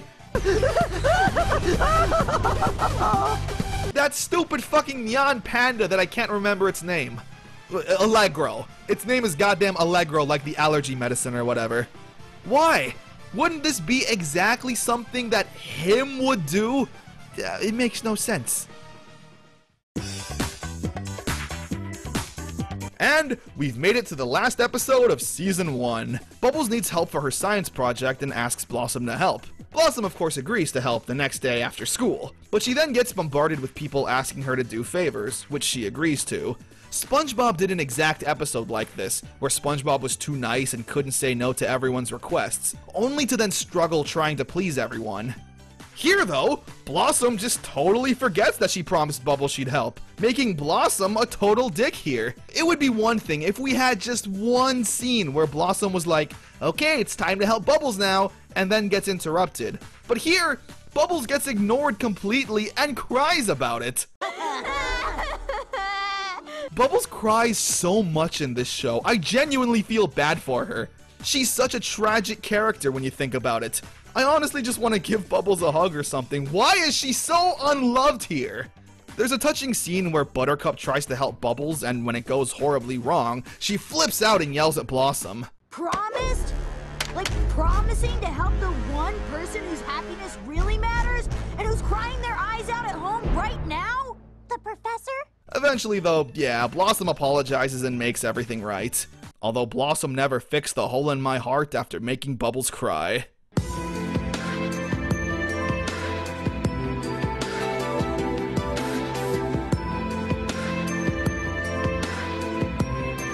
So far, this new Powerpuff Girls has been fairly hit or miss. There's nothing I personally found too egregious or off-putting. Like, sure, the constant references to memes and the weird and pointless rapping sections are completely unnecessary. And even though I crapped on some of the episodes and whatnot, overall I didn't completely hate anything. It's hard because I'm watching this show for the first time as an adult. There's no nostalgia goggles or anything that might help the show in its favor. At first I found the girls' new voices to be weird, but I've actually grown to really like them. Mainly because they sound a little older. The girls are supposed to be in kindergarten, but the school they go to looks like a middle school, and the girls themselves don't talk like little kids. If Blossom and Buttercup are the halogen headlights of this family car, does that make me the broken tail light? Kristen Lee does a nice cute take on Bubbles' voice. Natalie Palamides has a good dude bro voice for Buttercup. And Amanda Layton is an incredibly talented voice actress. I'm pleasantly surprised with this show so far. I thought it would be a complete drag to get through, full of cringy writing and dialogue, but it's actually not the worst thing out there so far. I actually found most of this season more bearable than season 5 and 6 of the original show. Let's see if they can keep it up. We kick off the season with a special, and not a very good one. The Last Donnycorn follows the return, once again, of Donnie the Unicorn. Basically, these evil unicorns are looking to take over the Unicorn Land, and Donnie is too much of a coward to stop them, considering he accidentally brought them to life. The writing has already taken a massive downturn, being a lot more random and annoying. I call the piggy ball! Ooh, let me polish it up with Mr. Used Tissue. That's why it pays to pack the essentials. The big thing I don't like about this episode is that we spend a majority of the runtime following Donnie, who, as I mentioned, is very, very annoying.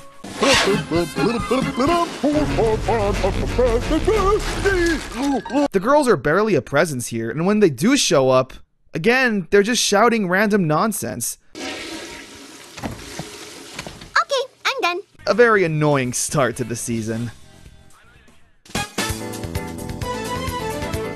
The professor forces the girls to volunteer at a retirement home, where Buttercup doesn't want to be there. She then meets this sassy old lady, who was honestly the best part.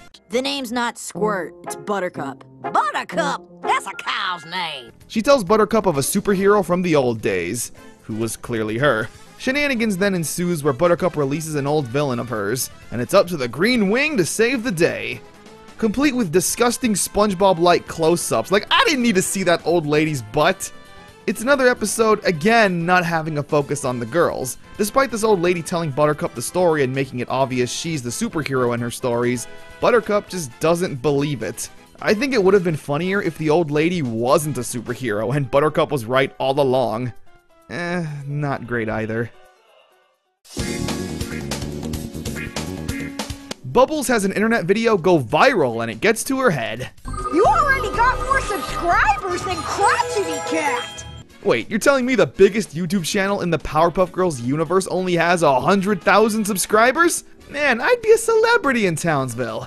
Anyway, yeah, the fame immediately gets to Bubbles' head and she thinks she's some kind of prolific director, creating some garbage indie film that nobody likes. This episode's really not that funny despite being about the internet. I expected there to be more Neon Cat and like, comment, and subscribe jokes. I kind of found the episode amusing at the very least because it's about internet fame and whatnot, and since I kind of have some internet fame, I was like, oh yeah, I've been there.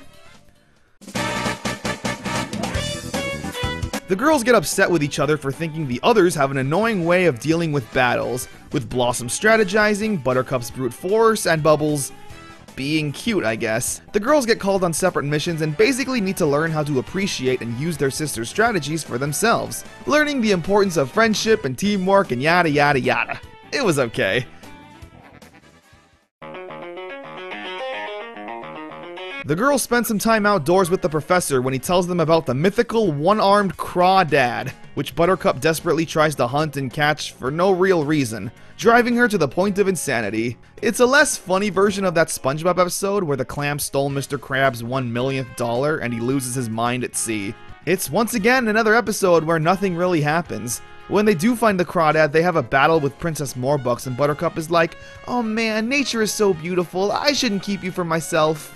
Like, great. A whole lot was learned today. Princess Morbucks is having her sweet 6th birthday party, which was a pretty funny joke. Everyone gets invited except Blossom, which I think was a Powerpuff Girls Z episode, but I can't remember, that felt like years ago. She tries to keep her sisters from going out of jealousy by playing board games and stuff. I know the show isn't an action cartoon anymore, but like, what's the point of these episodes? If you're not going to utilize the premise of 3 superpowered little girls, why make the show? Bubbles and Jared get the lead roles in the school play, much to Blossom's dismay. Blossom acts like a real bitch here, not being happy for her sister at all, and even super jealous because Bubbles and Jared now get to share a romance scene. But I thought we already established Blossom doesn't like Jared in that way. Or are we just supposed to forget that that episode even happened? Again, it's so lame. They throw in some random plot in the last 5 minutes of the episode about the script being haunted and needing to fight some Greek woman.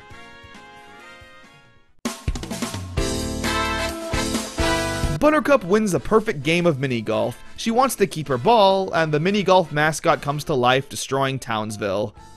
They just don't do much with this concept. Buttercup stole a cheap golf ball. That's it. It's honestly not a big deal. If you want Buttercup to feel guilty about stealing, make her do something big. Like that time Blossom stole golf clubs for the professor, and when she confessed, she had to do community service. Yeah, I remember when this show was good. I guess this is a good time to mention, also, that every episode so far has the girls doing some kind of stupid fucking meme face every 10 seconds. Seriously, almost every episode in this season has a moment where you can just pause the episode and see some stupid rage comic face or something. I guess who needs jokes when you have memes? The girls argue with each other about personal space on the beach. That is until the Shark Bros show up, and they're so damn annoying. Attention, dudes and lady dudes! We hereby claim this beach to be off limits! This is like episode number 500, it seems, where the resolve is the girls needing to learn to work together again. The mayor basically forces the girls to solve this in a game of volleyball. Like, why? Why can't the girls just beat up the sharks? It's what they do. So there's this character named Schedule Bot that appeared sporadically throughout the show so far. I never mentioned him because he's annoying, but this is his job. Homework time! Homework time! Homework time! Quiet time! Quiet time! Quiet time! Flush time! Yeah, annoying. Basically, one night, Blossom and Buttercup get fed up with the robot and kill it, where Bubbles and the professor need to figure out what happened to Schedule Bot, all while Blossom and Buttercup nervously try to hide what they did. Again, it's just a poor man's episode of another SpongeBob episode, this time ripping off the time that they killed the health inspector. But again, a lot less funny. Buttercup gets body dysmorphia from the Super Jack superhero, where she drinks all kinds of protein milk and becomes somebody's fetish. Like, what the hell is this? She's drawn like a 12-year-old draws a muscular person. 'Cause my body is a temple, and everybody knows. This episode's all about Buttercup learning that it's not about how she looks on the outside, but the actions she does that makes her a true hero. So, to turn Buttercup back into a normal person, they need to make her lazy, which leads to... I'm ready to shave. Oh no, that's even worse! Someone definitely had a bit too much fun drawing this. It's Bring Your Parents to School Day, and the professor shows off lame science experiments, having the girls be embarrassed by him. The girls then go to the professor's job, which, yeah, here he actually works for a company creating gadgets and gizmos.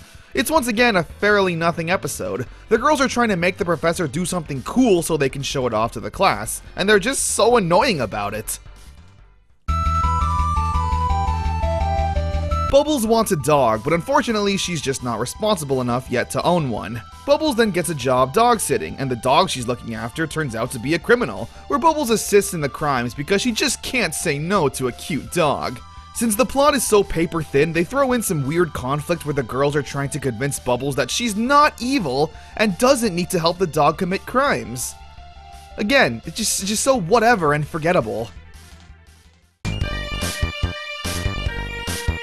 Buttercup is really good at math and gets put into the advanced classes, where Blossom goes insane for being normal and stupid like Bubbles. Hey, I'm everyone else. Poor Bubbles. I honestly thought this would be some sort of paperwork mix-up, where Buttercup accidentally got placed in the advanced class, but no. Buttercup is actually just a genius with numbers, I guess. But doesn't like it because everyone thinks she's a nerd, even her super epic rollerblading buddy from season 1. They're just getting really lazy with how the girls need to fight monsters now. Like, Buttercup throws away her math homework at one point out of frustration, and then some goof throws away some plutonium. And bam, that equals math monster. This don't add up. Yeah, math joke. Blossom forces the girls to go to space camp, where she thinks it's going to be some super boring science getaway, but turns out to be a fun camp. Bubbles and Buttercup have a great time, but Blossom is upset because the camp is fun. I mean, I get that Blossom is supposed to be a bit of a stick in the mud, but she's still a kid. They really try to make this an emotional episode, with Blossom losing her cool and flying to space herself to have a scientific weekend. only to learn the super deep lesson of sometimes you need to have a little fun in life. And it's played up like this really important revelation, but there's no reason to make Blossom this lame. She's really unlikable here, not wanting to have fun in any way with her sisters until the very end. Okay, this episode really pissed me off. So at some point the girls got hit with an amnesia ray, so the professor wants to create a shelf full of mementos to remind the girls of their previous heroic deeds. Huh? Here's that time I beat Abracadabra. Man, I looked so different back then. You were also a lot more likable and fun to watch. So, okay, this scene proves that the previous show is canon in a weird and pointless way. The reason I don't like this episode is because it's, again, another one that shits on Bubbles. Basically, the professor doesn't have any souvenirs of Bubbles being the hero and saving the day. Dynamic duo saves the day, despite weird pigtailed fan. The girls try to make up stories of events we never saw, aka, once again, episode concepts that they didn't have enough material for complete episodes, with each of the girls' stories ending with them being the hero and not Bubbles, essentially wasting our time. So this episode is saying that Bubbles has never done anything worthy of being in the spotlight and saving the day herself. This idea is especially stupid since we confirmed in this episode that the original show is canon. You know, like the time she saved the day by politely asking the monster to leave the city, or the time she sang a hit song and brought color back to the world, or the time her glasses enhanced her laser vision and she destroyed the monster. The point is, what the fuck is this episode? It ends with the citizens of Townsville telling Bubbles how she's helped them in other ways, like emotional support, saving cats from trees, and being friendly. And that's the happy ending? Seriously? No! That's bullshit! What a horrible misunderstanding of a character. Going at the bottom of the season, it'll almost be impossible to be worse than this. We get the return of Sapna the Spider Lady. In terms of story, not much has progressed. She's still cursed and they're still working on a cure for her, but at least we get some cool action scenes against spiders. It ain't much, but I'll take what I can at this point. Maybe next time this storyline can actually go somewhere. Bubbles has an overactive imagination, which him takes advantage of. That's the kind of imagination one could only dream of having. Did they really forget to add the spooky echo effect behind him? Oh, I've just stolen all of her imagination. Yeah, they actually did. How lazy are you? Him's voice is like 80% of his intimidation. Anyway, him captures the girls in Bubbles' crazy ADHD brain, where after him sucks the life and imagination out of Bubbles, the girls need to use their imagination to fight back. It's pretty good, honestly, but again, at this point, I'm just starved for semi-decent episodes. Jared and the girls are playing a Dungeons & Dragons ripoff game, when they eventually get sucked into the game and need to save the day. I always love this concept. Seeing cartoon characters get thrown in a mythical world like this is always fun. And surprisingly, this isn't any different. The only weird thing is that Buttercup this whole time has been calling Jared lame for playing D&D, where she acts like a bitch and calls him a loser. Where then a whole 60 seconds goes by where she gets captured and apologizes for being mean. Like, wow, what a build-up that was. But still, not too bad. Blossom gets a cavity and is afraid to go to the dentist. Wait, didn't we already see this? Oh yeah, in Powerpuff Girls Z. Blossom lies about going to the dentist and her cavity eventually turns into a monster. That's right, kids, get your cavities filled or else this will happen to you. Eat ice breath! You didn't go to the dentist, did you? That joke made me laugh so hard when I first saw it. Also, for some reason, this fucking episode uses Family Guy scene transitions. It's not super obvious at first, but have a listen. Aww. Down came the rain and washed the spider out. Like, why? It took me so off guard when I first heard it. So, are you gonna elaborate there, Professor? Mojo Jojo and the monkey from the Fashionistas fall in love. That's really it. There's a side plot with Blossom's plan failing and she gets unsure of herself, but we don't care about that, we've seen it a million times. I'm just happy Mojo gets a girlfriend. Hell, my bad, a wife by the end of the episode. And they don't break up. I'm looking forward to see what they do with this couple in the next episode. The girls are invited to Mojo Jojo and Barbaras's wedding. Well, they move fast. Blossom, Buttercup, and Bianca, the evil girl, think this is some kind of evil scheme and want to ruin the wedding, with Bubbles being the only person who thinks that maybe, just maybe, the two of them are actually in love. Which, yeah, let Mojo be happy, please. After some disagreements and working things out, with violence of course, Mojo Jojo and Barbaras actually go through with getting married, until some minor disagreements split them up. Well, to be fair, they only did date for a few days until deciding to get married. It's nice to see that Mojo isn't just mindlessly getting beaten up or mentally tortured. He at least almost got a happy ending. A Halloween special! I guess that's a good way to add some filler. The mayor becomes a pickle monster after eating Transylvania pickles and the girls need to stop him. It's a pretty nothing episode, honestly. There's the obligatory Scooby-Doo scene where the characters run from room to room. I really hate this. Honestly, are cartoons now still doing it? But apart from that, it was alright, to be fair. It's Christmas in Townsville, as well as the generic tree lighting day. Ugh. You know what? The angry video game nerd said it best. I got it. How about happy shut the fuck up? Let's start saying that. Anyway, yeah, Mojo steals gifts from the puppy orphanage and take a guess what happens. What does every fucking cartoon do for a Christmas special when they don't have any original ideas? That's right, retell the goddamn Christmas story. I am the ghost of holiday past. Yep, we get Mojo getting visited by the ghosts of Christmas past, present, and future. There's nothing new here, nothing original or interesting. So with that, happy shut the fuck up.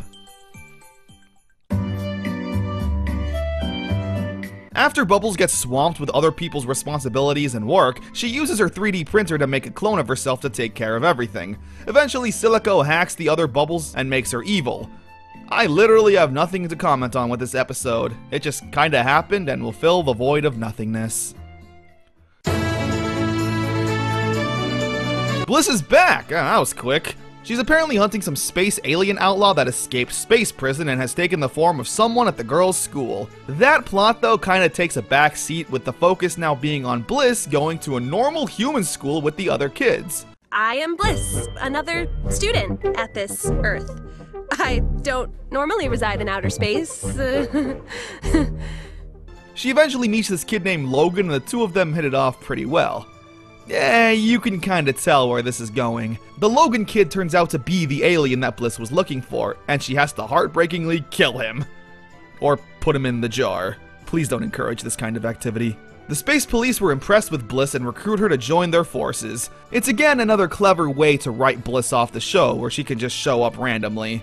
Again, it was a pretty nice episode, I guess. The Powerpuff Girls, though, also just take a back seat and only chimed in with random LOL XD moments. What other aliens did you fight at lunch today? You don't know my schedule. Shut up, Buttercup.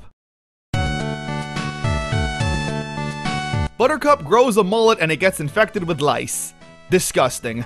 Bubbles and Blossom then need to shrink down in size to fight the lice head on. But they're just such nice people. And then they turn out to be evil. That's it. Everyone's favorite Indiana Jones ripoff, Jemica, returns. I'll be honest, I had food poisoning during this episode and missed like 90% of it because I was throwing up. Yeah, kinda gross, sorry, but I bet that was more interesting than this episode. The girls get hiccups, and that's it. It leads to all kinds of shenanigans. It's not funny, it's not interesting. Moving on. Mojo Jojo steals the girls' toys to try and figure out their weakness. He uses a machine that allows them to speak. At first you're like, oh my god, please get to a point. Blossom's toy literally spends 3 minutes simply describing who Blossom is. Blossom era punches with the force of 1,000 trucks, but also takes her studies seriously. Oh no! I'm late for my physics class! Like, thanks, we already know all of this. But the episode surprisingly takes a wholesome turn. With the toys giving more insight into the girls' personalities, it ends up with Mojo actually relating to them. Mojo is so tough, but nobody knows how sensitive he is. My favorite part is when Octi is describing Bubbles and everything nice she's done, including giving a stuffed animal to somebody on their birthday after everyone else forgot. With the episode concluding with Mojo giving the girls back their toys, and seeing that it was Mojo that Bubbles gave that gift to.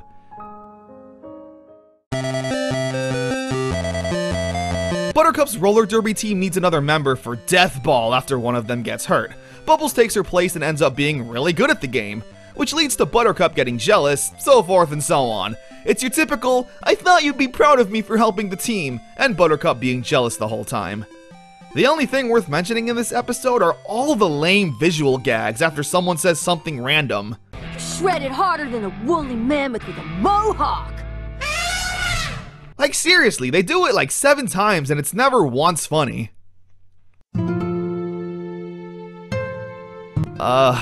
So in this episode, Bubbles gets depression. Straight up, she's just feeling sad. Blossom and Buttercup assume that something must be wrong, whether it be something they did or that someone else did to put Bubbles in a bad mood.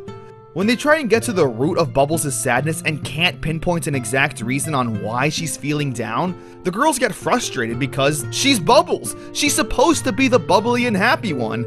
It's surprisingly a really deep episode. There's no memes or jokes with it. Bubbles is simply sad, with the professor needing to tell his girls that it's okay to be sad. With Blossom and Buttercup needing to accept that and simply just be there for her. Sitting down and enjoying the sunset together and not trying to fix Bubbles. This episode really stands out compared to, well, everything in the show so far, but it's nice to see a cartoon tackle mental health for kids in a serious way. Easily the best episode of the reboot so far. Yeah, okay, back to goofiness. Some pish-posh woman sees the girls acting very not ladylike and guilts the professor into changing them into boring, weak, polite girls. At first, it kinda felt like it was once again tackling the issues of what is a girl supposed to be. But no, it's just funny Southern Belle talking until the girls decide no more. Bubbles gets hit by Man-Boy so hard she grows a beard and becomes Man-Boy Girl, with Blossom and Buttercup needing to team up with Man-Boy to stop Bubbles. It's really not that funny. Man-Boy isn't that interesting or funny, so seeing Bubbles adapt his personality is nowhere near as funny as she did when she did it with Mojo back in Season 1. Oh, help me, I'm so scared. I need the help of a big, strong man.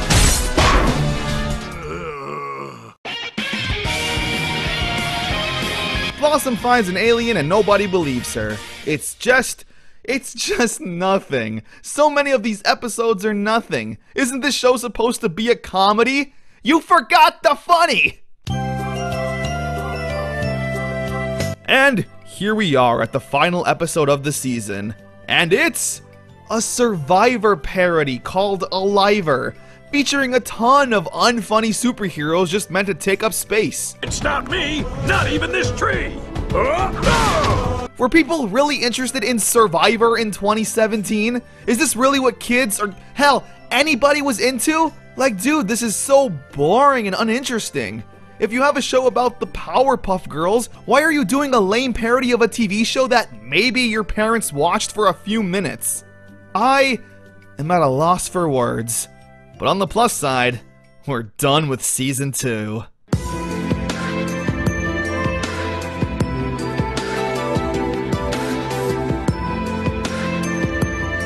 Season 2 is so goddamn long.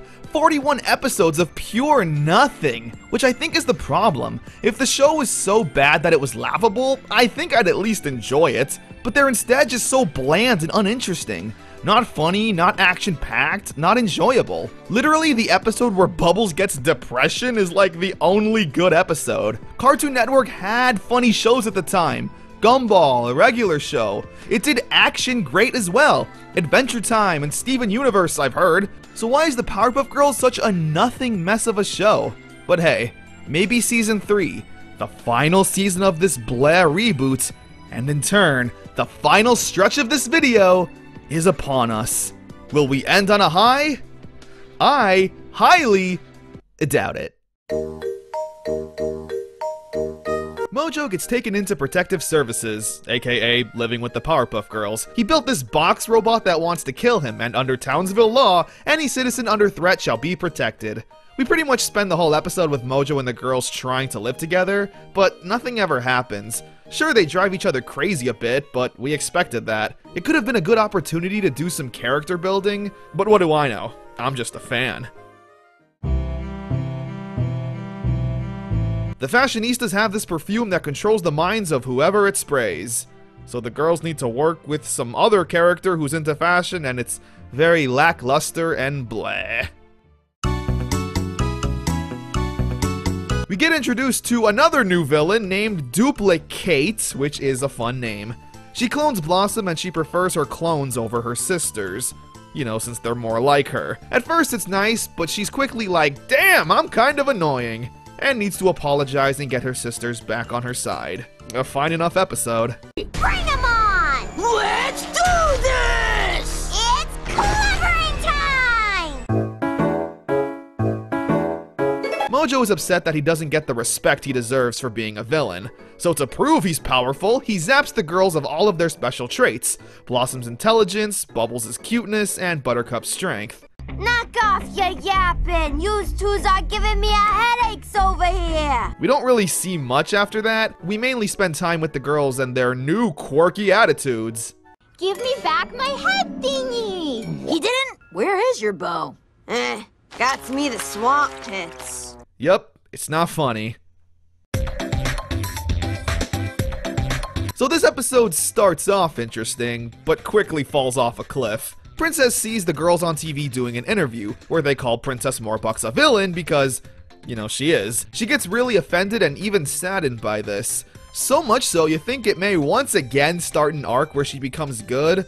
But no, of course not. That would take effort. So we instead get Princess Morbucks dropping a diss track. Princess Morbucks and her gold dividends! The Powerpuff Girls are the villains, oh. The whole episode is focused on a goddamn garbage rap song. It's so cringy. Blossom pretends she knows the facts, but in reality, smarts is what she lacks. So to get their reputation back, the girls also drop a song. Luckily it's not a rap, but I'm still not gonna play it for you. You can thank me later.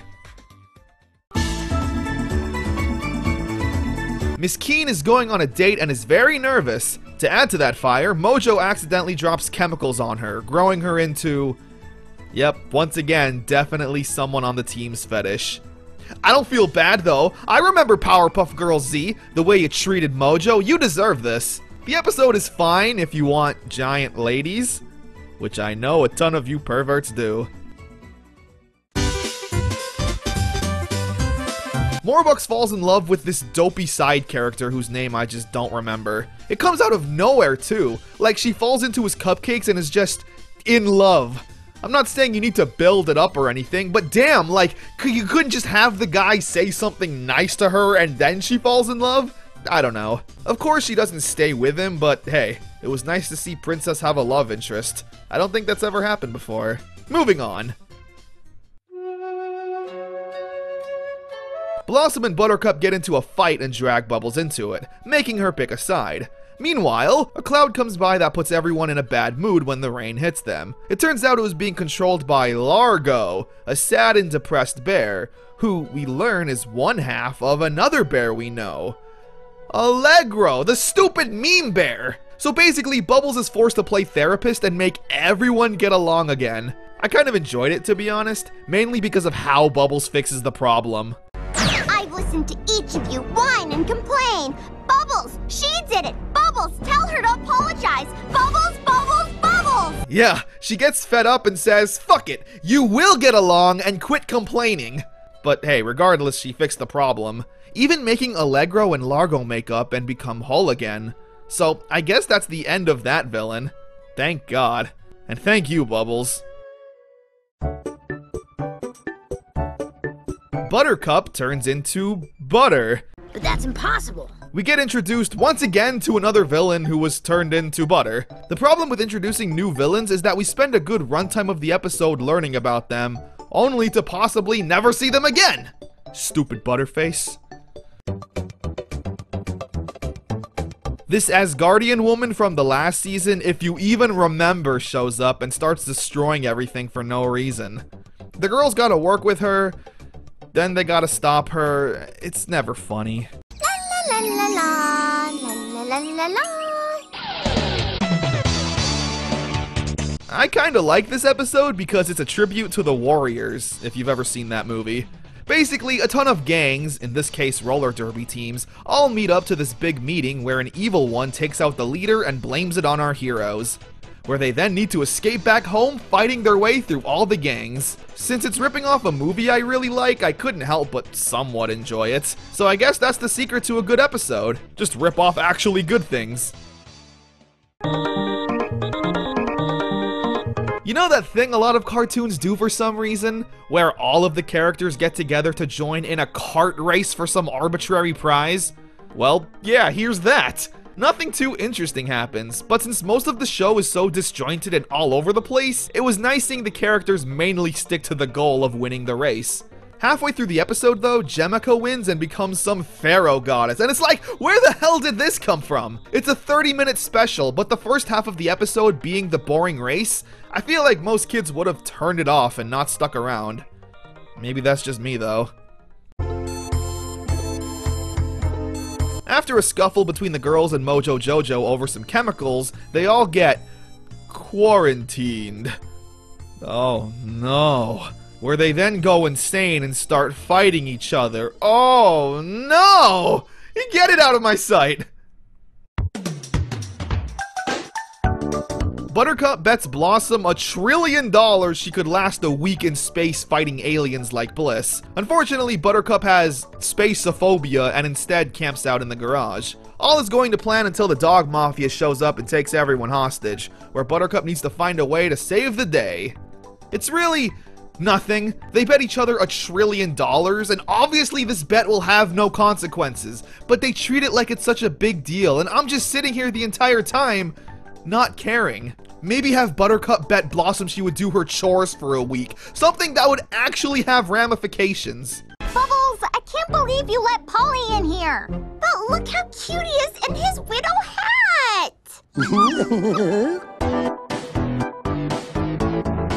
Some evil salamander steals the professor and the girls are about to take action until Buttercup reminds Blossom that she promised Bubbles that she could be the leader on their next mission, which Blossom eventually gives into. It's a pretty fun episode to be fair, Bubbles doing all of her trademark stupid Bubbles things that normally should not work, but somehow ends up going over perfectly. Now ask the bad guys to please leave us alone! Bubbles, no! Grrr. Please leave us alone, Mr. Henchman! I love how upset Blossom gets. Like, yeah, sorry, Bubbles is great, who would have known? So here we have an hour-long special, and it's not all that special. Some magician makes Townsville disappear, shrinking it down into a snow globe, and the girls need to go on this epic journey to find 3 heart shards, and it's played up like this really epic finale. Every girl pretty much has their own test they need to conquer. Bubbles needs to learn to be more independent and fight her own battles. Buttercup needs to trust Blossom, I guess. All of this, though, for some random one-off magician who isn't that interesting or threatening. It just feels like this episode goes on for way too long. There's not enough here to make it feel epic in my eyes. It's Halloween, and Princess Morbucks gets turned into a goblin. We pretty much spend the entire episode following around her, and since Princess is annoying, this episode is not that fun. Like, ooh, it's Hansel and Gretel. Classic Halloween story. It's Christmas, and the girls got the professor a world's #1 dad mug. It accidentally breaks when they go on this long journey to try and find a new one. I'll give it this, it's at least a unique story for a Christmas special. It is funny seeing the girls value this gift as the most prestigious thing ever. Seriously? What are the odds that there even is another #1 dad mug when there's only one #1 dad? There's also a side plot of Blossom not believing in Santa Claus, which even the villains are upset by that statement. They're like, oh, I'm evil, but that's a horrible mindset, Blossom. Going at the top of the season. Bubbles pretty much creates Alexa and it pisses off everyone. I'm right there with you. Buttercup then rewrites its programming to make it lazy, and that turns out to be a bad idea. It's whatever. Moving on. Mojo Jojo creates an ice cream that's so good that the girls literally get addicted to it. They're trying to fight crime but can only focus on that sweet, sweet cookie dough ice cream. It's a pretty good idea, honestly, having Mojo prey on the weakness of a child. Which sounds more devious than I wanted it to. Bliss visits Earth with a Bluetooth thing that creates whatever you want. Cool. Silico then takes it over and they gotta stop him. Sound interesting? No? Well, it wasn't. The girls tell Barry, that dopey side character they've been using a lot more recently, that he too can be a hero if he puts his mind to it. He takes that literally and becomes Bucket Boy, getting into situations way over his head where the girls need to basically clean up his mess without him knowing. Surprisingly, it's Buttercup though that has a soft spot for Barry and doesn't want to tell him to stop playing superhero. Not yet! You still need the proper training to become a superhero. Isn't that right, Floss? Cause look at Barry. It's weird, but kinda sweet. I just do not care about Barry. He's a lame side character who I don't want the focus on ever. This evil fog gathers all the villains in Townsville together to destroy the Powerpuff Girls. And if someone can do it, they will earn $1 million. In a fun turn of events though, Buttercup turns out to be the fog, doing this whole scheme because she was bored. Well, in the original show, this would lead to Buttercup getting her ass kicked by everyone, deservedly so. But here, she just has to learn a lesson with minor consequences. This giant spoon comes down from space and Bubbles convinces everyone she can talk to it, which in turn turns her into the all-knowing ruler, who tells everyone not to brush their teeth. Lord. Why is everyone listening to Bubbles and this random spoon?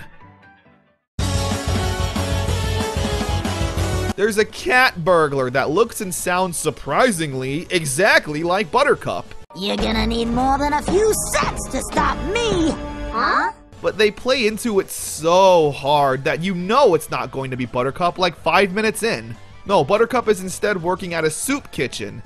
Because that's the polar opposite of what the girls thought she was doing. Isn't that funny? Well, goddamn, look at that. The Gangrene Gang finally make an appearance. They play horse with Buttercup for one of the professor's inventions that slows down time. And the girls gotta get it back, all while continuing to bet things. Question is, what you gonna give me when you lose? Well, all I got is my lucky protractor.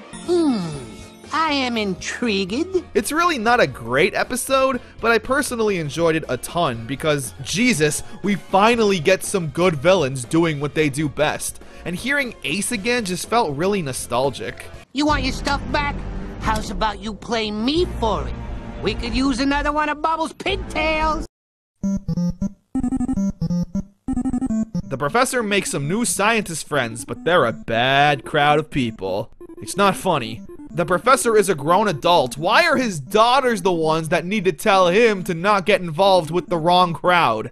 But are you sure those guys are the kind of friends you want? What do you mean, honey? All they do is blow stuff up! Bubbles and Buttercup sells Blossom's soul to him for $1 so they could pay for a sled. It's a funny enough concept to work. Basically, Blossom manages to overtake Hell through a clerical error and becomes the new ruler/boss, forcing him to become a lower-level office worker. My name is Him, and I'm calling from the Chaos Realm. I thought it was pretty funny. I also like how Bubbles and Buttercup just don't care that they sold Blossom's soul. Like, they never once feel bad. What a bunch of dicks. Buttercup doesn't want Bubbles to always follow her around.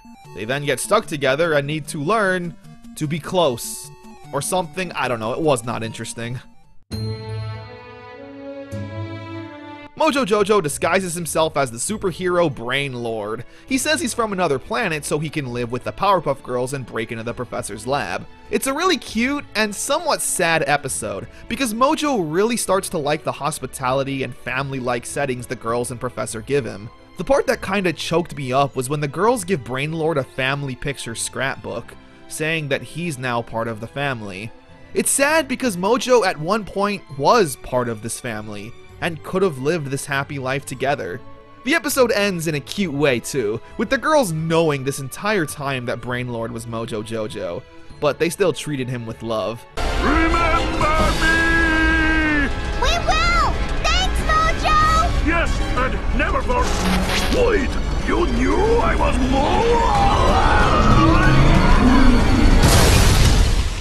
I don't know, I thought it was wholesome. Aliens invade Earth and demand the girls cook them dinner. Wow, on this planet for 3 seconds and already acting like a misogynist. Anyway, the girls then have their own little imaginary adventure in the store. Bubbles playing with cereal mascots, Buttercup playing detective, and Blossom playing a noble knight to stop the lady in the express checkout line that has too many items. I like the way we jump from story to story instead of just sticking with a character for 4 minutes straight and then going to another one. All in all, it was pretty good. The girls are in a school play and their teacher is way too into it. So she uses some spell and turns the girls into annoying theater kids. Else Townsville itself shall be stolen away by Mojo the Jojo. This will only end if Bubbles delivers her final lines! The whole episode is just the girls talking like this. It gets old fast. The girls need to look after the Ruby Bee. The Ruby! And they screw it all up in their own special ways. It just happened, I guess, once again.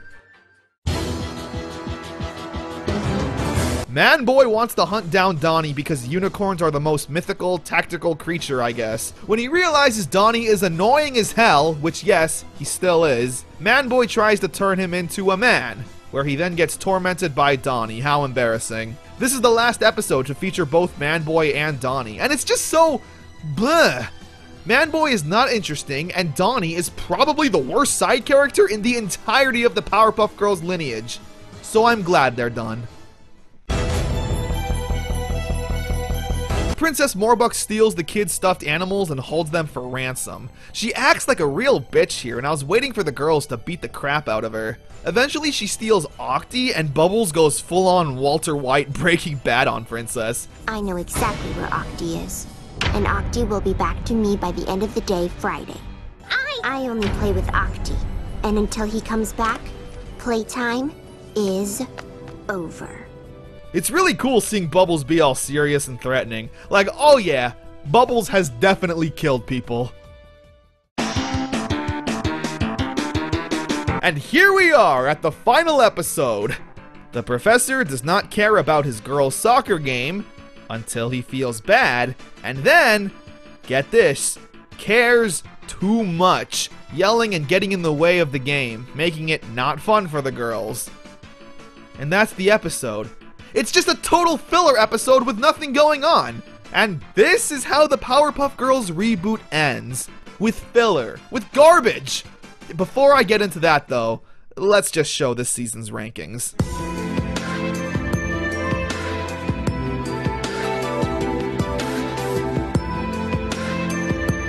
And that concludes Powerpuff Girls 2016.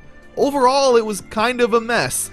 I didn't talk about all the shorts they uploaded to YouTube or the crossover special they did with Teen Titans Go, because I'd probably jump in front of a moving bus with how annoying that would be. But the show just didn't leave an impact. Cartoon Network was killing it in the 2010s. That was their time. Almost every cartoon they produced was amazing. So to have this nothing show on top of being a bastardization of a classic really hurts. We also never got closure on Sapna, so I guess she's still running around as a spider while the professor stays alone. But yeah, Jesus Christ, we just ran through every single Powerpuff Girls episode, and now I gotta rank them.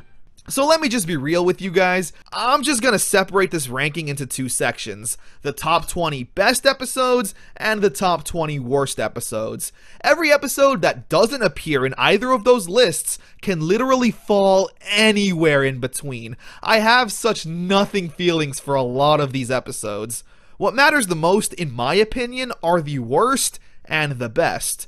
There's no point in me listing 300 plus episodes that, for the most part, I would honestly just throw wherever in the list with no real care or thought about it. So, let's start with the 20 worst episodes.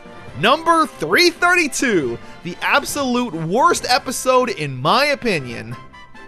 Memory Lane of Pain. Fuck you for doing Bubbles dirty like that.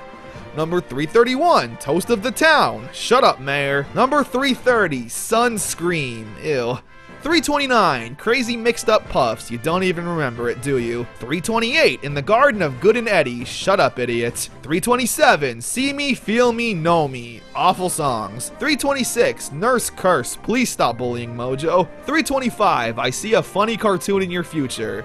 It was not. 324, Molinguish. Everybody does the talking of which Mojo speaks when he talks, therefore he speaks. Primates. Aliver. Documentary. The Telltale Schedule Bot. Keen for a Break. Professor Proofed. Jewel of the Isle. Nano of the North. The Right and Wrong Way. Warship. In the Doghouse. And The Spoon. Now let's skip a few hundred episodes because you can rank them however you want for me. Leading in to the top 20 episodes. Octi Evil, Bye Bye Bellum, Just Desserts, Bubbles Troubles, Moral Decay, Bubbles and the Beast, 2 burger bots and a side of fries, Paste Makes Waste, the Powerpuff Girls' best rainy day adventure ever, The Final Battle, Him Diddle Riddle, Equal Fights, Bubbles the Blue, Rowdy Ruff, Mime for a Change, Speed Demon, Twisted Sister, Supper Villain, Knock It Off, and my number 1 episode personally, Beat Your Greens. Now where did I park that thing? Here you go, Professor. Holy shit. If you stuck around for all of this, then you're a trooper. It was pretty emotional going through this journey of the Powerpuff Girls. It was one of my favorite shows growing up, so I was really invested in seeing how it would evolve, or devolve in some cases. Regardless, the Powerpuff Girls came along in a time where there weren't many female superheroes, or even just main characters in cartoons. They broke barriers, made boys fall in love with the property and not be afraid to admit they liked it, and most importantly, made history. The Powerpuff Girls showed that just with a little bit of sugar, spice, and everything nice, anything was possible. Thank you for sticking around. You're the real superhero here. So once again, the day is saved. Thanks to you.